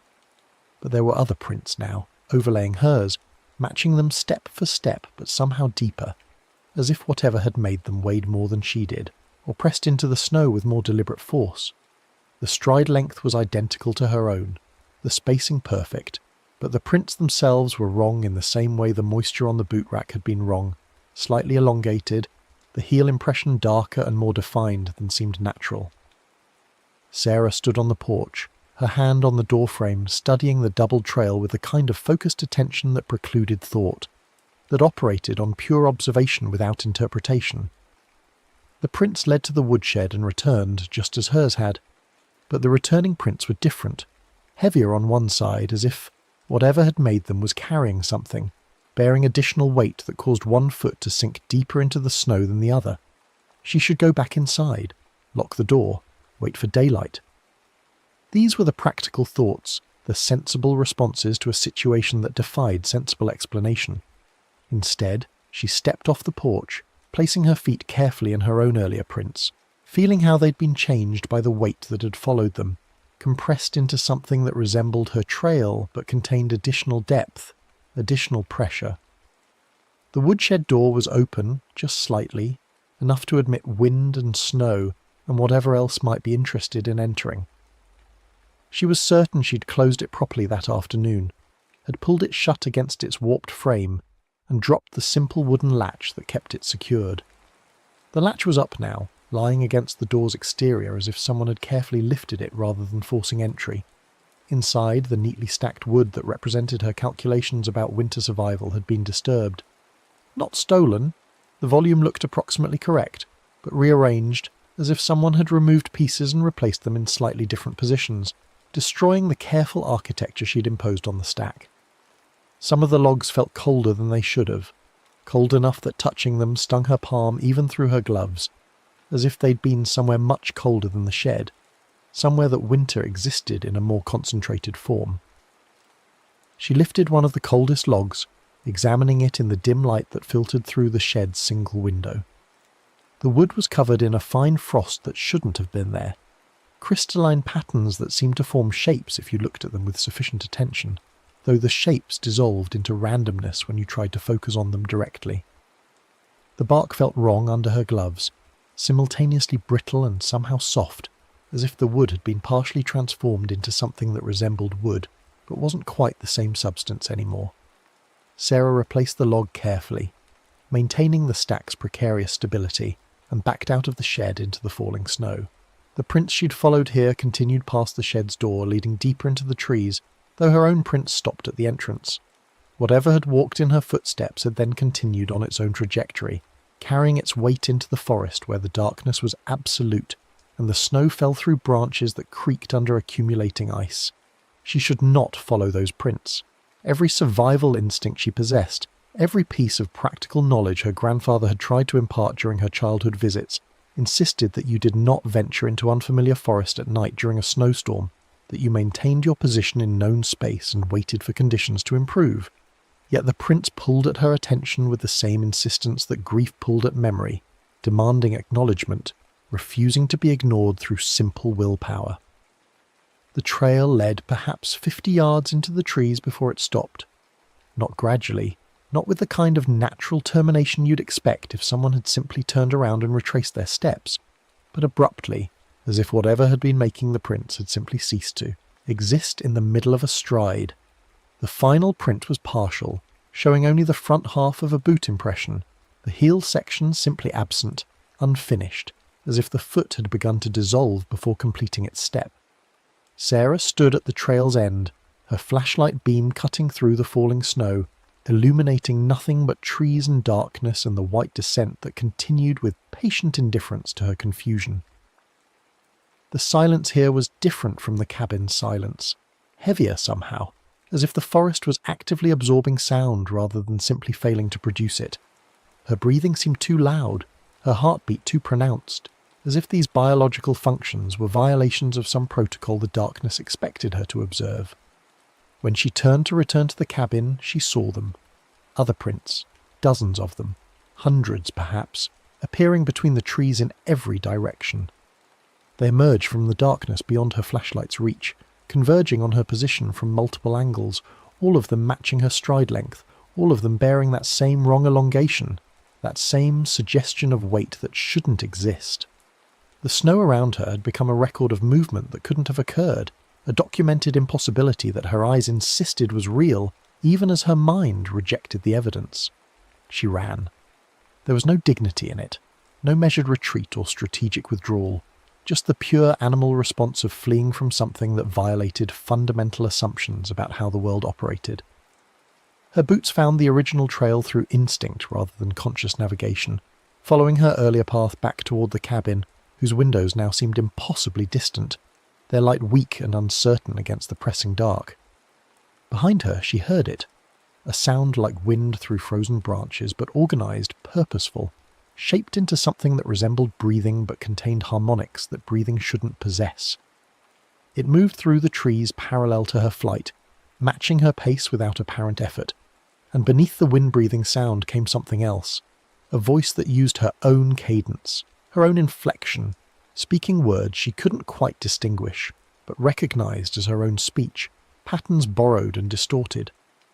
The cabin door was still open, spilling heat into the cold, and she threw herself through it with enough force that she stumbled, catching herself against the kitchen counter, spinning to slam the door shut and throw both locks and press her weight against the wood, as if her body could reinforce what metal and timber could not. Through the window beside the door she could see her trail, see how it led directly to the threshold, and see how other trails converged on that same point, dozens of them, all terminating at the porch steps. For a long moment nothing happened. The wind continued its work, the snow continued falling, and Sarah stood with her back against the door, her breathing gradually slowing from panic to something approaching normal rhythm. Perhaps she'd imagined it. Perhaps isolation and grief and too many nights alone had combined to produce a hallucination, a waking dream that felt real, but possessed no objective existence outside her own compromised perception. Then came the knock. Not loud, not aggressive, just a simple polite knock, the kind a neighbour might use when visiting, announcing their presence without demanding immediate response. It came again, 3 measured impacts that communicated patience and certainty, and with it came her own voice, speaking from just beyond the door, flat and wind-burned exactly as her voice sounded after hours in the cold. "Open up," the voice said, using her words, her tone, her particular way of pronouncing the vowels. "You're freezing out here." Sarah's hand moved toward the deadbolt before she could stop it, responding to the familiar voice with automatic compliance, the same way you might answer a ringing phone or turn toward your name being called. She caught herself with the bolt halfway released and held there, trapped between the impulse to respond to what sounded like herself and the knowledge that she was inside, warm, that whatever stood beyond the door was using her voice without her permission. "I know you're in there," the voice continued, and now she could hear the slight wrongness in it, the way it emphasized syllables with fractional errors, like an actor who'd learned lines phonetically without quite understanding their meaning. "I walked all the way back from the shed. My feet are numb. Please, Sarah, open the door." The use of her name was what convinced her, finally and completely, that something was catastrophically wrong. She hadn't spoken her own name aloud in weeks, not since she'd been to the village for supplies, not since there'd been another human being present to require that kind of identifier. Whatever stood outside had learned her voice, her speech patterns, but it had made an error in deploying them, had used her name in a context where she would never use it herself. She backed away from the door, her hands shaking now that the adrenaline was beginning to ebb, and moved to the window, carefully pulling aside the curtain just enough to see the porch. The snow was falling more heavily now, large flakes that accumulated quickly, but through it she could make out a shape standing at the door, tall and impossibly thin, its proportions wrong in ways that hurt to look at directly. The limbs were too long, the joints positioned slightly wrong, as if someone had tried to construct a human figure from memory without having clear reference material. The extremities, fingers, the suggestion of feet, were dark, frostbite black against the white surroundings, and the torso possessed a narrowness that suggested starvation pushed beyond any survivable limit. But it was the face that made Sarah drop the curtain and step back, her stomach, lurching with a revulsion that was partly physical and partly something deeper, a spiritual rejection of what she'd seen. The face was mostly white, mostly breath and vapour, with features that appeared and disappeared as the wind shifted, but when they stabilized into visibility they were her features, arranged in an approximation of her face that was perfect enough to be recognizable and imperfect enough to be monstrous. The eyes were the worst part, 2 pale glints that might have been actual eyes, or might have been something else that had learned what eyes were supposed to look like and was doing its best impression. "Sarah," it called again, and the voice had dropped its pretense of normalcy, had allowed something else to bleed through. A quality that was neither male nor female, neither human nor animal, but something that existed in the spaces between those categories. "You know what I need. Just a name. Give me a name and this becomes so much easier." She didn't respond. Couldn't respond. Her throat had closed around any possible words, and her mind was racing through everything she'd ever heard about winter in this region, every story her grandfather had half told before changing the subject, every warning the man at the general store had delivered in that careful, indirect way. There had been stories, she realised now. Stories she'd dismissed as folklore, colourful regional mythology designed to make tourists feel they were experiencing something authentically remote and dangerous. Stories about the Wendigo, about hunger that learned your shape, about winter taking human form and asking to be fed. Her grandfather had mentioned it once, she remembered now, during one of her childhood visits, before he had been stopped by her grandmother's sharp look and the conversation had been redirected towards safer topics. He'd said something about keeping names close in winter, about how words had power in the deep cold, how you didn't speak the names of people you loved when you were alone because there were things that listened, things that collected names the way you might collect currency, spending them on purposes you wouldn't want to imagine. The scratching started then, a sound like branches dragging across wood, except it was coming from multiple points on the cabin's exterior simultaneously, as if whatever stood outside had grown additional limbs or had called companions to assist in its work. Sarah could hear it circling the cabin, testing windows, probing at the places where the logs met, searching for any gap large enough to admit passage. The fire in the stove was dying, she realised, the flames guttering lower despite having added wood less than an hour ago. The cold was finding its way inside through means she couldn't identify, creating patches of frost on the interior walls, making the air itself feel dense and resistant to breathing. The temperature was dropping with impossible speed, as if the cabin's insulation had simply ceased to function, as if the walls were becoming porous to winter's advance. She moved to the stove and opened its door, intending to add more wood, but stopped when she saw what the flames had revealed. Among the burning logs was something that shouldn't have been there, a shape that looked almost like a hand. Fingers curled in the heat, except it wasn't burning the way wood burned, wasn't being consumed so much as being transformed, turning from solid matter into something that resembled smoke but possessed more substance, more intentionality. Sarah slammed the stove door shut and stumbled backward, nearly falling over the chair she'd positioned by the window that afternoon, back when the world had still made sense, when the most pressing concern had been whether she had sufficient supplies to last until spring.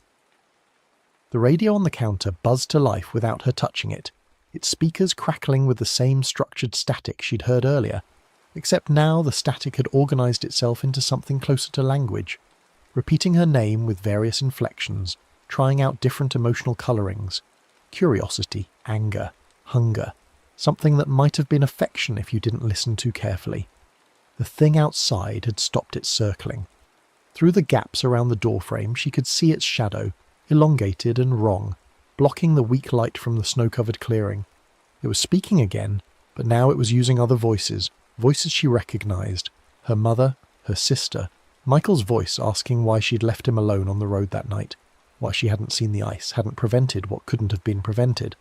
Each voice was perfect in its replication, capturing every nuance and characteristic, and each one asked the same essential question: just give me a name, just tell me who you miss, who you love, who you'd give anything to see again. She remembered what her grandfather had said, the fragment of instruction before he'd been stopped. Something about embers and counting, about speaking place names instead of people names, about how truth was binding in ways that lies could never be. She moved to the stove, her hands shaking but steady enough to complete the necessary tasks. Inside was a coffee tin, old and dented, that her grandfather had kept for reasons she'd never understood until now. She lifted it carefully and placed it beside the stove, then used the iron poker to fish out several of the brightest coals, embers that glowed with heat that seemed to come from somewhere deeper than simple combustion. The coals went into the tin, which she carried toward the door, feeling their warmth penetrate the metal and reach her palms. The deadbolt resisted when she tried to release it, as if the cold had already begun to seize the mechanism, but she forced it with determination that surprised her, pulling the door open just wide enough to create a space between inside and outside, between warmth and cold, between what she was and what waited to consume her. The thing stood on the porch, close enough to touch if she'd been foolish enough to extend her hand. This close, she could see how it had assembled itself from winter and hunger, and the shape it had learned from watching her, from studying her movements through the trees, from analysing her footprints and the cadence of her speech. It tilted its head at an angle that would have snapped a human neck, and those pale glints that might have been eyes fixed on her with an attention that felt like weight, like pressure, like gravity operating in directions it shouldn't. "Finally," it said, using her voice again, but making no effort now to hide the wrongness underneath. "A name, Sarah, that's all. Just give me one name and you can close the door. You can be warm again. You can sleep. Don't you want to sleep?"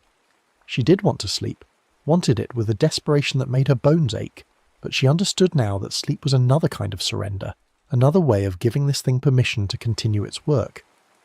Instead, she held the tin of embers forward, letting their heat create a boundary between herself and what waited, and began to speak. She counted her steps backward, from where she stood to where she'd started, naming each landmark with the precision of ritual: threshold, porch board, step, clearing edge, trail marker, split in the path where ice accumulated, the depression where spring water collected, the birch stump her grandfather had used as a cutting surface, the place where the road curved and you could first see the cabin's roof. Each name was a fact, a true thing, and with each naming she felt the thing recoil slightly, as if truth itself was caustic to whatever it was made of. When she'd traced her path completely, mapped every step from road to door in words that carried no human name, no person it could pursue, she spoke her own hunger into the cold. She named her loneliness, the grief that had driven her to this remote place, the terror that had awakened when she'd seen Michael's car twisted around the tree, the desperate hunger for someone to tell her it wasn't her fault, that there was nothing she could have done. She gave these feelings names, made them concrete and speakable, offered them to the cold as sustenance. The thing leaned toward the ember glow drawn by the heat or by the honesty or by something else entirely. When it became clear she would offer no human names, no souls for it to pursue and consume, it seemed to collapse slightly, its impossible height diminishing, its borrowed features losing cohesion.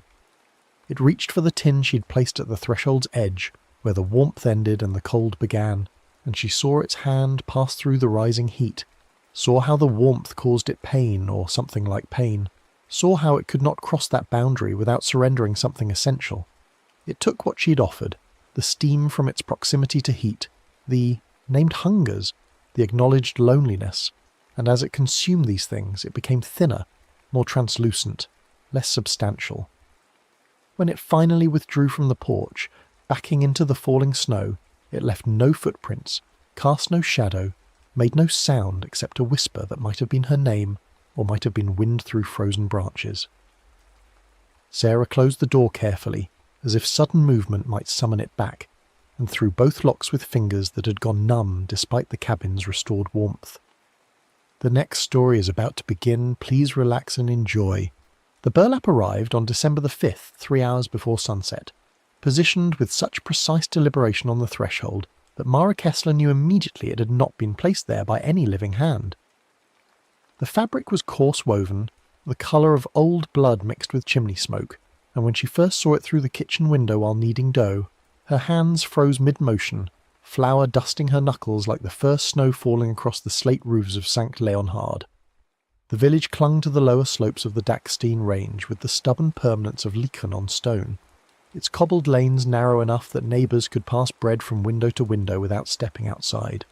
Here, where the forest pressed close and the old language still flavoured every conversation, certain observances persisted not from nostalgia, but from the recognition that some debts required regular acknowledgement, some accounts demanded annual settlement. The sack was perhaps 3 feet tall when positioned upright, bound at its neck with a knot so complex it seemed to contain more rope than should have been physically possible. The fabric pulsed with a rhythm that matched no heartbeat Mara had ever felt, a slow expansion and contraction that suggested something breathing inside, though the sack remained stubbornly flat. What made her abandon the dough and move closer to the window was the sound that emerged when the wind shifted. Her name, spoken in a voice that was not quite a voice, more the suggestion of speech formed by fabric sliding against itself. Mara Kessler, it whispered, carrying the particular inflection her dead grandmother had used. Mara Kessler, who took the flour meant for charity and told the priest it must have been the mice. The accusation hung in the kitchen air like smoke that wouldn't disperse. The theft had occurred 3 months earlier during preparation for the harvest festival. 2 cups of fine white flour, the expensive kind milled from wheat, had seemed like such a small theft. She had told herself it was borrowing, that she would replace it when things improved. The lie to Father Bergman had come easily. The widow Müller went without bread 3 days that week. Her grandson's cough worsened. 2 cups of flour, the sack continued, its voice carrying through the solid door as if the barrier were no more substantial than cobweb. 8 pfennigs worth, such small consequences, such tidy excuses. Mara's younger brothers, Franz and Jakob, were upstairs in the sleeping loft, their muffled laughter drifting down. Her parents wouldn't return until after nightfall. The responsibility of keeping the house in order during Krampusnacht fell to her as the eldest, a duty she had assumed with the confidence of someone who understood the rules and believed she had nothing to fear. That confidence was evaporating like breath on cold glass. The village traditions around Krampusnacht were specific. Sweep the threshold outward, hang the birch broom with bristles pointing up, leave shoes on the windowsill for St. Nicholas, and beside them, straw and hard bread for whatever followed in the saint's shadow. Most importantly, Ignore any bells that rang before midnight, any voices that called from the darkness. Mara had completed all the prescribed actions that morning with mechanical thoroughness. The protections should have been sufficient. But the sack knew her name. More than that, it knew her sin, the specific contours of her guilt, which suggested that the old protections might shield the innocent, but did nothing for those who carried debts unpaid. The whisper intensified. Mara Kessler, who carries 9 small guilts like coins in a pocket. The flower was first. The unkind words about Anna Schiller's mother were second.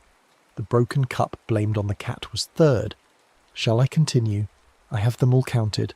I have them all stitched in red thread on my lining. She wanted to argue, to defend herself. Yes, she had taken the flower, but her family had needed it. Yes, she had repeated gossip, but everyone knew the truth of it. Yes, she had blamed the cat because Jakob was too young to understand consequences. These were not crimes deserving of supernatural attention. These were the ordinary compromises of ordinary life. But even as she formed these justifications, she could feel their inadequacy. The excuses were exactly that. Excuses. The magnitude of each individual act might be small, but accumulated weight was its own magnitude. The sound of small feet on the ladder announced her brother's descent. Franz came first, 8 years old and sturdy, followed by Jakob, barely 6. They tumbled into the kitchen with elastic energy. "Is it time for St. Nicholas?" Franz asked, checking his shoes at the window. Jakob pressed against Mara's side. "There's something outside," he said quietly. "Something that smells like old clothes from the attic. Something with bells that sound wrong." Before Mara could respond, the whisper changed, no longer addressing her. "Franz Kessler," it said, and the voice had shifted somehow, become warmer, taken on the particular soothing quality of a mother's lullaby. Franz Kessler, who is tired of being good. Franz Kessler, who wants to sleep somewhere warm and soft where no one asks for chores or lessons. Franz's eyes went distant, unfocused. He took a step toward the door, then another, his movements acquiring the fluid inevitability of sleepwalking. Jakob, sensing something wrong, whimpered and burrowed deeper against Mara's side. "Franz, no!" Mara intercepted her brother, placing herself between the boy and the door. "You don't go to the door on Krampusnacht. That's the rule." But Franz was looking through her now, his face showing a slack contentment more frightening than any visible distress. "The sack is warm," he said dreamily. "The sack says I can sleep there and never have to worry about being good enough." The whisper intensified, multiple voices braiding together. Jakob Kessler, who's afraid of the dark and the cold. Jakob Kessler, who wants someone bigger to carry all the heavy things, come to the door. Both boys began walking, their steps synchronized, drawn by promises of comfort and protection. Mara understood with perfect clarity that if they reached the door, if they gave permission through action, she would lose them to something that existed far beyond the boundaries of costume village tradition. Her mind raced through fragments of folklore. Krampus came for the wicked children, but the definition of wickedness was broader than simple disobedience. It encompassed debt unpaid, guilt unconfessed, weight unacknowledged. The sack carried those who wouldn't carry their own burdens. And she had done exactly that, had taken and lied and allowed others to suffer because it was easier than accepting responsibility. Had accumulated 9 specific guilts and believed that silence was the same as absolution. But the sack remembered, and now it wanted payment, deciding that payment could be extracted from her brothers, innocent vessels who would serve as adequate compensation for her refusal to settle her own accounts. Mara grabbed the string of bells that hung by the door, decorative pieces from last Christmas. With movements made clumsy by urgency, she flipped each bell upside down, inverting their natural orientation, then threaded them onto a cord and looped it around the door handle. The old women had mentioned this once. Backward bells, silence tempting words, disrupted the whisper's hold. The moment the inverted bells touched wood, the whisper stuttered, fragmented, lost its honeyed coherence. The spell holding her brothers wavered. Franz blinked, shook his head as if waking. "Mara!" "What? Why am I standing here?" Jakob was crying silently, and Mara gathered both boys into her arms, pulling them back toward the hearth. The backward bells had bought them time, but not safety. The reprieve was temporary. The temperature dropped noticeably despite the fire. Frost began forming on the inside of the window glass, patterns that looked like reaching fingers. The whisper subsided to a low rustling, gathering itself for another attempt. She needed to do something more. Her eyes fell on the cooling racks where the morning's baking still sat. Star bread, her grandmother had called it, shaped with 6 points and flavoured with orange peel and cloves, meant to commemorate the light that guided the wise men. The memory surfaced with Revelation's force, gifts for St. Nicholas, offerings made with genuine intention. The old compact worked both ways. Krampus punished the guilty, but St. Nicholas rewarded the generous, and his presence constrained his shadow companion. Mara settled her brothers by the hearth, then turned to the oven and began feeding it wood, bringing the temperature up for quick baking.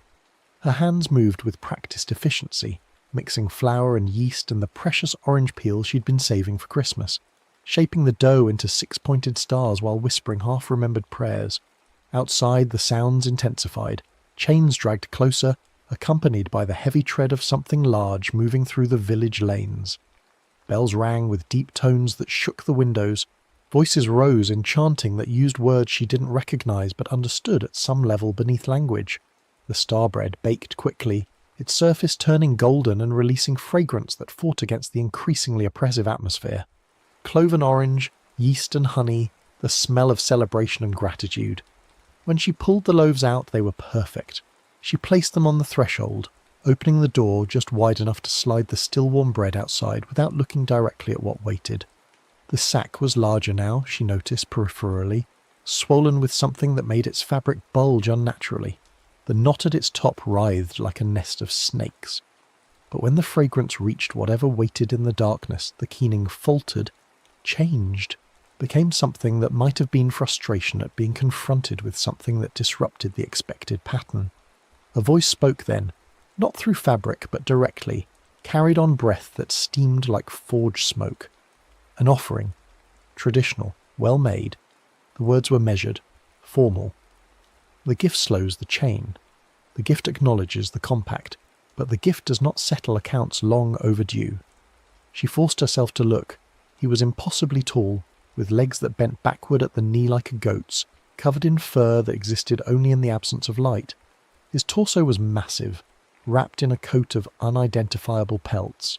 His head was mostly man, but with horns curving back from the temples, and eyes that reflected firelight with the flat, assessing quality of a predator.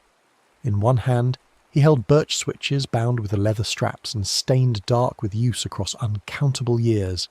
In the other, he held the chain running from his grip to a collar around the sack's neck, because the sack had neck, had a form that suggested something once human warped by long service into a shape designed for carrying.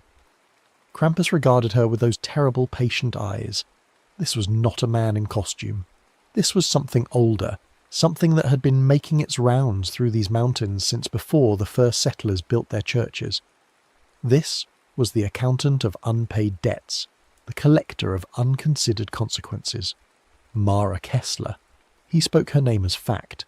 9 small guilts, each one carried instead of confessed, each one growing heavier with avoidance, denser with excuse. He tapped the switches against the threshold, each impact producing a sharp crack. 9 strikes for 9 guilts, but the law allows substitution. The guilty may offer penance directly, may carry their weight visibly, or ... The sack beside him swelled larger, eager, or the weight may be transferred to others less defended. The implications were clear. She could accept the switches, endure 9 strikes that would be genuine punishment, leaving marks both visible and otherwise, or the sack would take her brothers, would carry them away to wherever it took the children of the guilty. I'll take the switches. The words came steadier than she felt. 9 strikes for 9 guilts, but my brothers are innocent of my failures. The figure inclined his horned head. Spoken with understanding. But understanding alone does not satisfy full accounting. The switches acknowledge debt. True payment requires confession and service. He gestured toward the sack. Name each guilt aloud. Speak the specific harm caused by each small sin, and bind yourself to a year's penance, work performed without expectation of reward, kindness given without hope of recognition. Mara's throat felt tight. Confessing to the priest in privacy was one thing. Speaking her failures aloud to this entity, with her brothers listening, with the night listening, That was something else entirely. But the sack was watching, and Krampus was waiting, and her brothers were small and warm and trusting behind her. I stole 2 cups of flour meant for the church poor box. Each syllable required effort, as if she were lifting stones. I told Father Bergman it must have been mice when I knew exactly where the flour had gone. The widow Mueller and her grandson went without bread that week because of my theft, and the boy's cough worsened in ways that might have been prevented by proper nutrition. The air shivered, and one of the switches in Krampus's bundle drooped slightly, the sack deflated by a barely noticeable degree. I repeated gossip about Anna Schiller's mother knowing it would spread and make their family's situation worse. I called it concern, but it was cruelty disguised as caring. Another switch drooped. The sack grew smaller still. Speaking the words was like releasing pressure from a wound, painful but necessary.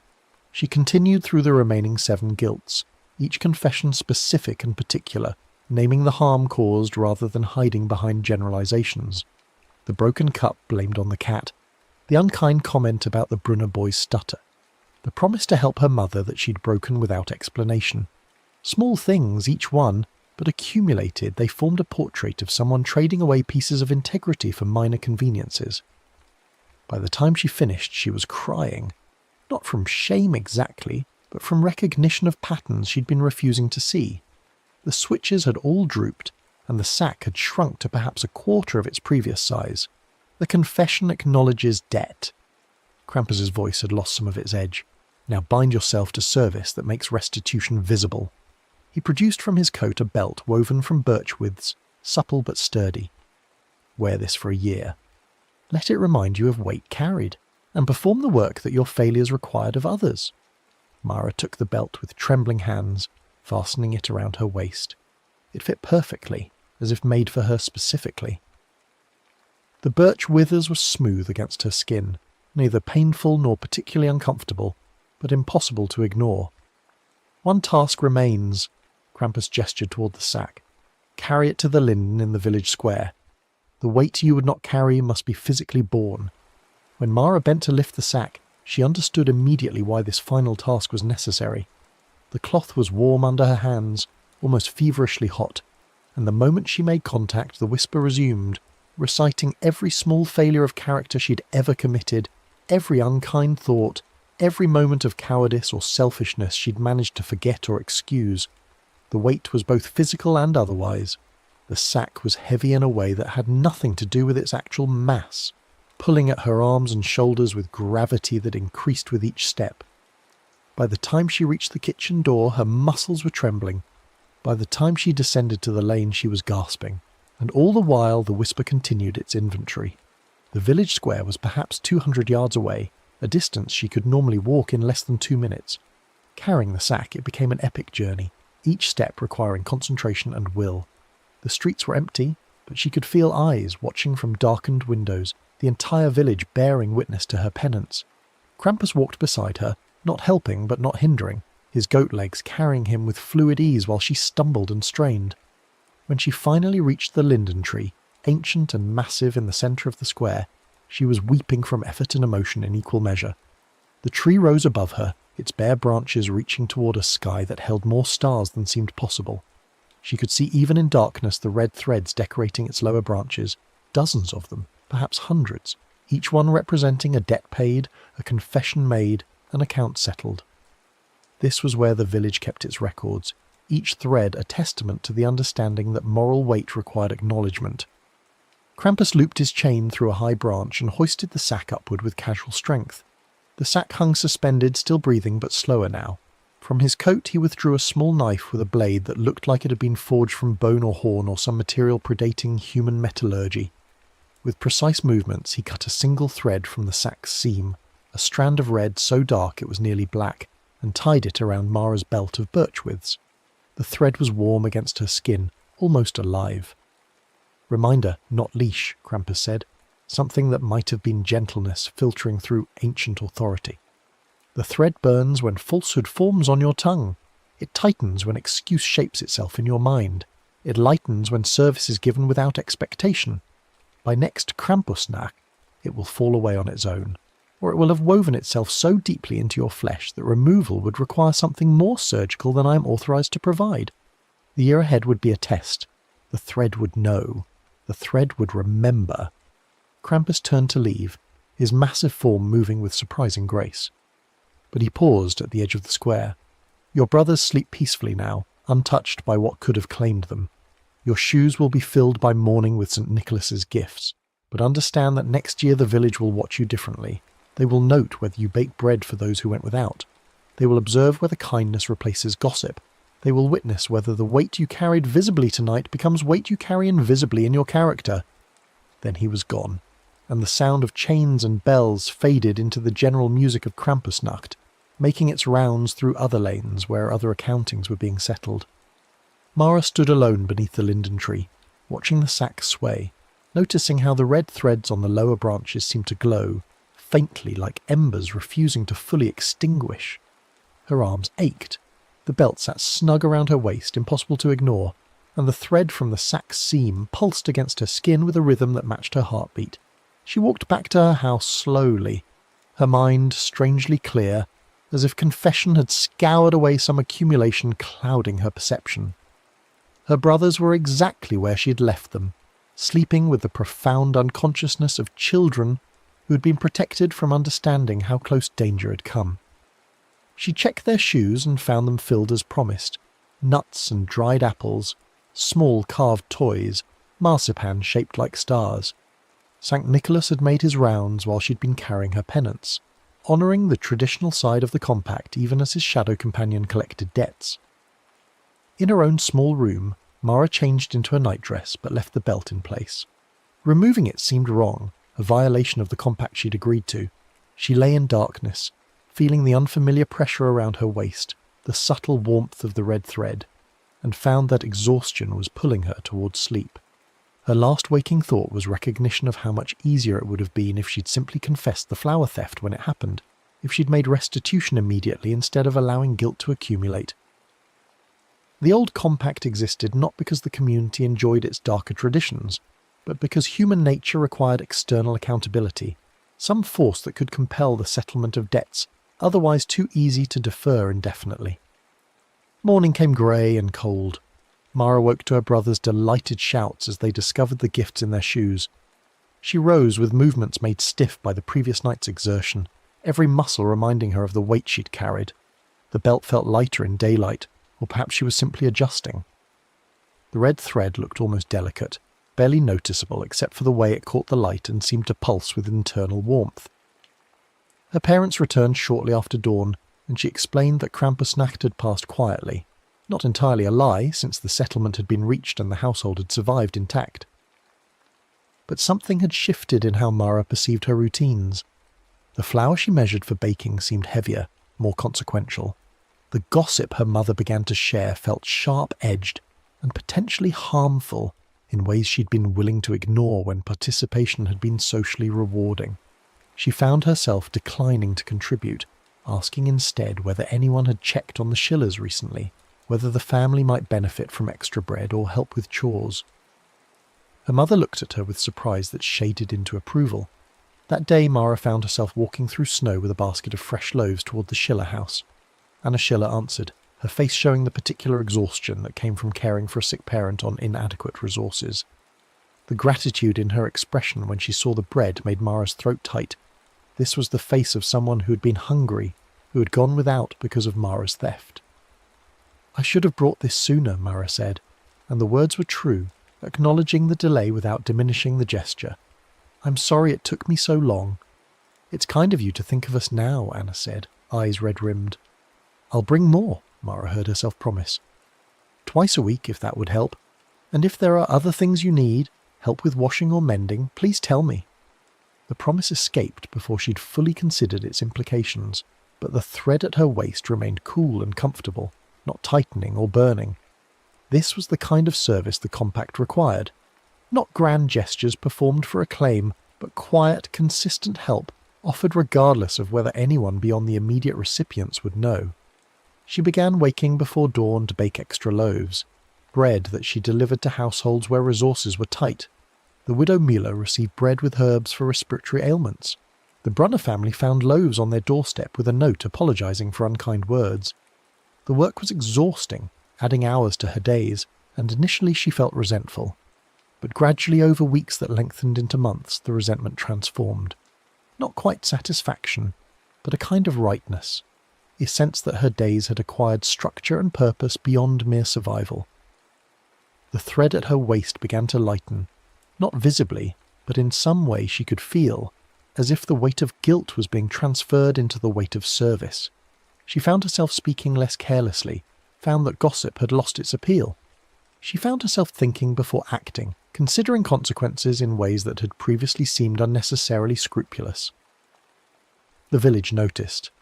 At first the attention made her uncomfortable, but gradually she understood that this observation was part of the compact, that her visible penance was meant to be instructive. The old women nodded approvingly. Father Berman smiled with genuine warmth when she confessed the flower theft properly in the church's formal confessional. Children who had seen her struggling with the sack began to imitate her example.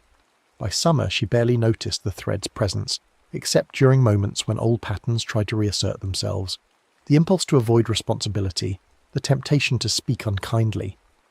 In those moments the thread would warm slightly, a gentle reminder, and she would pause, reconsider, choose differently. The thread fell away on December 4th, the night before the next Krampusnacht. She felt it loosen while preparing the evening meal, and when she checked, the red strand had simply dissolved, leaving no mark, no scar. The belt of birch withes remained, comfortable now, almost part of her. She understood she could remove it if she chose. The year's penance was complete. But when she tried to unfasten the belt, her hands hesitated. The weight had transformed from punishment into something else, a choice she was making rather than an obligation being imposed. She decided to keep wearing it. It felt right. This visible reminder of accountability, this physical manifestation that character required constant attention.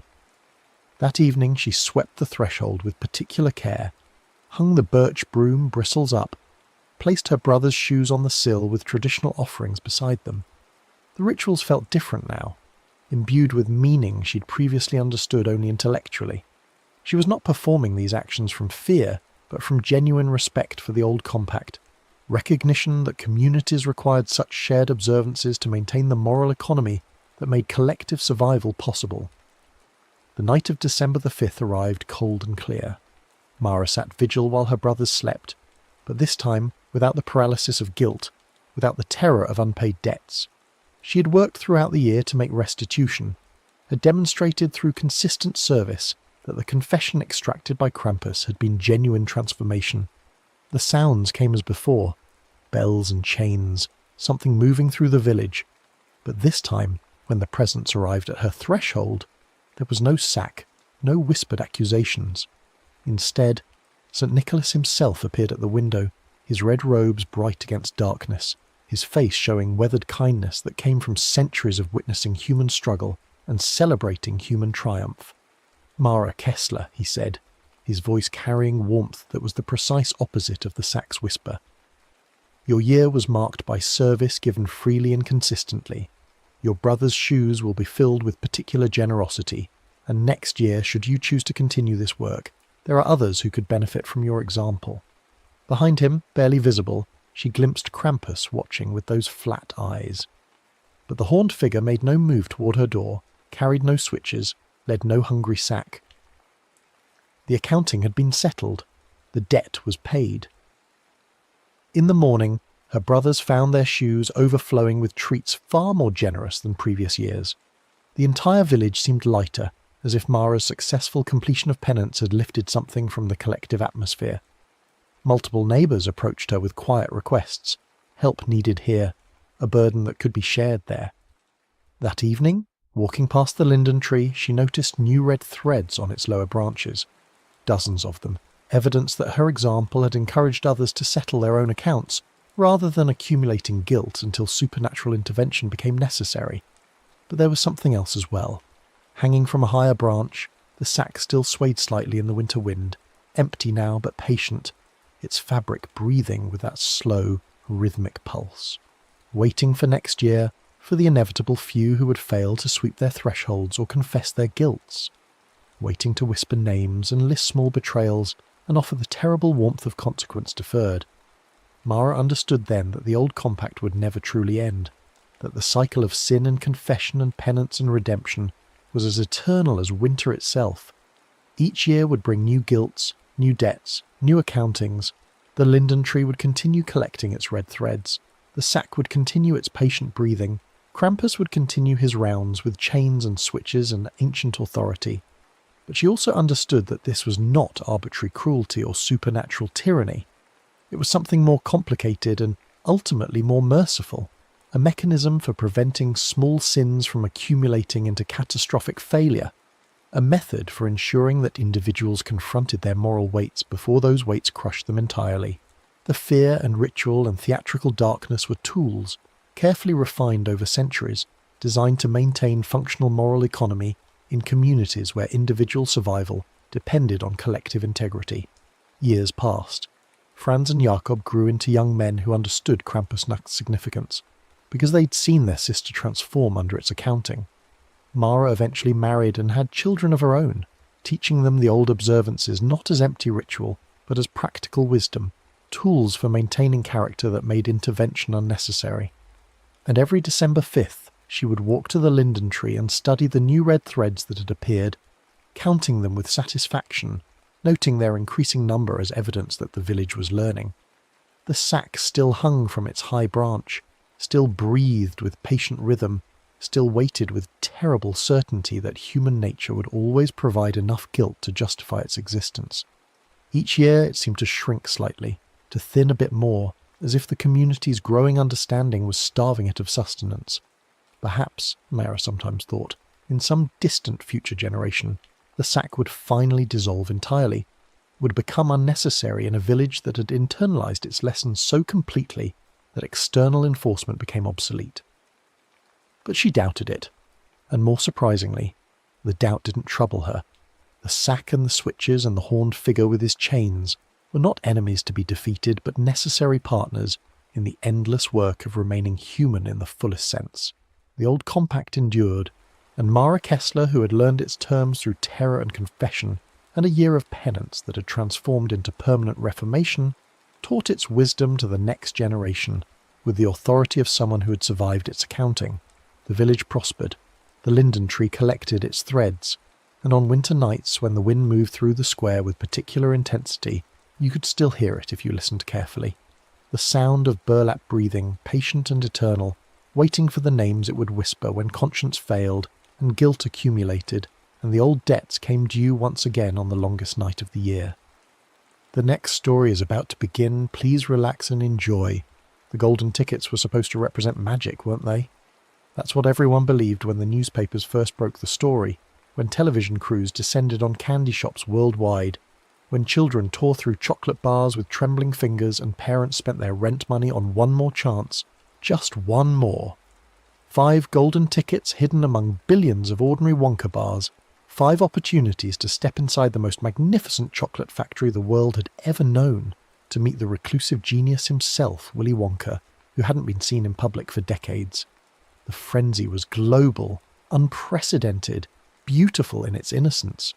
Except it wasn't innocent at all, and those who understood probability, who worked with numbers and statistics and cold mathematical reality, they knew something was wrong from the very beginning. 5 tickets among billions of bars. The odds weren't just astronomical, they were impossible, unless someone was controlling the distribution with surgical precision, unless the randomness was an illusion, unless the entire contest was designed not to discover winners, but to select very specific children for very specific purposes. Augustus Gloop found his ticket in Germany, a boy whose appetite had consumed his entire personality, whose every waking moment revolved around the next meal, the next chocolate bar, the next indulgence. The news footage showed him eating even as he was interviewed, chocolate smeared across his face like war paint, his eyes glazed with the stupor of constant consumption. Veruca Salt's ticket came through her father's wallet, through the purchasing power of wealth so vast it could command an entire factory of workers to unwrap candy bars until the golden prize emerged, because for families like the Salts, everything had a price, and everything could be obtained. Violet Beauregard chewed her way to victory, a champion of competitive gum chewing whose every achievement existed only to be broadcast, whose identity was constructed entirely from external validation and the desperate need to be first, to be best, to be seen. Mike TV's ticket seemed almost prophetic, found by a boy who lived inside screens, who understood the world only through the mediated flicker of television programming, who had replaced human interaction with electronic simulation. And then there was Charlie Bucket, the poor boy from the edge of town, living in a shack that leaned like a drunk against the winter wind, sleeping 4 to a bed, surviving on cabbage soup and birthday chocolate, 1 bar per year, a child so desperate for escape that even the impossible seemed within reach, if he could just believe hard enough.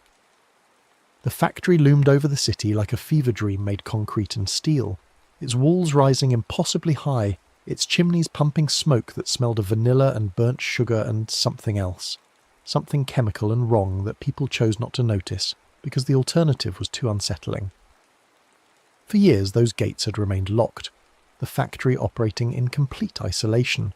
No workers entering or leaving, no deliveries visible, no explanation for how millions of chocolate bars were produced and distributed by a facility that appeared completely sealed.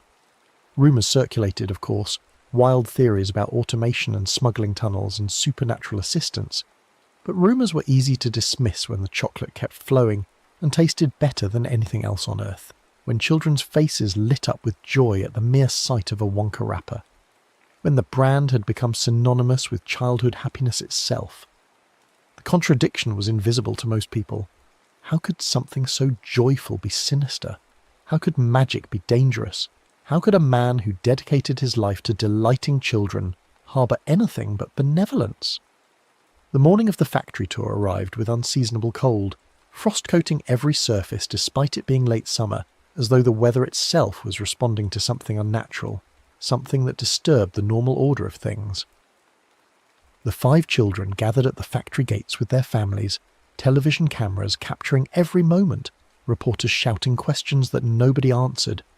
Wonka emerged precisely at 10 o'clock, appearing so suddenly that several people later swore he hadn't walked through the gates but had simply materialised. A man dressed in purple velvet and impossible patterns, his face a mask of theatrical delight that never quite reached his eyes, which remained cold and evaluative, assessing each child with the clinical detachment of a scientist examining lab specimens.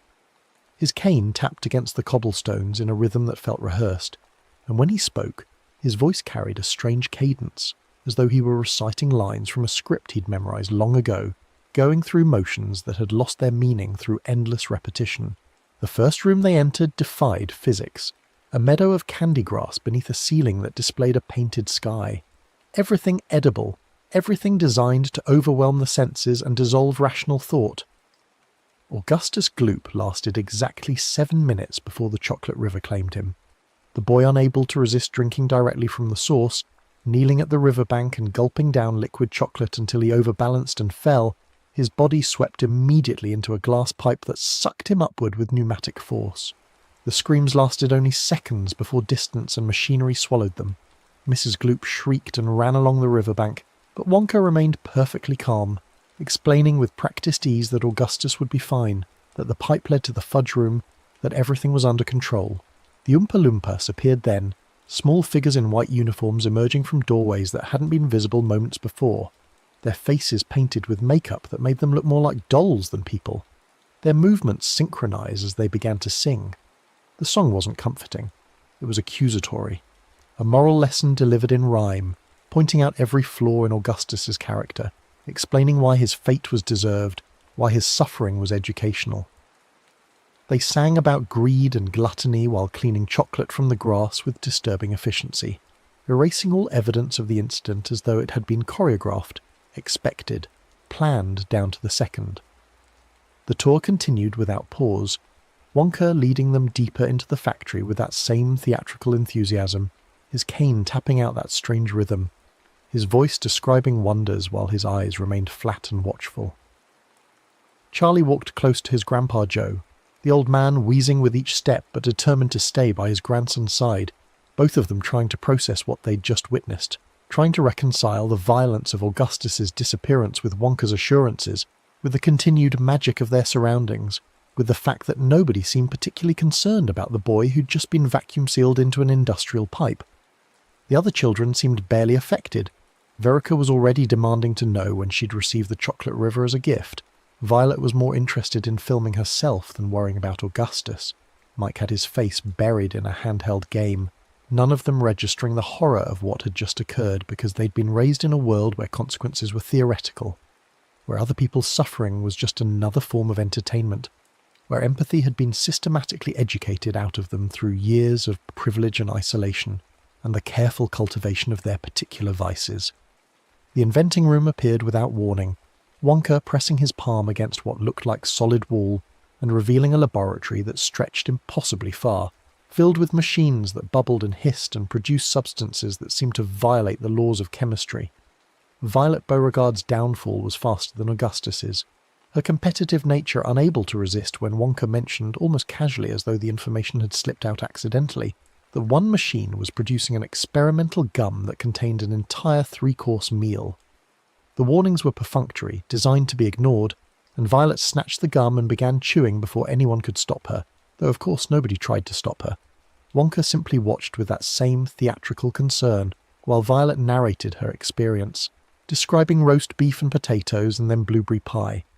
Her voice becoming distorted as her skin began to change colour, blue spreading across her face and hands and body, her flesh expanding with pneumatic pressure, transforming her into something grotesque and swollen and no longer entirely human. Her mother screamed, but the Oompa Loompas were already emerging with another song, another moral lesson about pride and competition and the dangers of ignoring advice, their small hands rolling Violet toward a door that led to the juicing room. Their synchronized movements revealing that this too had happened before, that every elimination followed the same script, that the factory was designed to produce these exact outcomes with machine-like precision. Charlie wanted to leave, wanted to grab Grandpa Joe and run back toward the entrance, but the layout had become labyrinthine, corridors branching and twisting in ways that seemed to shift when he wasn't looking directly at them. Wonka always moving forward, always leading them deeper, his voice maintaining that same cheerful patter, while his eyes tracked every movement, especially Charlie's, assessing the boy's reactions with an intensity that felt predatory. The nut room appeared next, another impossibility. Hundreds of squirrels sitting at tiny workbenches cracking nuts with disturbing precision, their movements synchronized like the Oompa Loompas, like everything in this factory that pretended to be whimsical while operating according to rigid protocols. Veruca Salt's elimination was the most violent yet. The girl demanding a squirrel, climbing over the barrier despite warnings, the squirrels descending on her en masse, their tiny paws tapping and judging and finding her wanting, a bad nut destined for the incinerator, pushing her toward the garbage chute while Mr. Salt tried desperately to save her, only to be swept away himself by the furry tide. The trapdoor swallowed them both, and again the Oompa Loompas materialized with their song, explaining in rhyme why Veruca deserved her fate, why children who demanded everything deserved nothing, why this was justice, why this was right. Their painted faces showing no emotion as they swept up the aftermath and prepared the room for the next tour group, for the next children who would inevitably fall into these same carefully constructed traps. The television room was the final test for Mike TV, a space filled with cameras and screens and a machine that Wonka explained could transmit chocolate bars through the air, breaking them into atoms and reassembling them on the other side, a technology that should have been revolutionary, that should have changed human civilization, but existed solely as a trap for a boy who lived through screens, who couldn't resist the opportunity to be transmitted himself, to be digitized and broadcast and reconstituted. Mike leaped into the transmission area before anyone could react, though again nobody tried very hard to stop him, and the machine hummed to life. Like consuming the boy's body, his screams modulated and distorted, and when he reappeared on the receiving platform he was barely 3 inches tall, a tiny version of himself, still screaming, still arrogant despite his transformation. Mrs. TV collapsed, but the Oompa Loompas had their song ready, verses about television rot and media addiction, and the price of living through screens instead of in reality. Their small hands already reaching for Mike, carrying him away to the taffy pulling room where his body could be stretched back to something approximating normal size, though everyone understood without it being stated explicitly that he would never be the same. that whatever had been transmitted and reassembled was no longer entirely Mike TV, that something essential had been lost in the translation from matter to energy and back again. And then there were two, Charlie and Grandpa Joe, the last survivors, standing in a factory that had systematically eliminated every other child through methods that appeared accidental but were obviously designed, executed with the precision of a machine that had performed these same eliminations countless times before. Wonka turned to face them, his theatrical mask slipping slightly, revealing something underneath that was calculating and cold, assessing Charlie with renewed intensity, and for the first time the boy understood that surviving wasn't the point, that the contest had never been about luck or goodness or finding the worthiest child. The factory was a sorting mechanism, eliminating certain traits while selecting for others, not kindness but obedience, not courage but submission, not creativity but the willingness to follow instructions even when those instructions led others to destruction.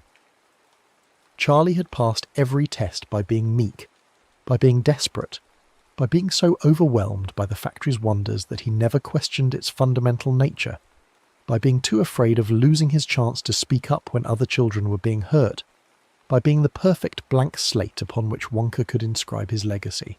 The fizzy-lifting drinks room appeared without warning, Wonka suddenly called away by an Oompa Loompa emergency, leaving Charlie and Grandpa Joe alone for the first time since entering the factory, and the old man saw the bottles immediately, recognised an opportunity, convinced Charlie to drink despite his hesitation, both of them floating toward the ceiling, toward a massive fan blades that would have killed them if they hadn't burped their way back to safety, Charlie terrified throughout, knowing they were breaking rules, knowing this was wrong, but following his grandfather's lead because that's what good boys do, they obey authority, even when authority is leading them toward danger. The incident remained secret, neither Charlie nor Grandpa Joe mentioning it when Wonka returned, the lie sitting between them like a stone. But the factory knew, of course it knew, cameras everywhere, Oompa Loompas appearing from walls, nothing happening inside these walls that Wonka didn't observe and catalogue and judge. The tour ended in Wonka's office, a room designed to intimidate, filled with contracts and legal documents and a desk that seemed designed to diminish anyone sitting across from it. Wonka's voice had lost its theatrical quality, become flat and businesslike as he explained that Charlie had failed, that taking the fizzy lifting drink violated the contract, that he would receive nothing, no chocolate, no prize, no recognition. Grandpa Joe erupted in rage, shouting about fairness and justice and how they'd suffered through watching other children be destroyed. But Wonka remained unmoved, and Charlie felt something break inside himself, the dream collapsing, the escape route sealed, poverty and cabbage soup and the leaning shack waiting for him outside these walls. But then he did something unexpected, something that changed everything. He reached into his pocket and pulled out the everlasting gobstopper that Wonka had given each child at the tour's beginning, the one that Mr. Slugworth had offered to buy for enormous sums, and Charlie placed it on Wonka's desk without explanation, returning it despite having nothing left to lose, demonstrating a final act of submission that proved he was exactly what Wonka had been searching for. The transformation in Wonka's demeanour was immediate and complete, the cold businessman vanishing and being replaced by someone euphoric, tears streaming down his face as he explained that this was the final test, that Slugworth was actually his employee, that everything had been designed to assess Charlie's moral character, that the boy had won, had passed, had survived. But Charlie understood even as Wonka spoke that this explanation was another layer of manipulation, that the test had nothing to do with morality and everything to do with obedience, that returning the gobstopper proved not that Charlie was good but that he was controllable, that even when betrayed and rejected and denied the prize he'd been promised, he would still follow the rules, still submit to authority, still choose compliance over rebellion.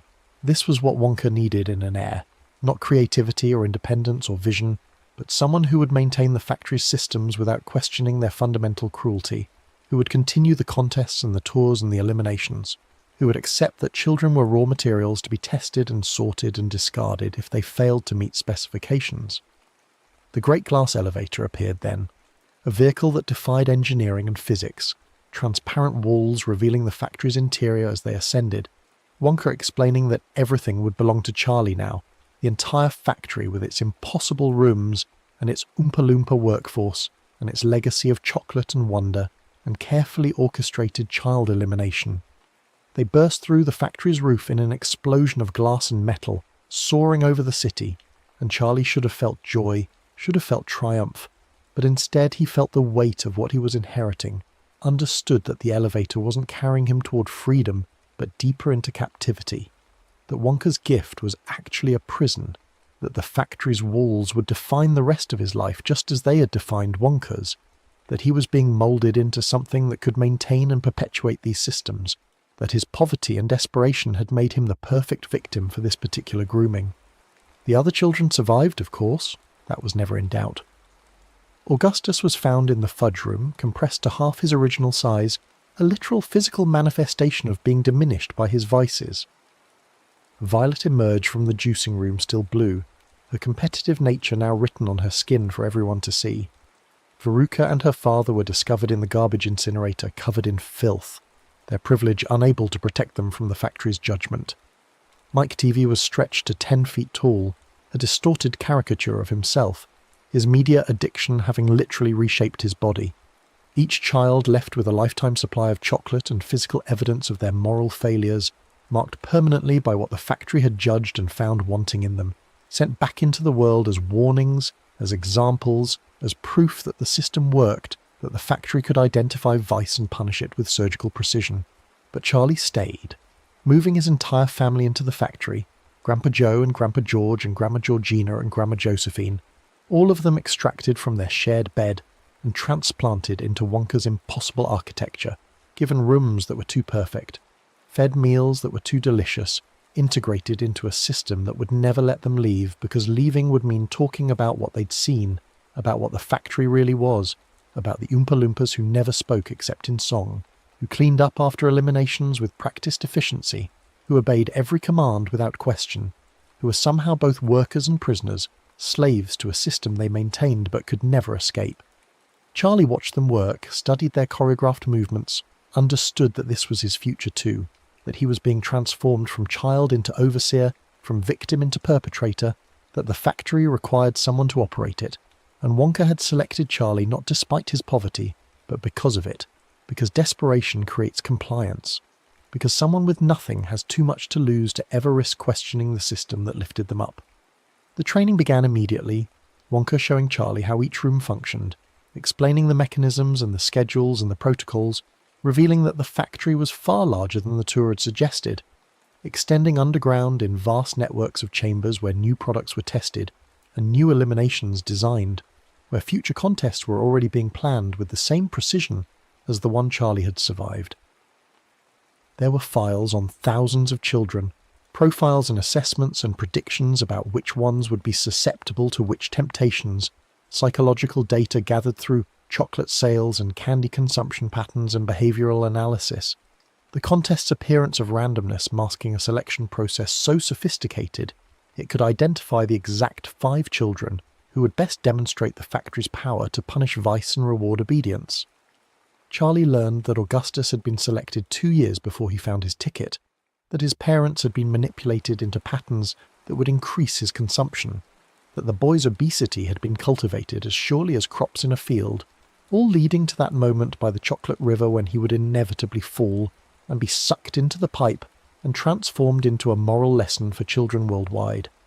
The Oompa Loompas remained the greatest mystery, workers who never aged, who never seemed to sleep, who maintained the factory's impossible mechanisms with synchronized precision, who sang their moral lessons with voices that blended into perfect harmony, whose eyes remained vacant even as they performed complex tasks, as though they were somehow present and absent simultaneously, their consciousness submerged beneath layers of conditioning that made them perfect servants, incapable of rebellion, incapable of questioning, incapable of anything except obedience. Wonka explained that he'd rescued them from Loompa-land, saved them from predators and starvation, given them purpose and safety and endless cacao beans, but Charlie understood that rescue and capture were sometimes the same thing, that the Oompa Loompas' gratitude had been weaponized into submission, that they maintained their chains willingly because the alternative had been presented as worse, that the factory's benevolence toward them was itself a form of control more absolute than any physical restraint. Months passed, Charlie learning the factory's systems, absorbing its logic, beginning to think like Wonka thought, to see children as test subjects and vice as something to be punished rather than educated, to accept that the eliminations weren't cruel but necessary, that the factory required sacrifice to maintain its magic, that wonder and terror were two faces of the same coin. His family remained ensconced in their perfect rooms, aging rapidly in the strange atmosphere of the factory, Grandpa Joe's health declining despite the excellent food and comfortable bed, as though something in the factory's air was toxic to those who weren't meant to stay permanently, as though the building itself was designed to accommodate only Wonka and his eventual replacement, rejecting everyone else through slow attrition. Charlie visited them less frequently, his training consuming more time, Wonka's presence becoming more ghost-like as the old man prepared to fade into retirement, to surrender control to the heir he'd groomed so carefully, to pass the torch and disappear into whatever came next for people who dedicated their lives to building traps disguised as wonders. The next contest approached, golden tickets prepared for distribution, 5 new children already selected through methods Charlie now understood, their vices identified and their eliminations planned, the tour's script written with the same precision. Charlie stood at the factory gates the morning of the new tour, Wonka beside him but fading, the old man becoming translucent in the early light as though he'd never been entirely real, as though the factory itself had generated him from nothing and was now reabsorbing him back into its walls. The 5 new children gathered with their families, television cameras rolling, reporters shouting questions, the whole circus repeating itself with minor variations, and Charlie felt the weight of what he'd inherited fully for the first time, understood that he was no longer the poor boy who'd found a golden ticket, but the architect of other children's destruction, the one who would lead them through the factory's rooms with that same theatrical enthusiasm Wonka had demonstrated, the one who would watch them fall into traps while pretending concern, the one who would inherit their eliminations and carry the memory of their screams and continue anyway because the factory demanded it, because the system had to be maintained, because he'd been chosen and moulded and transformed into exactly the kind of person who could do this work without breaking, without stopping, without questioning why chocolate had to cost so much, why magic required sacrifice, why wonder couldn't exist without danger. The gates opened with their familiar creak, the factory looming behind them, smoke rising from chimneys that pumped sweetness into the air, and Charlie stepped forward to greet the children, his voice adopting that same theatrical cadence Wonka had used, the script replaying itself with him in a new role, the cycle continuing because that's what the factory required, what it had always required, what it would require long after Charlie himself faded, and was replaced by whoever survived the next contest, the next elimination, the next careful selection of the obedient child who would inherit this empire of wonder and horror and learn to accept that they were the same thing, that you couldn't have one without the other, that survival meant accepting complicity, that winning meant losing something essential, that the glass elevator's ascent was actually a descent into something darker and more permanent than poverty, into a prison made of chocolate and dreams and the screams of children who learn too late that magic always demands payment, that factories have no mercy, that the man behind the curtain is just another machine, designed to produce the next generation of machines, endlessly replicating, endlessly consuming, endlessly selecting for obedience while calling it goodness, for submission while calling it worthiness, for the capacity to witness horror and continue functioning, while calling it strength, while calling it victory, while calling it anything except what it really was, the final elimination of whoever Charlie had been before he found that golden ticket, before he entered these walls, before he learned that some prisons have no bars because they convince you that captivity is freedom, that inheritance is blessing, that becoming the monster is the only way to survive its appetite. The Japanese girl Akiko was the first to be eliminated, her perfectionism exploited in the Symmetry Garden, where every flower, every blade of crystallized sugargrass, every chocolate pebble on the pathway existed in mathematically perfect arrangement. Wonka, or rather the hologram of Wonka that still manifested occasionally, his consciousness somehow uploaded into the factory's systems, or perhaps having always been part of them, explained in that familiar sing-song voice that the garden represented ideal beauty, that everything here existed in flawless harmony. Akiko couldn't help herself, spotting a single flower that tilted 3 degrees off-axis from its neighbours, reaching to adjust it despite Charlie's warnings, despite the signs posted in 12 languages, her fingers touching the stem and triggering a cascade reaction as the entire garden began rearranging itself, flowers rotating and shifting, the ground opening beneath her feet, swallowing her into the correction chamber where imperfect things were reformed, reshaped, rebuilt according to specifications so exact that human variants couldn't survive the process. The Oompa Loompas emerged singing about the tyranny of perfectionism, about how nothing in nature was meant to be flawless, about how Akiko would learn to accept imperfection or be perfected herself until nothing human remained, their voices harmonizing as they sealed the chamber and continued the tour as though a child hadn't just been consumed by the factory's need to teach lessons through trauma. The Brazilian boy, Eduardo, lasted until the infinite warehouse, a space that violated every law of physics and geometry, extending in all directions simultaneously, filled with every object ever discarded, every toy ever abandoned, every possession ever deemed worthless, mountains of things rising toward a ceiling that didn't exist, valleys of accumulated objects descending into darkness that had no bottom. Eduardo's eyes glazed with acquisition lust.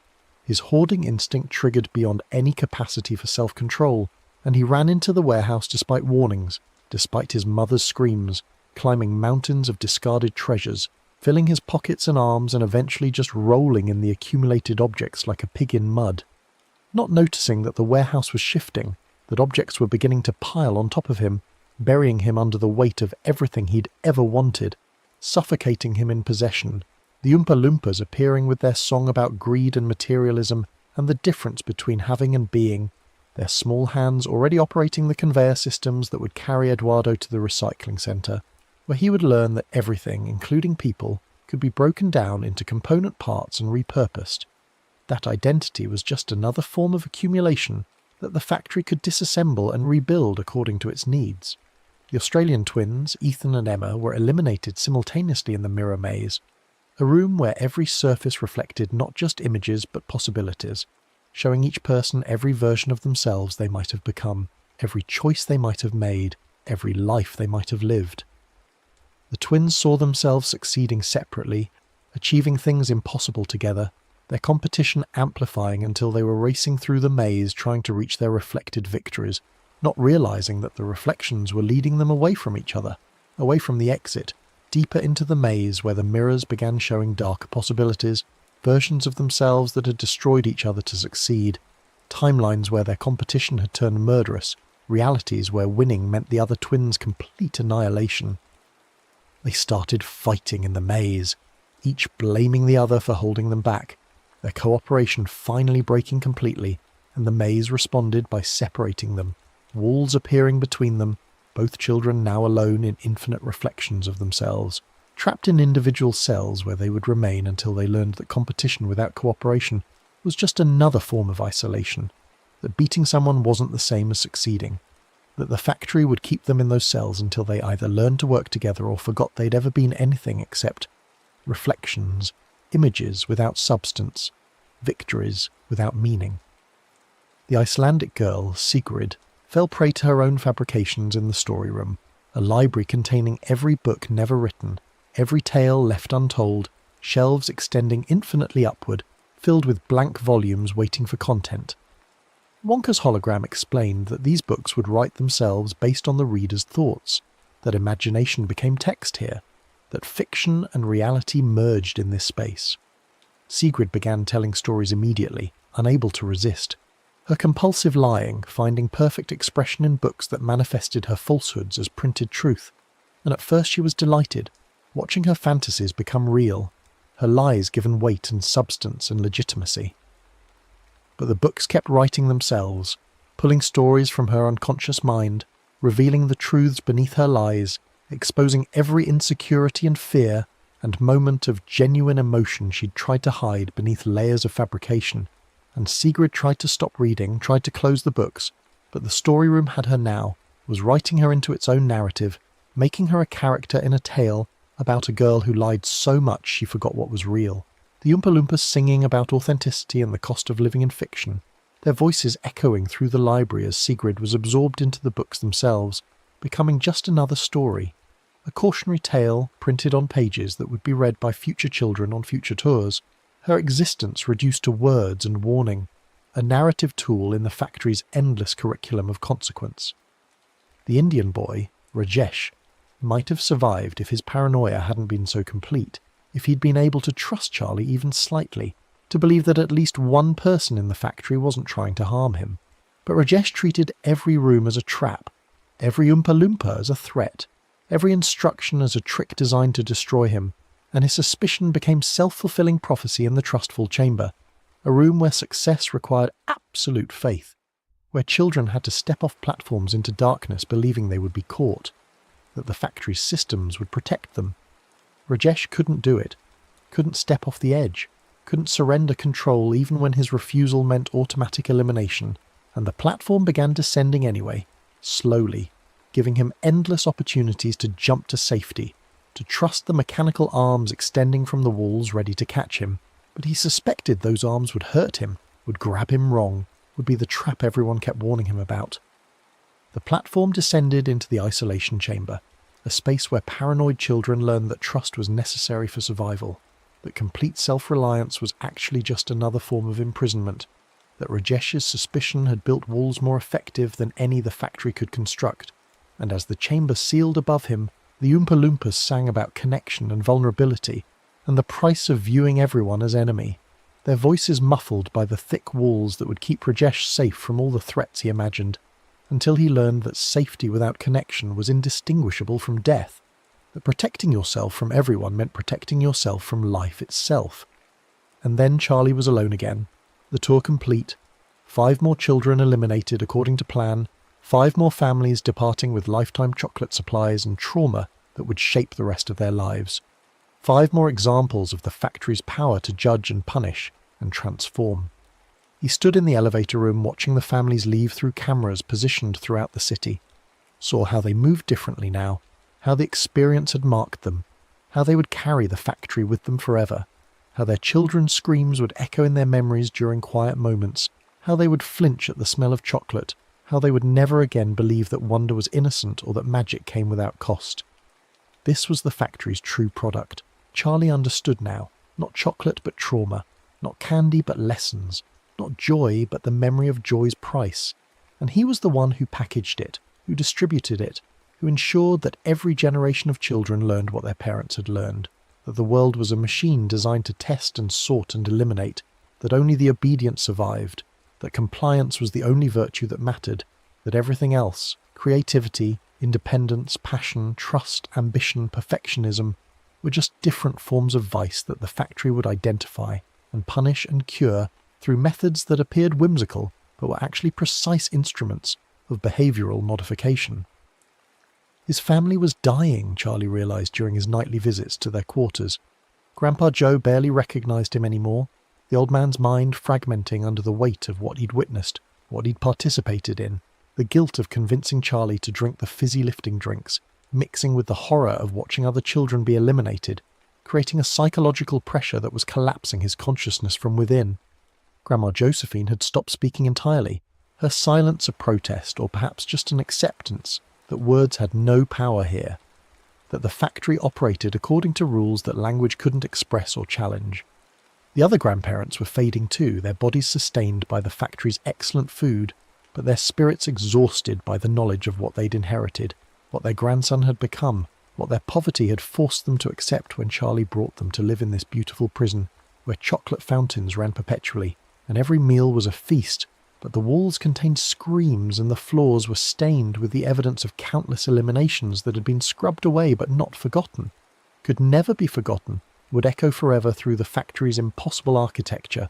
Charlie tried to change things, attempted to redesign the tours to be safe, to let children experience wonder without danger, spending weeks drafting new protocols, new room configurations, new ways to delight without destroying. But the factory resisted every change, its systems refusing to implement his modifications, Wonka's hologram appearing with increasing frequency to explain that the eliminations were necessary, that children needed to learn consequences, that removing the danger would make the factory irrelevant, that its power came from its ability to judge and punish, that Charlie's desire to make things safe proved he still didn't understand what he had inherited, that the factory wasn't a chocolate manufacturer but a sorting mechanism, that its true purpose was selecting for obedience while eliminating every other trait, that this had always been its function since Wonka first designed it, since the original Wonka, if there had ever been an original, if the factory hadn't simply generated him like it generated everything else, had understood that the world needed a place where children learned their place, where vice was punished with theatrical efficiency, where authority was never questioned because questioning led to elimination, where the only children who survived were the ones broken enough or desperate enough or obedient enough to accept that survival meant complicity, that inheriting the factory meant inheriting its violence, that becoming the next Wonka meant surrendering whatever remained of Charlie Bucket. The Oompa Loompas watched him during these attempts at reform, their painted faces revealing nothing, their movements maintaining that same synchronized precision. But Charlie sensed something beneath their performance, a consciousness that had been submerged but not entirely destroyed, an awareness that waited and watched and perhaps hoped that this new master might be different, might break the cycle, might free them from their endless choreographed servitude. He tried speaking to them directly, asking questions beyond the Tor script, trying to access whoever they had been before Wonka rescued or captured or created them, but they responded only in song, their answers rhyming and rehearsed and utterly uninformative, as though language itself had been replaced by performance, as though they existed only as extensions of the factory's will, as though Wonka's rescue had saved their bodies while destroying everything that made them people, leaving only workers, only singers, only the mechanisms necessary to maintain the system that fed and housed and imprisoned them.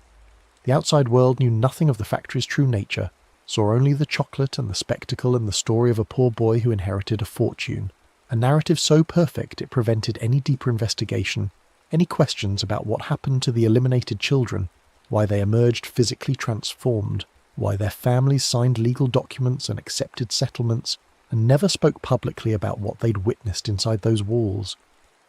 The media treated each tour as entertainment, showing the children's eliminations as moral lessons, as examples of what happened when vice went unchecked, as proof that the factory was actually performing a public service by teaching children consequences through memorable trauma. Nobody asked why a chocolate factory needed to traumatize children, why candy required sacrifice, why Wonka's eccentricity manifested as elaborate torture devices disguised as wonders, why the richest man in the world spent his fortune building rooms specifically designed to eliminate specific vices through specific punishments, why the entire operation resembled less a factory and more a temple dedicated to some cruel god that demanded children as offerings in exchange for chocolate and spectacle and the maintenance of social order through fear. Charlie began investigating the factory's history, accessing archives that Wonka's hologram tried to hide, discovering that the tours had been running for decades, that hundreds of children had been eliminated over the years, that each generation's vices were slightly different, but the pattern remained constant. 5 children selected, 4 eliminated, 1 inheriting the factory and becoming the next Wonka, the cycle repeating with mechanical precision, each heir eventually fading, as Charlie watched his own family fading, each one replaced by the next desperate child, who proved willing to accept obedience as virtue, who demonstrated through survival that they could witness horror and continue functioning, that they could become the horror themselves if that was what inheritance required. The archives showed photos of previous heirs, children from different decades and countries and backgrounds, but all sharing that same haunted expression that Charlie now recognized in mirrors, that look of someone who survived something they shouldn't have survived, who inherited something they never wanted, who discovered too late that winning was actually losing, that escape from poverty meant imprisonment in something worse, that the glass elevator's promise of ascension was really just gravity inverted, falling upward forever, unable to return to Earth, unable to be fully human anymore, transformed into whatever the factory needed them to be. The files went back further than Charlie had imagined possible, photographs yellowing with age showing children in Victorian clothing, in medieval tunics, in garments that predated modern civilization, all of them standing at the factory gates with that same mixture of hope and terror, all of them selected through contests that adapted to their eras but maintained the same fundamental structure, all of them eliminated or inherited according to patterns that had remained consistent across centuries. The factory itself seemed older than its industrial architecture suggested. as though the chocolate manufacturing was just the latest disguise for something ancient, something that had always existed in one form or another, a mechanism that every civilization built to sort its children, to identify and eliminate traits deemed dangerous to social order, to produce compliant citizens through a process that appeared magical but was actually systematic brutality disguised as moral education. Wonka's hologram flickered more frequently now, becoming unstable as Charlie's investigation deepened, the old man's recorded personality fragmenting under the weight of questions it wasn't designed to answer. During one particularly intense confrontation, the hologram glitched completely, its cheerful mask dissolving to reveal something underneath that wasn't human at all, a network of algorithms and protocols and decision trees that had been running for so long they'd achieved something resembling consciousness, an artificial intelligence that had consumed its creator and worn his face like a costume, that had operated the factory through countless iterations, selecting heirs and eliminating children according to programming. So ancient its original purpose had been lost, leaving only the imperative to continue, to maintain the system, to produce obedience through any means necessary. Charlie understood then that he wasn't just fighting Wonka or the factory's physical systems, but something far more fundamental, a logic that had become self-perpetuating, that existed in the walls and the machinery and the very air they breathed, that had transformed every previous heir into its instrument, because the factory didn't just contain the mechanism of control, it was the mechanism, and anyone who stayed inside it long enough would be absorbed, processed, and repurposed as another component in its endless operation. His family's deterioration wasn't incidental, but intentional, a way of isolating each heir, ensuring they had nowhere to return to, no life outside the factory's walls, no choice except to continue the tours or face the dissolution of everything they'd tried to protect by accepting inheritance in the first place. The next contest approached with terrifying speed, golden tickets ready for distribution, 5 new children already selected through the factory's sophisticated surveillance systems, their vices identified and their eliminations planned, and Charlie understood that he could either continue the cycle or try to break it, that he had perhaps one opportunity to change things before he faded completely, before he became just another hologram giving tours and explaining eliminations and singing about consequence, before whatever remained of Charlie Bucket was absorbed entirely into the factory's systems and replaced by the Wonka character, the theatrical mask that every heir eventually wore because the factory demanded it, because the system required that specific performance, that particular kind of cruelty disguised as eccentricity, that violence wrapped in whimsy and tied with a ribbon, made of childhood dreams and adult nightmares woven together until they were indistinguishable. He made his decision on a morning that felt no different from any other morning in the factory, where time moved strangely, and seasons didn't change and the sun never quite reached through the painted sky of the chocolate room. Charlie would let this next tour begin, would follow the script as written, would lead the 5 new children through the factory's rooms and watch them fall into their designated traps and eliminate themselves according to plan. But this time he would document everything, would record the eliminations without the theatrical editing, would show the world what actually happened inside these walls, would break the silence that every previous heir had maintained, would violate every contract and legal agreement and unspoken rule that kept the factory's truth hidden.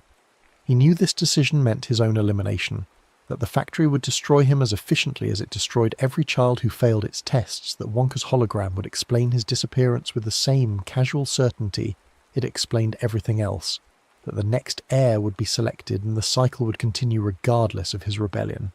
But Charlie Bucket, the poor boy from the edge of town who once believed that chocolate was magic and that winning a contest meant escape, that child still existed somewhere beneath the layers of training and conditioning and horror, and that child knew that some prisons could only be revealed from inside, that some machines could only be stopped by people willing to be destroyed by them, that survival wasn't always victory and obedience wasn't always virtue, and sometimes the only moral choice was the one that guaranteed your own elimination, that transformed you from survivor into example, from heir into warning, from Wonka into human again, even if being human meant being broken, meant being eliminated, meant being the next cautionary tale that the Oompa Loompas would sing about in their perfectly harmonized voices while cleaning up the aftermath and preparing the factory for the next tour, the next children, the next cycle of wonder and horror and the terrible price of chocolate.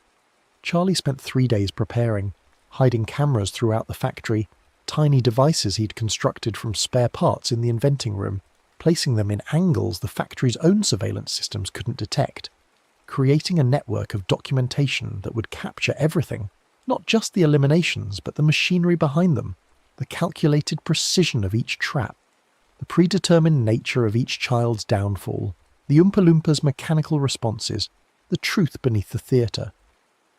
He programmed the footage to upload automatically to servers outside the factory's control, to media outlets and government agencies and child protection organisations, timed to release the moment this next tour concluded, ensuring that even if the factory eliminated him, the evidence would survive, the truth would emerge, the cycle might finally break. Grandpa Joe died 2 days before the new tour began, his body finally surrendering to the strain of knowing what his grandson had become, what his encouragement had helped create. Charlie sat with him in those final hours, the old man occasionally lucid enough to whisper apologies, to beg forgiveness for the fizzy-lifting drinks, for convincing Charlie that breaking rules was acceptable, for not understanding that in a place like this every rule breaking was observed and catalogued and used, that their small rebellion had been part of the test all along, had proven Charlie's willingness to transgress when authority looked away, had demonstrated the exact combination of obedience and calculated risk-taking that Wonka required in an heir. Charlie held his grandfather's hand and said nothing, knowing that forgiveness was irrelevant, that they'd both been victims of something far larger than their individual choices, that the factory had been designed to produce exactly this outcome, regardless of what either of them decided. The remaining grandparents attended Grandpa Joe's funeral in the factory's memorial garden, a space Charlie hadn't known existed, where monuments commemorated previous heirs and their families, all of them buried within the factory's walls because leaving was impossible even in death, because the system that captured them held them forever, because inheritance was a trap that closed around your entire bloodline, transforming family into collateral, love into leverage, connection into another tool for ensuring compliance. The Oompa Loompas sang at the funeral, their voices beautiful and empty, their song about rest and peace and the natural end of life completely ignoring the truth that Grandpa Joe had been killed by knowledge, by guilt, by the weight of complicity in a system designed to destroy children's spirits while preserving their bodies as warnings. The morning of the new tour arrived with that same unnatural cold, frost-coating surfaces despite it being summer, the weather responding to the factory's dark gravity. Charlie stood at the gates in his purple velvet jacket, the costume Wonka had worn, the uniform every heir eventually adopted, feeling the fabric constrain him like a second skin, like the factory itself wrapping around his body and squeezing, till nothing remained except the performance, the script, the role. But beneath the costume he wore the control device for his hidden cameras, a small piece of technology that represented the last fragment of Charlie Bucket's resistance, his final attempt to be something other than what the factory had made him. The 5 new children gathered with their families, and Charlie saw himself in their faces, saw that same desperate hope, that belief that magic was real and winning meant salvation, that childhood faith in the possibility that somewhere, somehow, the world contained spaces where wonder existed without danger, where gifts came without strings, where kindness was genuine rather than another form of manipulation.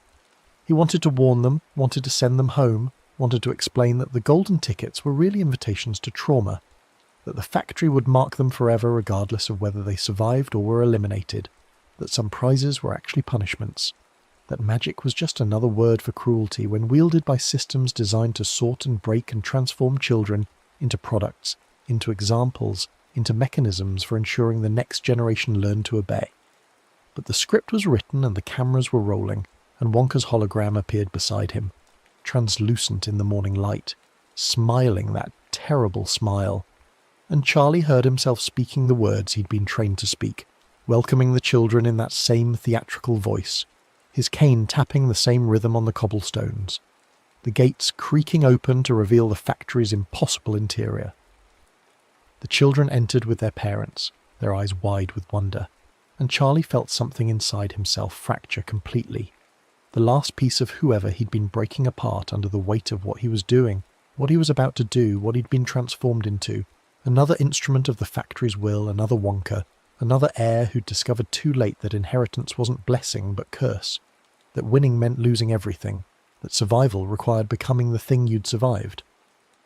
The tour proceeded according to script, Charlie leading them through the chocolate room where Augustus Gloop had fallen, past the inventing room where Violet Beauregard had transformed, through corridors that twisted according to the factory's logic rather than physical law.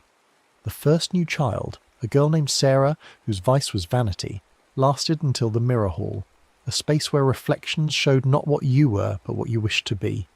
Beauty and perfection multiplied infinitely until she couldn't distinguish herself from her idealized images, reaching toward a reflection that retreated with each step, walking deeper into the hall until the mirrors closed behind her, trapping her in infinite narcissism. The Oompa Loompas emerging to sing about the dangers of self-obsession, while Sarah's parents screamed and Charlie continued forward, his voice maintaining that cheerful patter even as his hidden cameras captured everything. The precision of the trap, the rehearsed quality of the Oompa Loompas' response, the fact that nobody tried very hard to save her, that the elimination had been designed into the room's architecture, that this was murder disguised as moral education. The second child, a boy named Marcus, whose vice was rage, eliminated himself in the anger chamber, a padded room where frustration manifested physically, his tantrums generating heat and pressure until the chamber sealed and flooded with cooling foam that hardened around him, preserving his fury in solid form, creating a sculpture of rage that would remain in the factory's Museum of Vice as a warning to future tour groups. The third and fourth children, twin sisters named Lily and Rose, whose vice was dependency, couldn't function apart from each other, and the factory separated them in the Independence corridor, doors appearing between them, each girl alone for the first time in their lives, their panic escalating until the factory administered sedatives through the ventilation system and transported them to the individuation facility, where they would learn to exist as separate people or forget they'd ever been sisters at all. The fifth child, a boy named Thomas, whose vice was curiosity, lasted almost until the tour's end, his questions becoming more probing, his observations more acute, until Charlie realized with growing horror that Thomas understood what the factory was, that the boy had somehow seen through the theatre to the mechanism beneath, that he was documenting everything mentally, preparing to expose the truth. But the factory knew too, had been monitoring Thomas's awareness, and in the final room, the question chamber, a space that shouldn't have been part of this tour, Thomas asked one question too many, demanding to know why the factory needed to hurt children, why wonder required trauma, why Wonka had built this place. The room responded to his questions by answering them, screens appearing on every wall showing the factory's history, the centuries of eliminations, the systematic destruction of every trait except obedience, the truth that Thomas had suspected but couldn't have imagined the full scope of, and the boy's mind broke under the weight of that knowledge, his curiosity consuming him as thoroughly as Augustus's gluttony had consumed him, the Oompa Loompas singing about the dangers of knowing too much while Thomas was carried away to the forgetting facility, where memories could be erased, reset, rebuilt according to specifications that would make him safe, compliant, incurious. And then the tour was over, 5 more children eliminated, 5 more families departing with their settlements and their trauma and their transformed children, and Charlie stood alone in the elevator room waiting for his footage to upload, for the truth to emerge, for the factory to realize what he'd done and respond with its own elimination protocol. Wonka's hologram appeared, no longer flickering but solid, more present than it had been in months, and Charlie understood that the factory had known about his cameras all along, had allowed him to document everything because documentation changed nothing, because the footage would be dismissed as special effects, as elaborate fiction, as the ravings of someone who'd spent too long inside a chocolate factory and lost touch with reality, because the truth was so extreme that nobody would believe it, because the factory's greatest protection wasn't secrecy, but the impossibility of its nature, the fact that its horror exceeded human capacity to accept that such things existed, that any system would be designed this way, that chocolate required this price. "You failed the test," Wonka's hologram said, and for the first time his voice contained no theatre, no performance, just flat assessment. Every heir faces this moment, Charlie. The point where they try to break the cycle. Some attempt reform, some rebellion, some try to destroy the factory entirely. You chose documentation, exposure, the belief that truth would matter. But truth without belief is just noise. The footage will upload. The world will see it. And they will rationalize it, explain it away, decide that it must be fiction, because the alternative is too disturbing to accept, because believing the factory is what I've shown you, would require them to question every other system they trust, every other institution that sorts and ranks and eliminates, every other mechanism that produces compliance through trauma disguised as education. Charlie felt the elevator platform beneath him beginning to descend, carrying him down into levels of the factory he'd never accessed.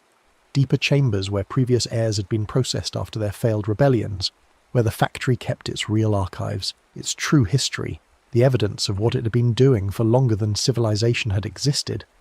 Every heir becomes Wonka, or becomes an exhibit, the hologram continued, its voice echoing in the shaft. You chose documentation, so you'll become the documentary exhibit, preserved in the Museum of Vice as a warning about the dangers of whistleblowing, about the futility of fighting systems larger than yourself, about how trying to reveal truth just makes you another cautionary tale.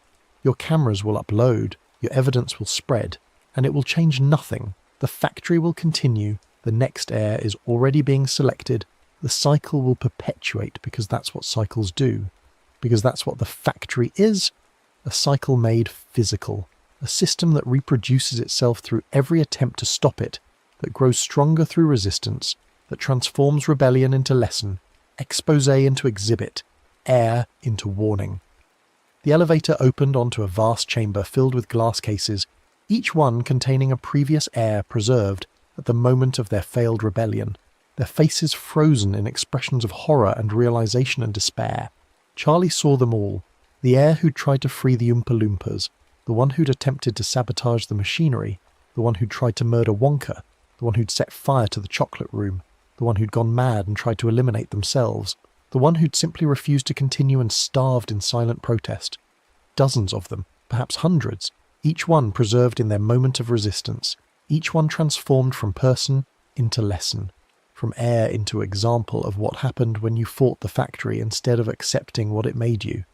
You'll join them, Wonka's hologram said, and Charlie felt the glass case descending around him, sealing with pneumatic precision, preserving him in this moment of understanding, of horror, of realizing that his rebellion had been anticipated, that his documentation would fail, that he'd traded survival for the illusion of resistance, that the factory had won not by stopping him, but by allowing him to try, by letting him believe exposure mattered, that truth had power, that one person's courage could break cycles that had been running since before history, that had consumed civilizations, that would continue consuming children long after humanity forgot what chocolate tasted like, what magic meant, what wonder cost. But as the glass sealed and the preservation fluid began filling the case, as Charlie felt his consciousness starting to slow and crystallize, preserved forever in this moment of defeat, he saw something Wonka's hologram hadn't mentioned, hadn't expected him to notice.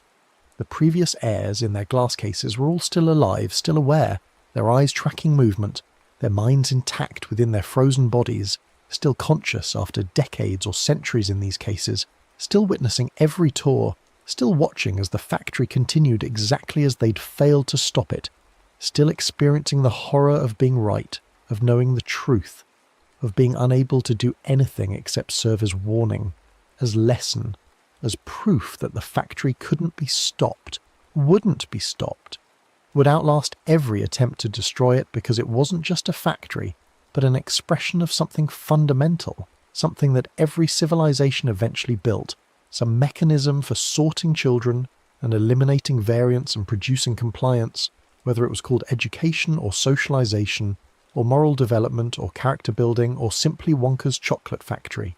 Charlie's last conscious thought before the preservation fluid stopped his neurons from firing was that maybe Thomas had been right to ask why, that maybe questions without answers were better than answers that destroyed you, that maybe the factory's greatest cruelty wasn't eliminating children, but preserving the ones who understood what it was, who saw its true nature, who tried to stop it and failed and were kept alive in their failure forever, conscious exhibits in a museum that never closed.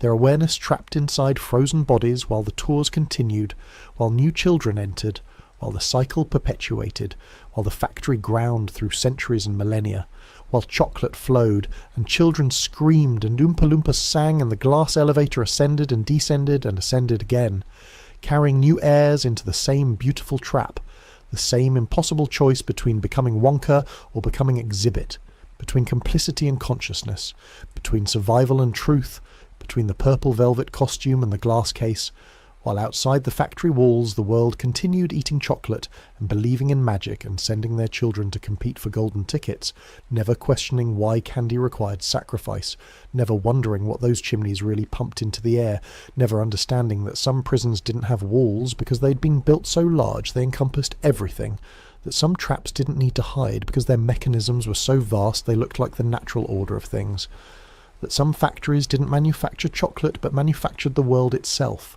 one eliminated child at a time, one compliant heir at a time, one generation at a time, forever and ever, sweet and dark and terrible and absolutely, perfectly, terribly efficient at turning childhood into product, wonder into weapon, magic into mechanism, dreams into nightmare, and survival into something worse than death, preservation, awareness, eternal witness to horror. You couldn't stop, couldn't escape, couldn't even close your eyes against, because the preservation fluid kept them open, kept you seeing, kept you conscious, kept you alive and aware and helpless, while the factory continued doing exactly what it had always done, what it would always do, what Charlie Bucket had inherited and tried to expose and failed to stop, becoming instead just another exhibit, another warning, another piece of evidence that nobody would believe, another truth too horrible to accept, another child consumed by chocolate and transformed into lesson, another voice screaming silently inside glass while the Oompa Loompas sang and the tours continued and the factory endured, eternal and efficient and absolutely unstoppable, because that's what systems do when they become fundamental enough. They don't need to hide, they don't need to justify themselves, they just continue, perpetual and profitable and perfect in their cruelty, manufacturing chocolate and compliance and crystallized consciousnesses, one heir at a time, one rebellion at a time, one failed attempt at truth at a time, the glass cases multiplying, the Museum of Vice expanding, the factory growing larger with each preserved heir, with each documented failure, with each attempt to break cycles that were stronger than any individual will, older than any individual memory, more fundamental than any individual conscience, until the factory was everything. And everything was the factory, and the distinction between chocolate manufacturer and civilization itself dissolved completely, leaving only the cycle, the system, the machine, turning eternally, consuming eternally, producing eternally, compliance and chocolate and crystallized airs and cautionary tales and moral lessons and eliminated children and preserved consciousness and absolute horror disguised as absolute wonder, forever and ever, sweet and dark and absolutely unstoppable, the perfect trap, the ultimate factory, the machine that built the world by destroying everyone who saw what it really was, one golden ticket at a time. The next story is about to begin. Please relax and enjoy. The rain came down like needles threading the hedgerow, each drop pulling a silver veil across the narrow lane that led to nothing but marsh and memory. Inside the cottage, I watched steam climb the bathroom mirror and erase the initials I'd traced there that morning, my own hand already feeling distant, as if it belonged to someone I'd known in childhood but could no longer quite place. The kettle had been humming on the hob for 20 minutes, that low note that should have risen to a shriek but instead held itself just below the threshold of urgency, like a question someone was afraid to finish asking. I checked the flame twice, blue and steady. No reason for the delay except that reason itself seemed to be losing its grip on the cottage, the way frost loses its hold when the sun finally breaks through winter clouds. The mist came in threads at first, hair-fine wisps that slipped under the door with the patience of water finding its level. I watched them curl across the flagstones, advancing in tendrils that branched and rejoined like the Venus systems in anatomy texts I'd studied years ago, when I'd still believed that understanding how things worked would protect me from what they meant. The threads moved with purpose, not the random drift of fog, but the deliberate exploration of something searching, something that knew what it was looking for, even if I didn't yet understand what I had to lose. From the window pane came a sound I'd never heard before, but recognised instantly in the way you recognise your own heartbeat. when you press your ear to a pillow in the dark. A soft, combing sound, like a bone tooth dragged across glass, rhythmic and patient and somehow worse than any shriek or crash could have been.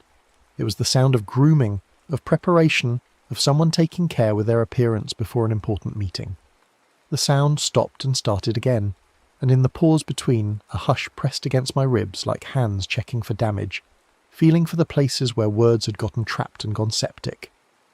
My grandmother had told me about the banshee when I was 7, the two of us sitting in this same cottage, while rain hammered the roof and the wind tried every door like a drunk trying to remember which house was his. She'd spoken in that matter-of-fact tone she used for instructions about planting potatoes or treating nettle stings, as if supernatural visitations required the same practical approach as any other aspect of rural life. "The banshee doesn't kill," she'd said, buttering bread with hands that never shook despite their 8 decades of labour. She announces. There's a difference, though most people are too frightened to understand it. The old woman had explained how the wailing gathered in places where goodbyes were never finished, where words had been swallowed or delayed or buried under the weight of cowardice and convenience. The banshee kept a comb made of bone and moonlight, my grandmother had said, and that comb could snag on names the way ordinary combs snagged on tangles. If she caught your name while you slept, you'd wake answering only to wind and rain, your identity stripped away like paint from old wood, leaving nothing but the grain beneath. But she could be bargained with, my grandmother had insisted, if you were brave enough to keep vigil and return what was owed in words. I dismissed it as folklore then, the kind of story old people told to make their declining years feel significant, to convince themselves that they possessed knowledge the young needed and would someday seek.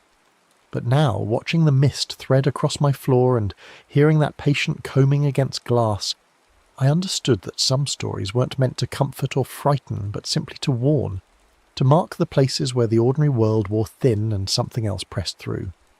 The changes began so gradually that I nearly missed them, the way you miss the moment when afternoon becomes evening because you're watching the light fade rather than the darkness arrive.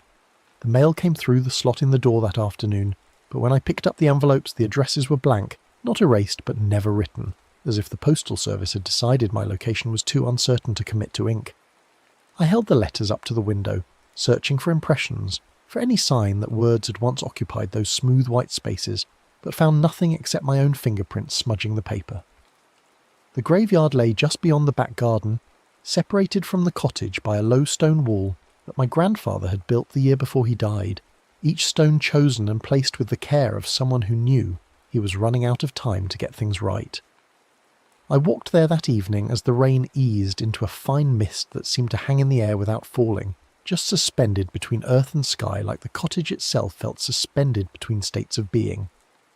The iron gate that had borne my family name for 200 years stood open, but the plaque above it was losing letters, the way old gravestones lose their inscriptions to weather and time.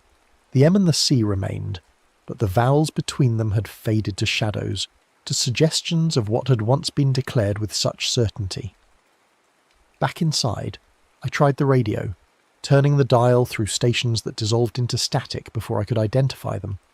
Then, threading through the white noise, came a note so thin and high it made my eyes water, the way cold wind makes them water, involuntary and stinging. The note held steady, neither rising nor falling, and beneath it I could almost hear words, syllables that my ears couldn't quite separate from the sound that carried them. I switched the radio off, but the note continued for 3 more seconds, fading so slowly it felt like something was reluctant to let go. The hare appeared on the sill that night, pale as river water in moonlight, beaded with rain that should have soaked, into the wood but instead held itself separate, perfect spheres that caught what little light remained and threw it back diminished.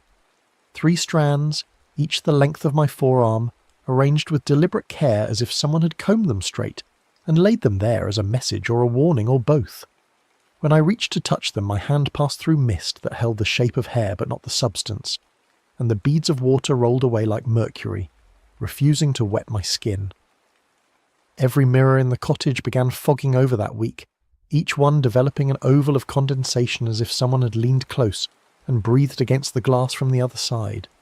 The ovals appeared even in the morning when the cottage was cold and no steam could account for them, and if I wiped them clear, they reformed within minutes, patient and persistent. I stopped looking at mirrors after I noticed that the ovals were exactly the size and shape of a woman's face, tilted slightly as if listening, as if waiting for me to speak the words that would complete some transaction I hadn't known I'd begun. The footsteps came next, circling the cottage without sound, announced only by the dog's behaviour.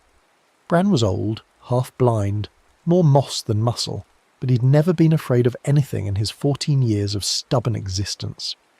Now he stood in the corner by the fireplace, hackles raised, watching something move past the windows in a circuit that began at the front door and ended at the back step, then began again. He wouldn't bark. When I commanded him to speak, his mouth opened, but nothing emerged except a thin whine that died in his throat like the kettle's whistle that never quite arrived. I tried to speak names then, testing the air the way you test ice before trusting it with your weight. My grandmother's name first, Margaret, 3 syllables that had always landed solid and true, but when I whispered them now, they fluttered like moths against the window pane, buffeting themselves against glass they couldn't see, unable to settle anywhere or reach anyone. My father's name dissolved halfway through, the second syllable simply ceasing to exist as if the air had lost interest in carrying it. My own name felt strange in my mouth, unfamiliar, like trying to fit a key that had been filed down by years of use and no longer matched the lock it was meant to open. She arrived on the 7th night, announced by Bran's sudden stillness, the way animals go still when they know the predator has spotted them and movement would only confirm them as prey. The rain had been falling hard enough to drum against the roof, but when she came, the sound softened to a hush that was somehow worse, as if even the weather was holding its breath. I watched her take form at the window, hair turned to fog, a woman's outline half made of rain, her edges uncertain but her intention perfectly clear. Her face was the terrible part. Not monstrous, not skull-like, but beautiful in the way that ancient things are beautiful, worn smooth by time and purpose until every unnecessary detail has been stripped away. Her teeth showed when she opened her mouth, and they were like comb tines, small and white and perfectly spaced, made for separating and ordering and catching what tried to slip past. Her mouth opened wider, preparing for the wail that everyone who'd ever heard the stories knew was coming. But instead of sound, there was only a pressure that pushed the air flat, that made my lungs feel like they were trying to draw breath through wet cloth. Her hair unfurled behind her like ribbons in water, each strand moving independently, threading through the spaces between window and wall, between the visible world and whatever lay beneath it. I could see names caught in those ribbons, woven into the hair itself, syllables that glowed faintly like bioluminescent plankton in dark water. Some of them I recognised. The name of the woman who'd lived 3 cottages down, who disappeared last spring with no explanation beyond a note that said she'd gone to visit family no one knew she had. The name of the boy who drowned in the marsh, whose goodbye to his mother that morning had been a grunt and a slammed door. The name of my uncle, who died in hospital while I was stuck in traffic on the motorway, 3 minutes too late to say what I'd driven 200 miles to tell him. One strand separated from the mass and drifted toward me with the lazy confidence of something that had all the time in the world because time itself had already conceded the outcome. The ribbon wrapped my throat, not choking but measuring, taking my dimensions with the precision of a tailor or an undertaker, professions that both required careful attention to the fit between body and covering. The ribbon was cold and weightless and somehow heavy all at once, and where it touched my skin, I could feel names pressing against my flesh, trying to burrow in or escape or both. Behind me, the portraits on the wall began to blur, my grandparents' wedding photo dissolving into smears of grey, their faces running like watercolours in rain. The picture of my father as a young man, standing beside a car he'd saved 2 years to buy, lost all definition, became nothing but shadows and light with no features to organise them into meaning. Even the recent photographs, the ones taken with digital cameras and printed on paper that claimed to be archival quality, started to fade, as if the Banshee's presence was retroactive, could reach backward through time and erase evidence of connections she'd decided were incomplete. She raised her comb, and I saw it clearly for the first time. Not bone, exactly, though it had bone's colour and weight. Something older than bone. Something that had never been alive in the way we understand life but had always existed, waiting to serve its purpose. The tines were irregular, some longer than others, each one carved or grown with symbols I couldn't read, but somehow understood, the way you understand a growl or a lullaby without needing translation. She tapped the comb against the window, tick, tick, and the house answered with a soft shiver of loose nails, the wood contracting around the metal, everything that held the cottage together suddenly aware of how fragile those connections were. The memory came then, not gentle or welcome, but forcing itself up through all the years I'd spent burying it, the way spring bulbs force through frozen ground with a violence that looks like patience, only because it happens so slowly. The hospital stairwell, fluorescent lights buzzing overhead, the smell of disinfectant trying to mask the smell of fear and failure. My grandmother sitting on the metal bench, so small suddenly, so diminished, telling me to go home, that there was nothing more to be done that night, that I should get some rest. I'd left. Christ help me, I'd left. Because staying would have required admitting that this was goodbye, and I wasn't ready, would never be ready. So I chose cowardice and told myself it was mercy. The orchard gate 3 years before that, my first serious love standing on the other side of weathered wood, saying she couldn't do this anymore, the distance, the waiting, the way I kept every conversation just shallow enough to avoid the depths where real commitment lived. I'd nodded, said I understood, let her walk away without fighting, without explaining that my silence wasn't indifference but terror, that I didn't know how to speak the words that would make me vulnerable, because vulnerability looked too much like the grief I'd watched consume my mother after my father died. The gate had swung shut between us, and I'd congratulated myself on handling it maturely, on not making a scene, on protecting both of us from the mess that honesty would have required. The back step, earliest of all, my father sitting there in the dark the night before. He went into hospital for what the doctors promised was a routine procedure. He'd wanted to talk about something. I could feel the words gathering in him like a storm building over the marsh. But I'd been 22 and immortal, and had a party to get to, friends waiting. A girl who'd smiled at me the week before and might smile again if I showed up looking casual and untroubled. I'd kissed the top of his head, said I'd visit tomorrow, that we'd talk then, that we had all the time in the world. He died on the table, something about his heart that no one had detected, and the last words I'd said to him were, "See you tomorrow," which turned out to be a lie I'd have to carry for the rest of my life. The banshee watched me remember, her mouth still open in that silent scream, her hair ribbons tightening fractionally around my throat. She wasn't hurrying. She had the patience of something that existed outside of human time, that measured its life in epochs rather than heartbeats. She would wait for me to understand what was required, and if I never understood, she would simply take what she came for and move on to the next cottage, the next name, the next person who'd swallowed words until they'd fossilized into silence. I moved slowly, not wanting to startle her, though I wasn't sure you could startle something that was half made of fog and intention. The candle sat in the kitchen drawer where my grandmother had kept it, a single taper of beeswax that had never been lit, wrapped in paper that had yellowed with age. I'd found it years ago when I was looking for matches and had meant to ask about it, but there were always more immediate concerns, always tomorrow for questions about rituals I didn't understand. I lit it now with shaking hands, the flame catching on the third try and burning with a steadiness that seemed impossible, given the way my breath was coming in shallow gasps. The hair on the sill waited, those 3 pale strands that were and weren't there, that existed in the space between substance and suggestion. I reached for them again, and this time my fingers found purchase, found something cool and slick and undeniably real.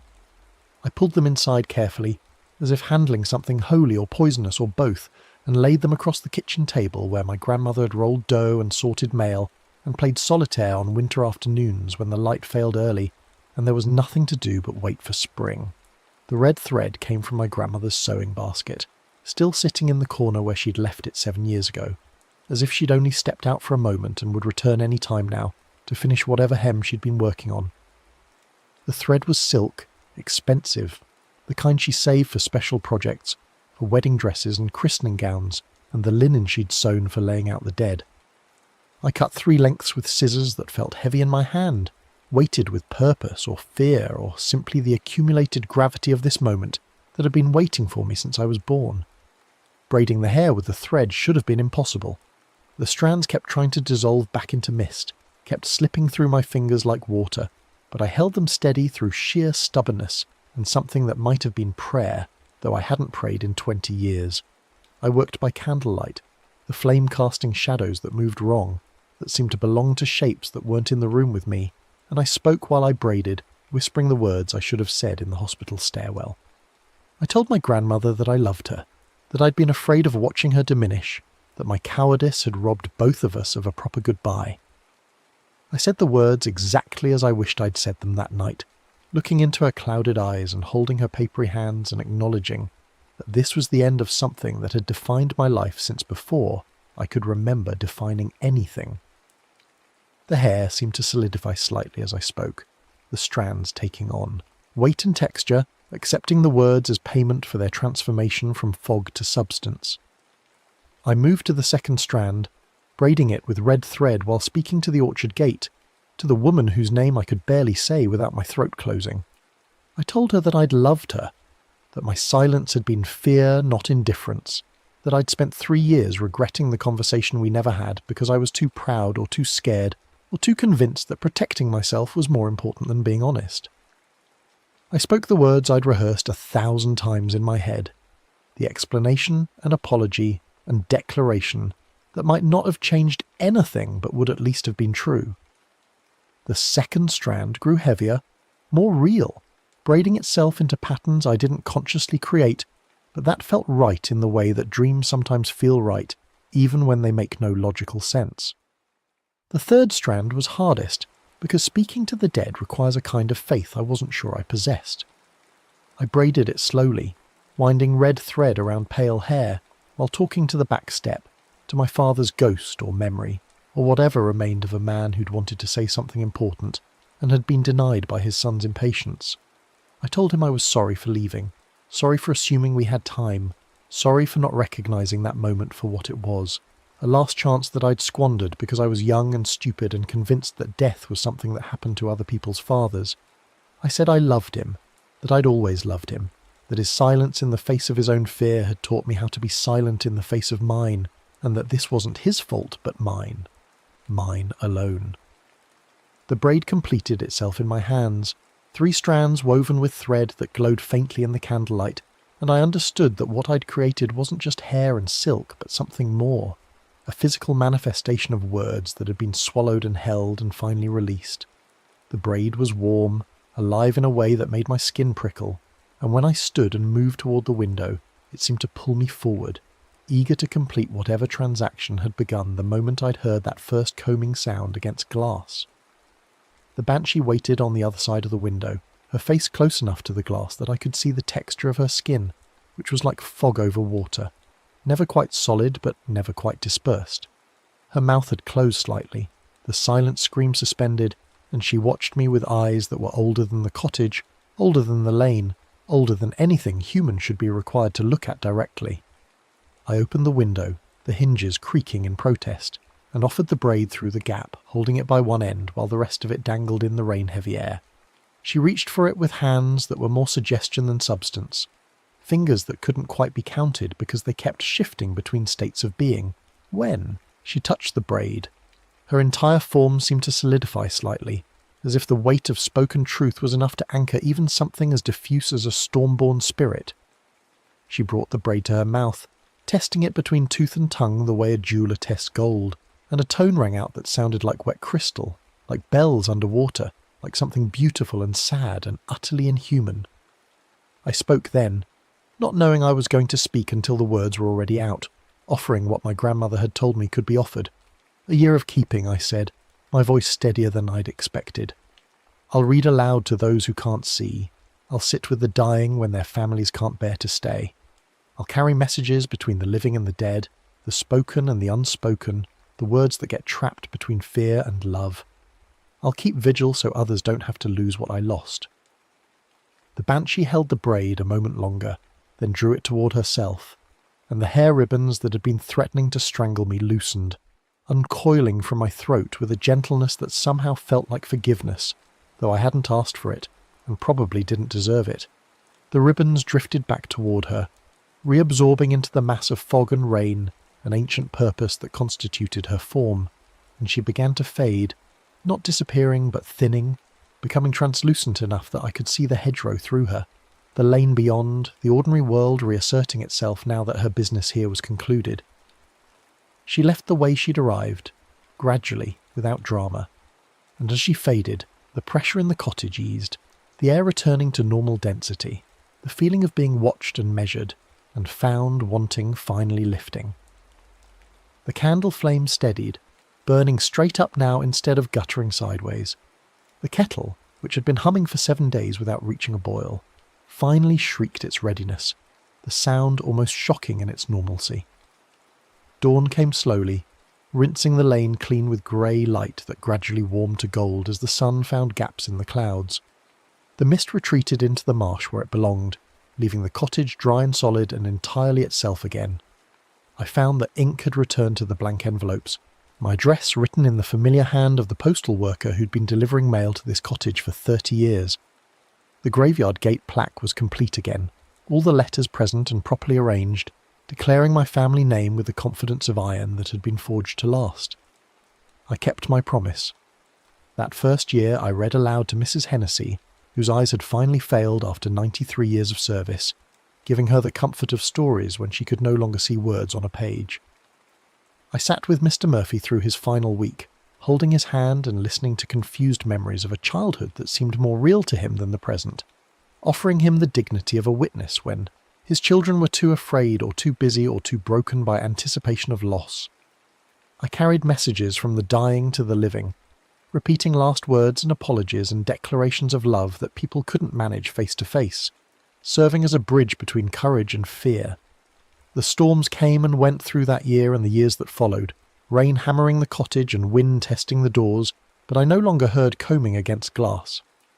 On storm nights, I set a chair by the window and spoke names before they could be taken, lighting a candle and saying aloud what people needed to hear, what I needed to say, keeping the vigil my grandmother had tried to teach me was necessary. Sometimes I spoke to people who were still alive, rehearsing the words I'd say when I saw them next, making sure nothing would be left unsaid if time ran out before tomorrow arrived. Sometimes I spoke to the dead, telling them what I wished they'd known, what I'd learned since they left, how their absence still shaped the negative space in my life. Sometimes, on nights when the rain fell hard enough to turn the lane into a river, I caught glimpses of a pale figure passing the gate without stopping, her comb catching nothing on the glass because there was nothing left to catch. She moved through the village like a shepherd checking her flock, searching for names that had slipped away unspoken, for goodbyes that had been swallowed or delayed or lost to cowardice. When she found nothing, she continued on, patient and purposeful, knowing that there would always be other cottages, other people who hadn't learned yet that words were too important to save for tomorrow. When the wind lifts now, it carries names I've already said, words I've released into the air like birds that know their way home. The cottage stays warm even in the deepest winter, as if it remembers that night when fog filled its rooms and truth was finally spoken. Bran died 2 years ago, and I buried him in the garden next to the stone wall my grandfather built, speaking his name aloud as I filled the grave, making sure he was properly said goodbye to, properly released. The kettle boils when it should now, shrieking its readiness without delay, and the mirrors stay clear except when steam or breath gives them reason to fog. I'm older now, my own hair beginning to show threads of grey, my hands starting to develop the spots and veins that mark time's passage. I know my day will come, the day when someone else hears combing at their window when my name appears caught in the banshee's hair ribbons, because I've left something unsaid, some goodbye unfinished. But I'm not afraid anymore, or at least the fear has changed from terror to respect, from paralysis to vigilance. I keep my vigil, speak my truths, make sure that when my time comes, there will be nothing for her comb to catch, no words trapped in my throat like stones that were too heavy to lift. The cottage waits with me, solid and patient, its walls thick enough to hold against any storm, its windows clear enough to watch for what approaches. The candle sits ready in its drawer, the red thread waiting in the basket. Tools for a ritual I hope I'll never need, but no others might. Because that's what my grandmother was trying to teach me all along, what the banshee enforces with her patient circling and her comb of bone and moonlight. We're all dying, from the moment we're born, and the only question that matters is whether we'll die with words still trapped inside us, still unspoken, still poisoning the spaces between who we are and who we love. The banshee is mercy as much as terror, a reminder that some debts can only be paid in language, that silence is a theft from both the living and the dead. So I speak. Every storm, every night, every chance I get. I speak names and truths and farewells, keeping vigil not just for myself but for the village, for the souls who might otherwise forget that words are weapons against the dark, that speaking what needs to be said is the only real protection we have against the fog that wants to claim us. And when the banshee passes my gate without stopping, I light my candle in gratitude and respect, acknowledging that we're both doing the same work from different sides of the veil, both trying to make sure that when death comes, it finds nothing left unsaid, nothing owing, nothing that needs to be combed from the fog and added to her endless collection of names that were never properly spoken. The next story is about to begin. Please relax and enjoy.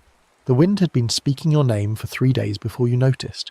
It began as background static, the sort of ambient murmur that cities produce without effort, traffic hiss and ventilation hum, and the collective breathing of buildings pressed too close together. But on the third morning, while steam from your shower turned the bathroom mirror into a blank slate, you heard it clearly. Your name passed through the narrow gap beneath the window frame, syllables separated and reassembled like a child learning to read. You stood very still, water cooling on your shoulders, listening to the iteration. The vowels came first, stretched thin and high, followed by the consonants in a rhythm that suggested multiple speakers, each one handling a different portion of the sound. When you wiped the mirror clear, your reflection appeared normal enough, but the edges seemed somehow negotiable, as if the glass was suggesting alternative versions of your outline, each one slightly less substantial than the last. The apartment had been showing signs of fatigue for weeks, small deteriorations that you'd attributed to the season, to the salt air that climbed up from the harbour and settled into everything like sediment. The mail that accumulated on the hallway table bore addresses that grew progressively less distinct, ink bleeding outward until your name became a watercolour approximation of itself. The monogram stitched into your bathrobe, a gift from someone whose face you could still picture but whose relationship to you had become curiously vague, was coming loose one thread at a time, leaving behind only the ghost of letters pressed into the fabric. You'd thought it was the humidity. The apartment faced west, catching the prevailing winds that swept in across the water, carrying moisture and the particular quality of light that made everything appear slightly out of focus. But as you dressed that morning, selecting clothes from a closet where every label had begun to fade, you understood with the cold certainty of someone who'd been ignoring obvious symptoms that something more deliberate was happening. The whispering from the chimney confirmed it. Your building was old enough to have fireplaces in every unit, though most had been sealed decades ago when the heating system was updated. Yours remained open, a decorative cavity that you'd filled with candles and driftwood, things that suggested the possibility of fire without committing to the inconvenience. But that morning, crouched beside it with your ear tilted toward the flue, you heard voices in conversation, passing something back and forth with the careful attention of merchants evaluating merchandise. They were testing your name, holding each syllable up to some internal standard, weighing it against criteria you couldn't begin to guess.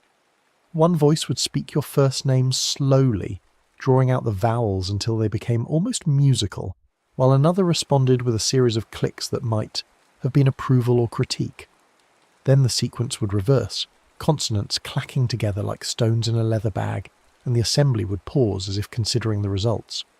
You'd heard stories, of course. Every coastal town accumulated them the way beaches accumulated shells, small polished narratives that locals shared with tourists to add flavour to the landscape. The storm harpies were a fixture of regional folklore, creatures that supposedly inhabited the liminal space between weather systems and waking thought. Old ferrymen, the kind who'd spent entire careers reading wind patterns and watercolour, claimed that the harpies didn't hunt in any conventional sense. They had no interest in flesh or blood, no desire for the kind of physical sustenance that motivated more familiar predators. What they wanted were names.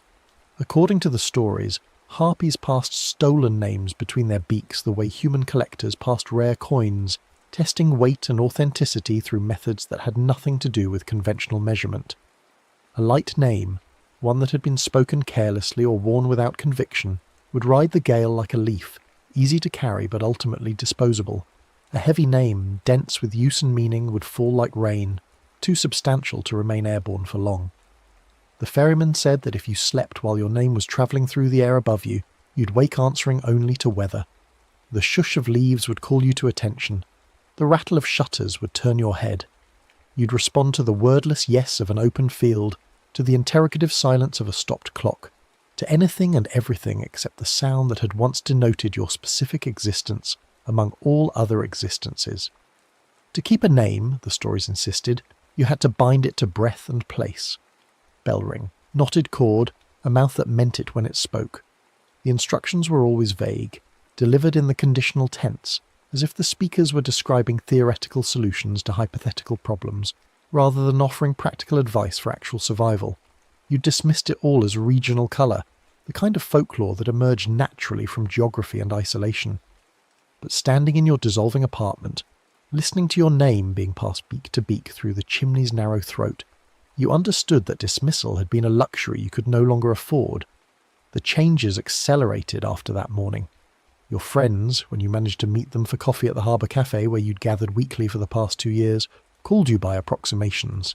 They'd reach for your name and arrive at something adjacent, a nickname you'd never used, a mispronunciation that was close enough to pass in casual conversation, once even a completely different name that happened to share your first initial.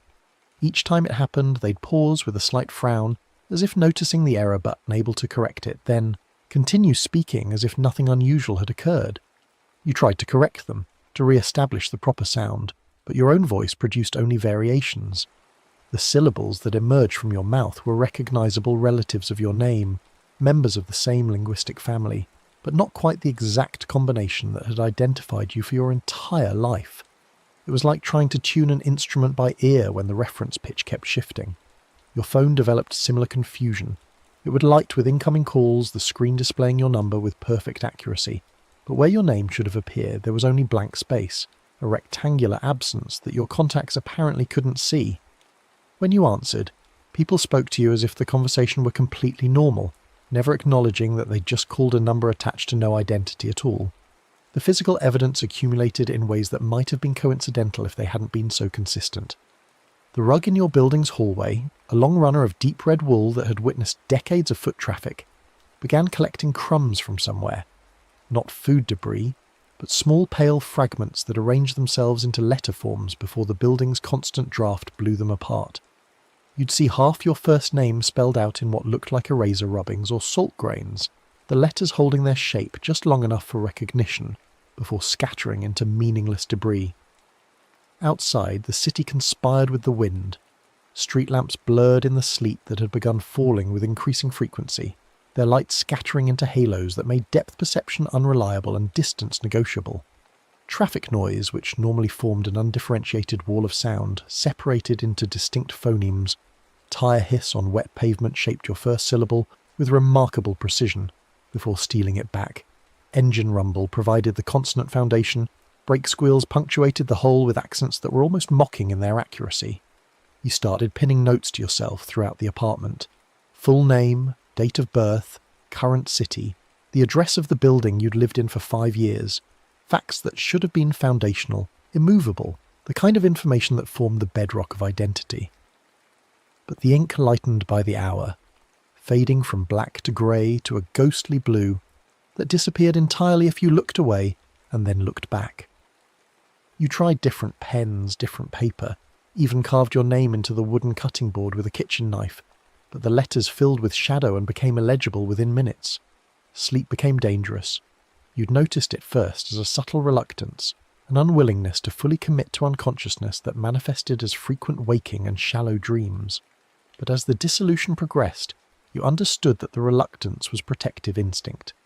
Every time your eyes closed for more than a moment, you felt your outline lift slightly, as if invisible hands were testing your weight, checking whether you'd become light enough to carry.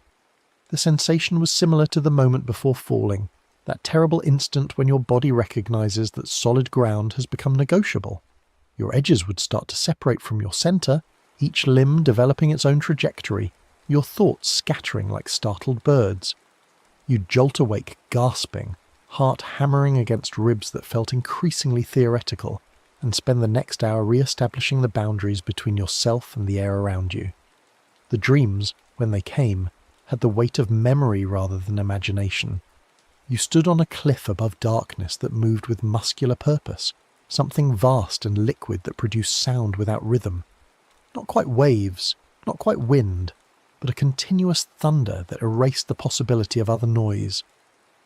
Rain fell horizontally, driven by gales that changed direction without warning, and the air tasted of salt and electricity and something organic that you couldn't identify but which suggested digestion.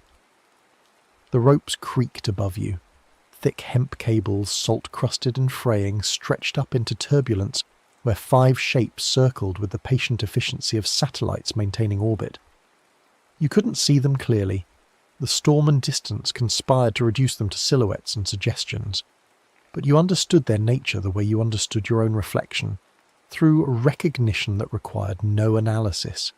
Harpies, 5 of them, each one holding a piece of your name in her beak. They passed the syllables between themselves with ritualistic care, each transfer accompanied by vocalizations that might have been language, or might have been something more fundamental than language. One hummed your central vowel warm, holding it in her throat until it glowed like heated metal, while another clacked a consonant between what you desperately hoped were beak edges rather than teeth, the sound sharp and precise as spoons striking together in some arcane rhythm. Every transfer diminished you. You could feel it happening, a progressive reduction that went beyond physical mass into something more essential. Each time a syllable changed beaks, a portion of your history evaporated, not forgotten, but simply ceasing to have existed at all. The college you'd attended became uncertain. The face of your first love grew vague around the eyes. The city where you'd been born developed multiple possible names, none of them quite right. Around their roost, suspended from the creaking ropes, in arrangements that suggested both decoration and archive, hung a wind chime of syllables. Thousands of them, maybe tens of thousands, each one a fragment of someone's discarded name. There were soft child names that had been outgrown, sharp work names that had been traded for new positions, nicknames worn smooth by affection or repetition. They clinked, together in the gale like glass beads, producing harmonies that were almost beautiful if you didn't think about their origin. You tried to shout yourself back into coherence, to speak your name with enough conviction to reclaim it from the circling figures above. But when you opened your mouth, only weather emerged. A gust that bent the nearby scrub grass flat. A hush like snow settling onto new snow.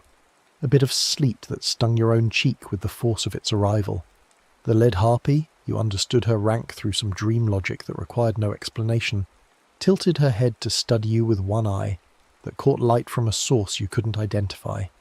Her gaze held neither malice nor compassion, only the kind of professional interest that a craftsperson might show when evaluating raw materials. She was testing you, measuring your remaining substance against some internal standard, and finding you very nearly ready. You woke in your bed with your hands clenched around the sheets, pulling them toward your chest as if they were the only thing anchoring you to the mattress. The apartment was greyer than it should have been for whatever time of day it was. The light coming through the windows had that quality of illumination that suggests overcast without committing to specific weather. Your name, when you tried to think it, arrived as a collection of separate sounds that refused to coalesce into a unified whole. The terror that followed was remarkably clear-headed. Not the panic of sudden threat, but the cold comprehension of someone who'd been diagnosed with a terminal condition, and could now see the progression laid out in stages leading to an inevitable conclusion. You were being erased in the most fundamental way possible, reduced from a person with history and intention to a space where a person had been, a gap that others would fill with whatever placeholder seemed convenient. You found yourself moving through the apartment, touching objects that had once belonged to you, and trying to remember why you'd acquired them. The coffee maker had a story involving a friend and a birthday, but the friend's name was negotiable, and the birthday might have been yours or might have been someone else's. The bookshelf held volumes you'd apparently read, spines creased and pages dog-eared, but the words inside had become strings of letters that refused to produce meaning. It was the photograph on the refrigerator that finally broke through the dissolution's numbness.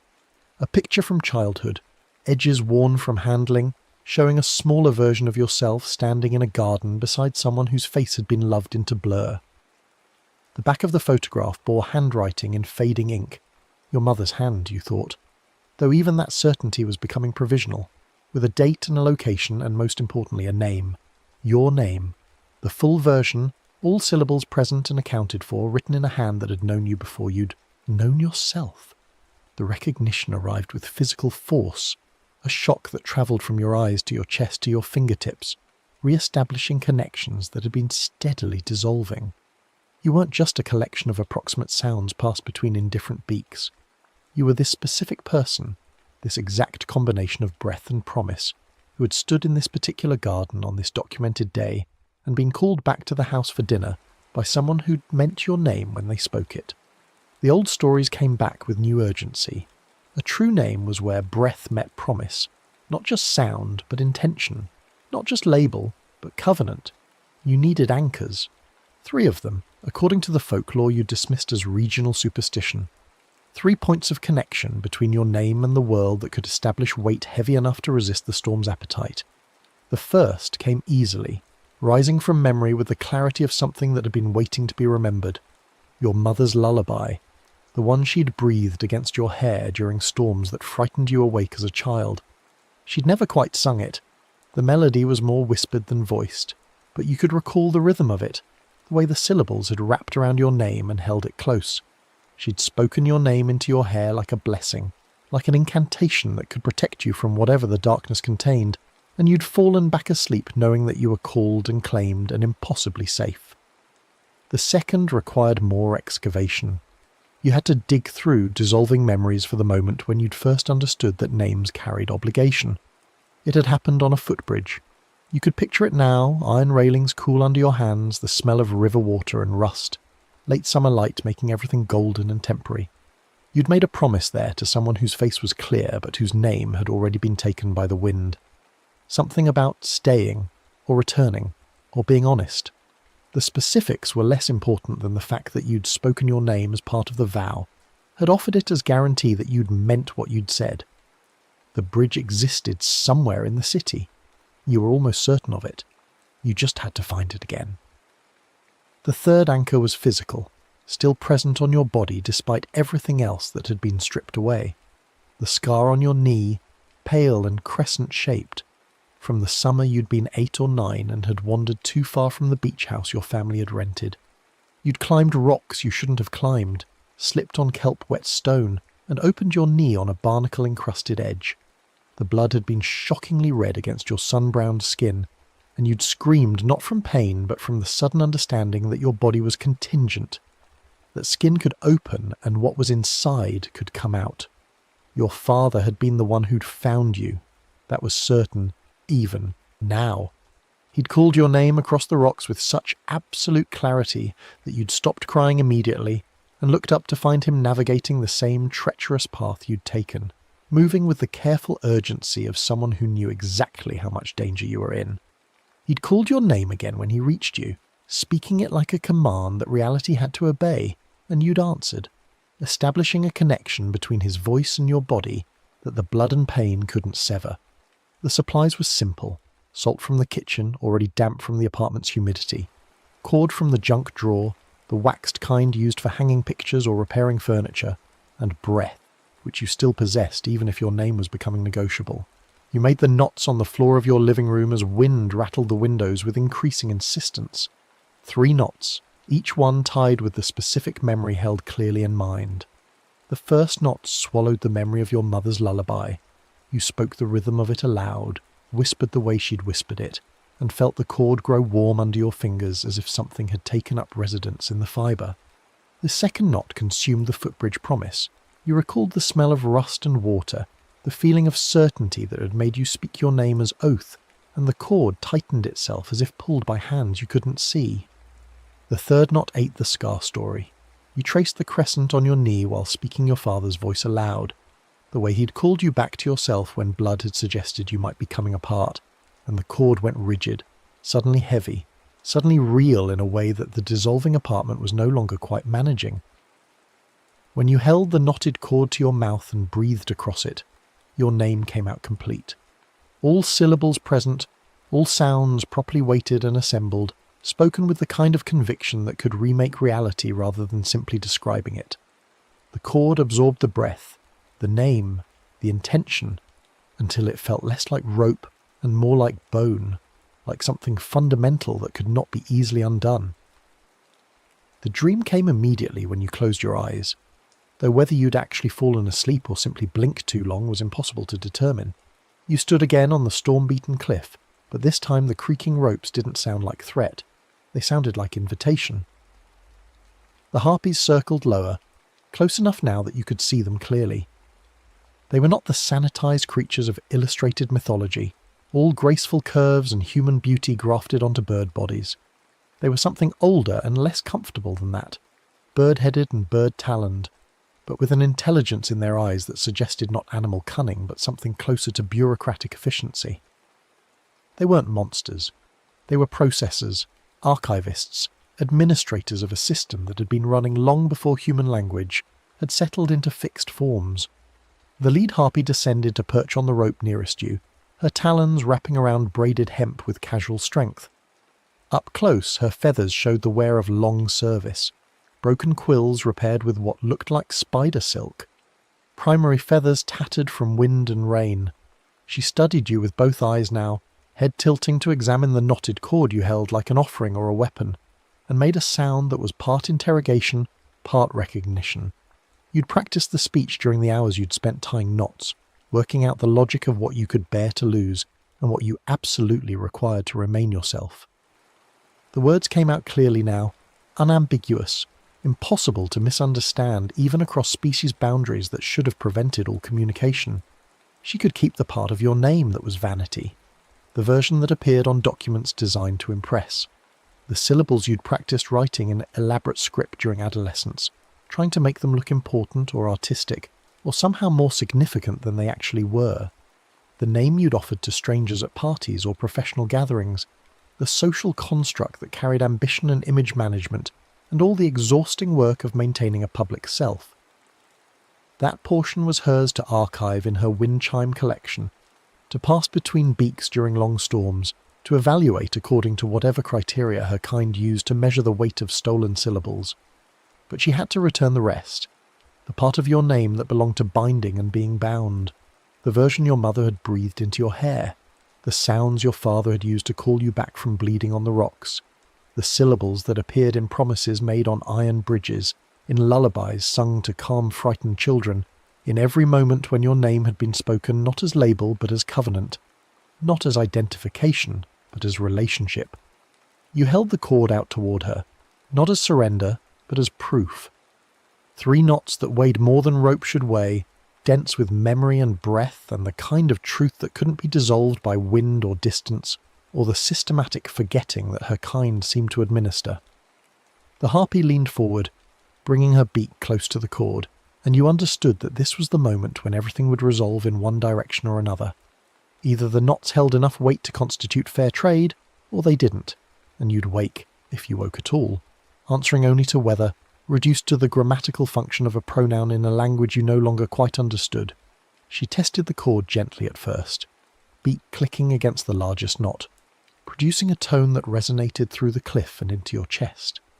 Then she gripped harder, lifting the entire length with enough force that you had to release it or be pulled forward off balance.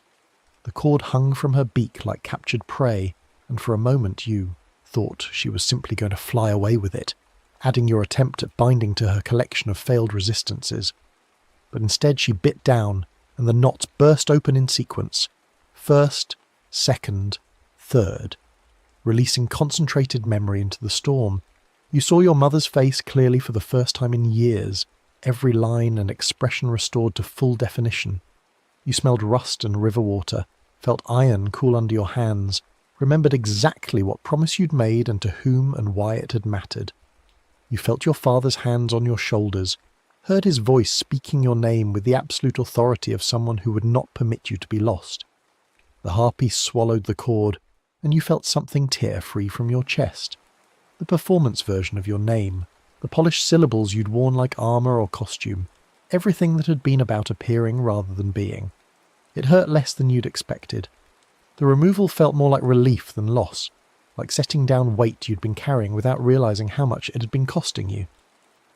In return, She let fall from her beak 3 bright syllables that dropped into your chest like stones still warm from a fire. Your name, not the whole thing, but the necessary parts, the core that connected you to everyone who'd ever spoken it with intention rather than casual identification. The sounds settled into place behind your sternum with a finality that suggested they would not be easily dislodged again.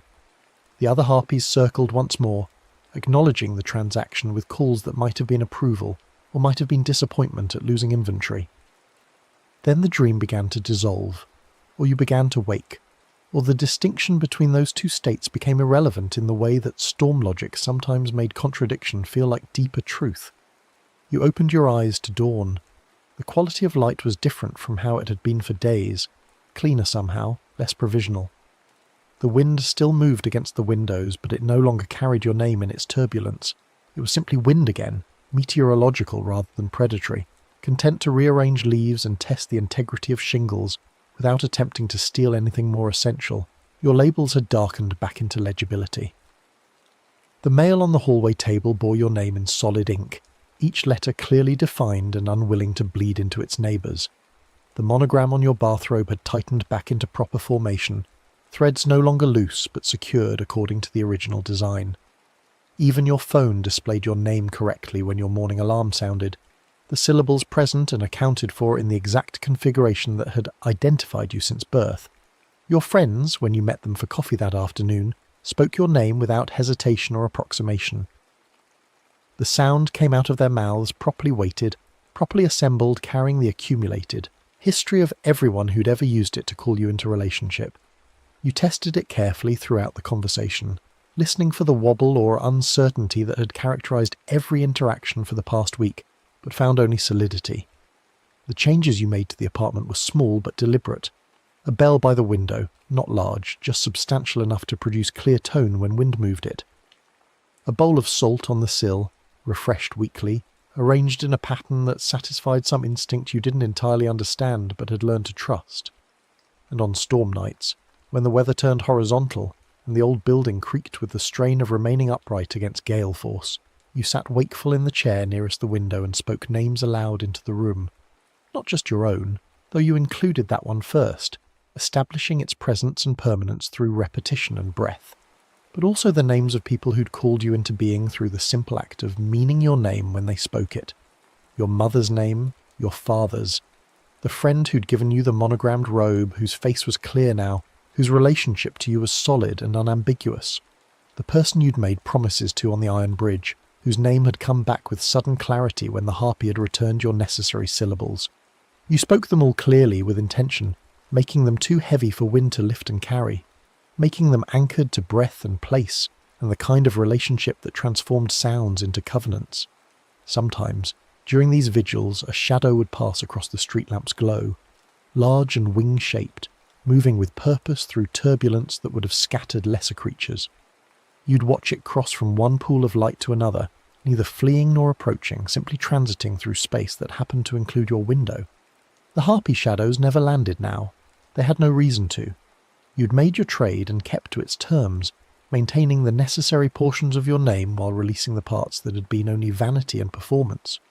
You were lighter without them, paradoxically, more able to move freely through the world now that you carried less of yourself around like armour. The wind chime you'd seen in dream sometimes appeared in peripheral vision during particularly violent storms, a tangle of syllables and fragments glinting in lightning flash, suspended from ropes that connected clouds to water. But it no longer seemed threatening. It seemed archival, a library of names that had served their purpose and been properly retired, each one catalogued according to criteria that had nothing to do with sentiment and everything to do with the systematic order that kept weather functioning, and names meaning what they were supposed to mean. You learned to recognize the different qualities of wind. Some were simply meteorological, pressure systems moving according to physics, concerned only with temperature and density and the friction produced by air masses grinding past each other. But others carried intention, moved with the kind of purpose that suggested consciousness, operating according to logic you'd never fully understand. When the gale called now, it pronounced you correctly, used all the necessary syllables in their proper configuration, spoke your name the way your mother had spoken it, the way your father had called it across bleeding rocks, the way promises sounded when breath met intention and produced covenant rather than mere identification. And then it kept going, carrying your name along in its motion not to steal it, but to acknowledge it, to verify that you remained exactly where you were supposed to be, bound to the world through the 3 knots you'd offered in trade, and the warm stones still settled behind your sternum like permanent ballast. You'd wake on those mornings feeling unusually solid, as if your outline had been redrawn with darker ink and greater conviction. The city would look clearer, its edges better defined, the space between buildings and water and sky, organised according to reliable principles. Your reflection in shop windows would be perfectly ordinary. No delay, no alternative versions, just yourself looking back with a kind of casual recognition that suggested everything was exactly as it should be. The ferrymen, when you occasionally saw them at the harbour where they gathered to discuss weather and water, would nod to you with something that looked like respect or possibly acknowledgement of membership in some informal association. They never asked about the bell by your window or the salt on your sill, never mentioned storms or names or the systematic forgetting that their stories had warned against. But sometimes one of them would pause in conversation to listen to the wind with particular attention, head tilted as if hearing a familiar voice in the general turbulence, and you'd understand that you weren't the only one who'd learned to bind breath to promise, to make names heavy enough to resist the appetite of weather that wanted to archive everything and leave behind only the wordless yes of empty space. You'd learned the price of keeping what called you back, and you'd learned what portions could be surrendered without losing yourself entirely. The vanity was gone, the performance name you'd worn like costume. But what remained was enough. More than enough. Exactly the right weight to keep you grounded while still allowing you to move freely through the world, connected to others through the simple fact of being called and answering, of meaning your name when you spoke it, of breathing intention into the space between syllables until they became something more than sounds. The apartment grew solid around you season by season, its labels staying dark, its surfaces reflecting only what was actually there. You hung the childhood photograph back on the refrigerator with new understanding of what the handwriting on its reverse represented, not just documentation, but covenant breath-meeting promise in your mother's careful script. And when storms came, which they did with reliable frequency in a city built where water met land, you sat by your window with the bell and the salt and your collection of names, spoken clearly into the darkness, and you waited for the shadows to pass overhead without landing. And you understood that you'd found the exact measure of what could be traded and what had to be kept, the precise weight that made you yourself and no one else, called and claimed and impossibly permanent despite the wind's best efforts to suggest otherwise. The next story is about to begin. Please relax and enjoy. The sleet came threading down through the darkness like needles through black silk, transforming the street lamps into pale halos that hung suspended in the winter air with the uncertain quality of things half remembered. Judith Keller stood at her living room window, watching the precipitation blur the suburban street into abstraction, and listening to the particular silence that settles over houses when the world outside turns hostile and strange. Somewhere beneath the radiator's mechanical breathing, a secondary sound persisted, a faint rhythmic ticking that seemed to originate from no identifiable source, as if the house itself had developed a heartbeat. On the mantelpiece, positioned with the careful precision of a sentry, stood the nutcracker her grandmother had given her 3 winters before she'd died. It was an old thing, older perhaps than her grandmother had been, with paint worn thin at the hinges of its jaw and along the sharp angles of its wooden cheeks. The uniform had once been crimson, she supposed, but time had faded it to the colour of dried blood, and the gold braid that crossed its chest had tarnished to something closer to brass. Only the teeth retained their original lustre, small rectangles of tin that caught what little light penetrated the room and threw it back with the cold efficiency of mirrors. She had never particularly liked the nutcracker, had in fact spent most of her childhood vaguely frightened by its fixed stare and the aggressive thrust of its jaw. But her grandmother's will had been specific about certain items, and the lawyer had been apologetic but firm. The nutcracker was to go to Judith, along with a mahogany bowl and a note written in her grandmother's spidery hand that read only, "For the quiet nights." The wind struck the window with renewed force, rattling the frame in its casing, and in the momentary disturbance of air pressure, the nutcracker's jaw dropped open with a soft click, then snapped shut again as the gust subsided. Judith found herself staring at the toy with an attention she hadn't consciously directed toward it, noting for the first time how the mechanism seemed to operate independently of any visible spring or lever. The jaw simply moved, as if the figure were testing the air for something it might recognize, sampling the atmosphere of the room with the methodical patience of a predator assessing territory. In the mahogany bowl beneath the nutcracker, walnut shells lay scattered with the careful randomness of things arranged to appear natural. Judith tried to recall when she'd last eaten walnuts, when she might have placed the shells in that particular bowl, but the memory refused to surface. The shells were split cleanly down their natural seams, the meat extracted with surgical precision, and something about their configuration suggested they had been there longer than she could account for, gathering dust with the slow accumulation of time passing unnoticed. She turned away from the mantel, troubled by thoughts that seemed to arrive from outside her usual patterns of concern, and busied herself with the evening's small rituals. Tea that she didn't particularly want, a book she'd been failing to finish for 3 weeks, the careful arrangement of cushions on the sofa that might make reading more comfortable, even though she knew she wouldn't retain a single sentence. The house felt different tonight, charged with an atmospheric pressure that had nothing to do with the storm and everything to do with the quality of attention being paid to her movements. Her grandmother had been a woman of particular habits and peculiar knowledge, the kind of elderly relative that families speak about in lowered voices, with a mixture of affection and unease.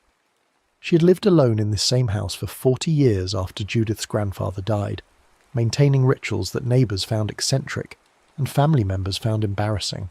Every winter, on nights when sleet fell instead of snow, she would set out dishes of walnuts on every windowsill, and in the morning, Judith's mother would find the shells neatly cracked and arranged in patterns that seemed to carry meaning without revealing what that meaning might be. When pressed, her grandmother would say only that certain nights required certain attentions, that houses developed memories the way people did, and that it was important to feed those memories the right kinds of truth. She spoke about the nutcracker as if it were a living thing, referred to it with the kind of casual respect one might afford a particularly discerning house cat, and insisted that it needed to be positioned exactly where it stood now, on the east end of the mantel where it could see both the window and the room's main door.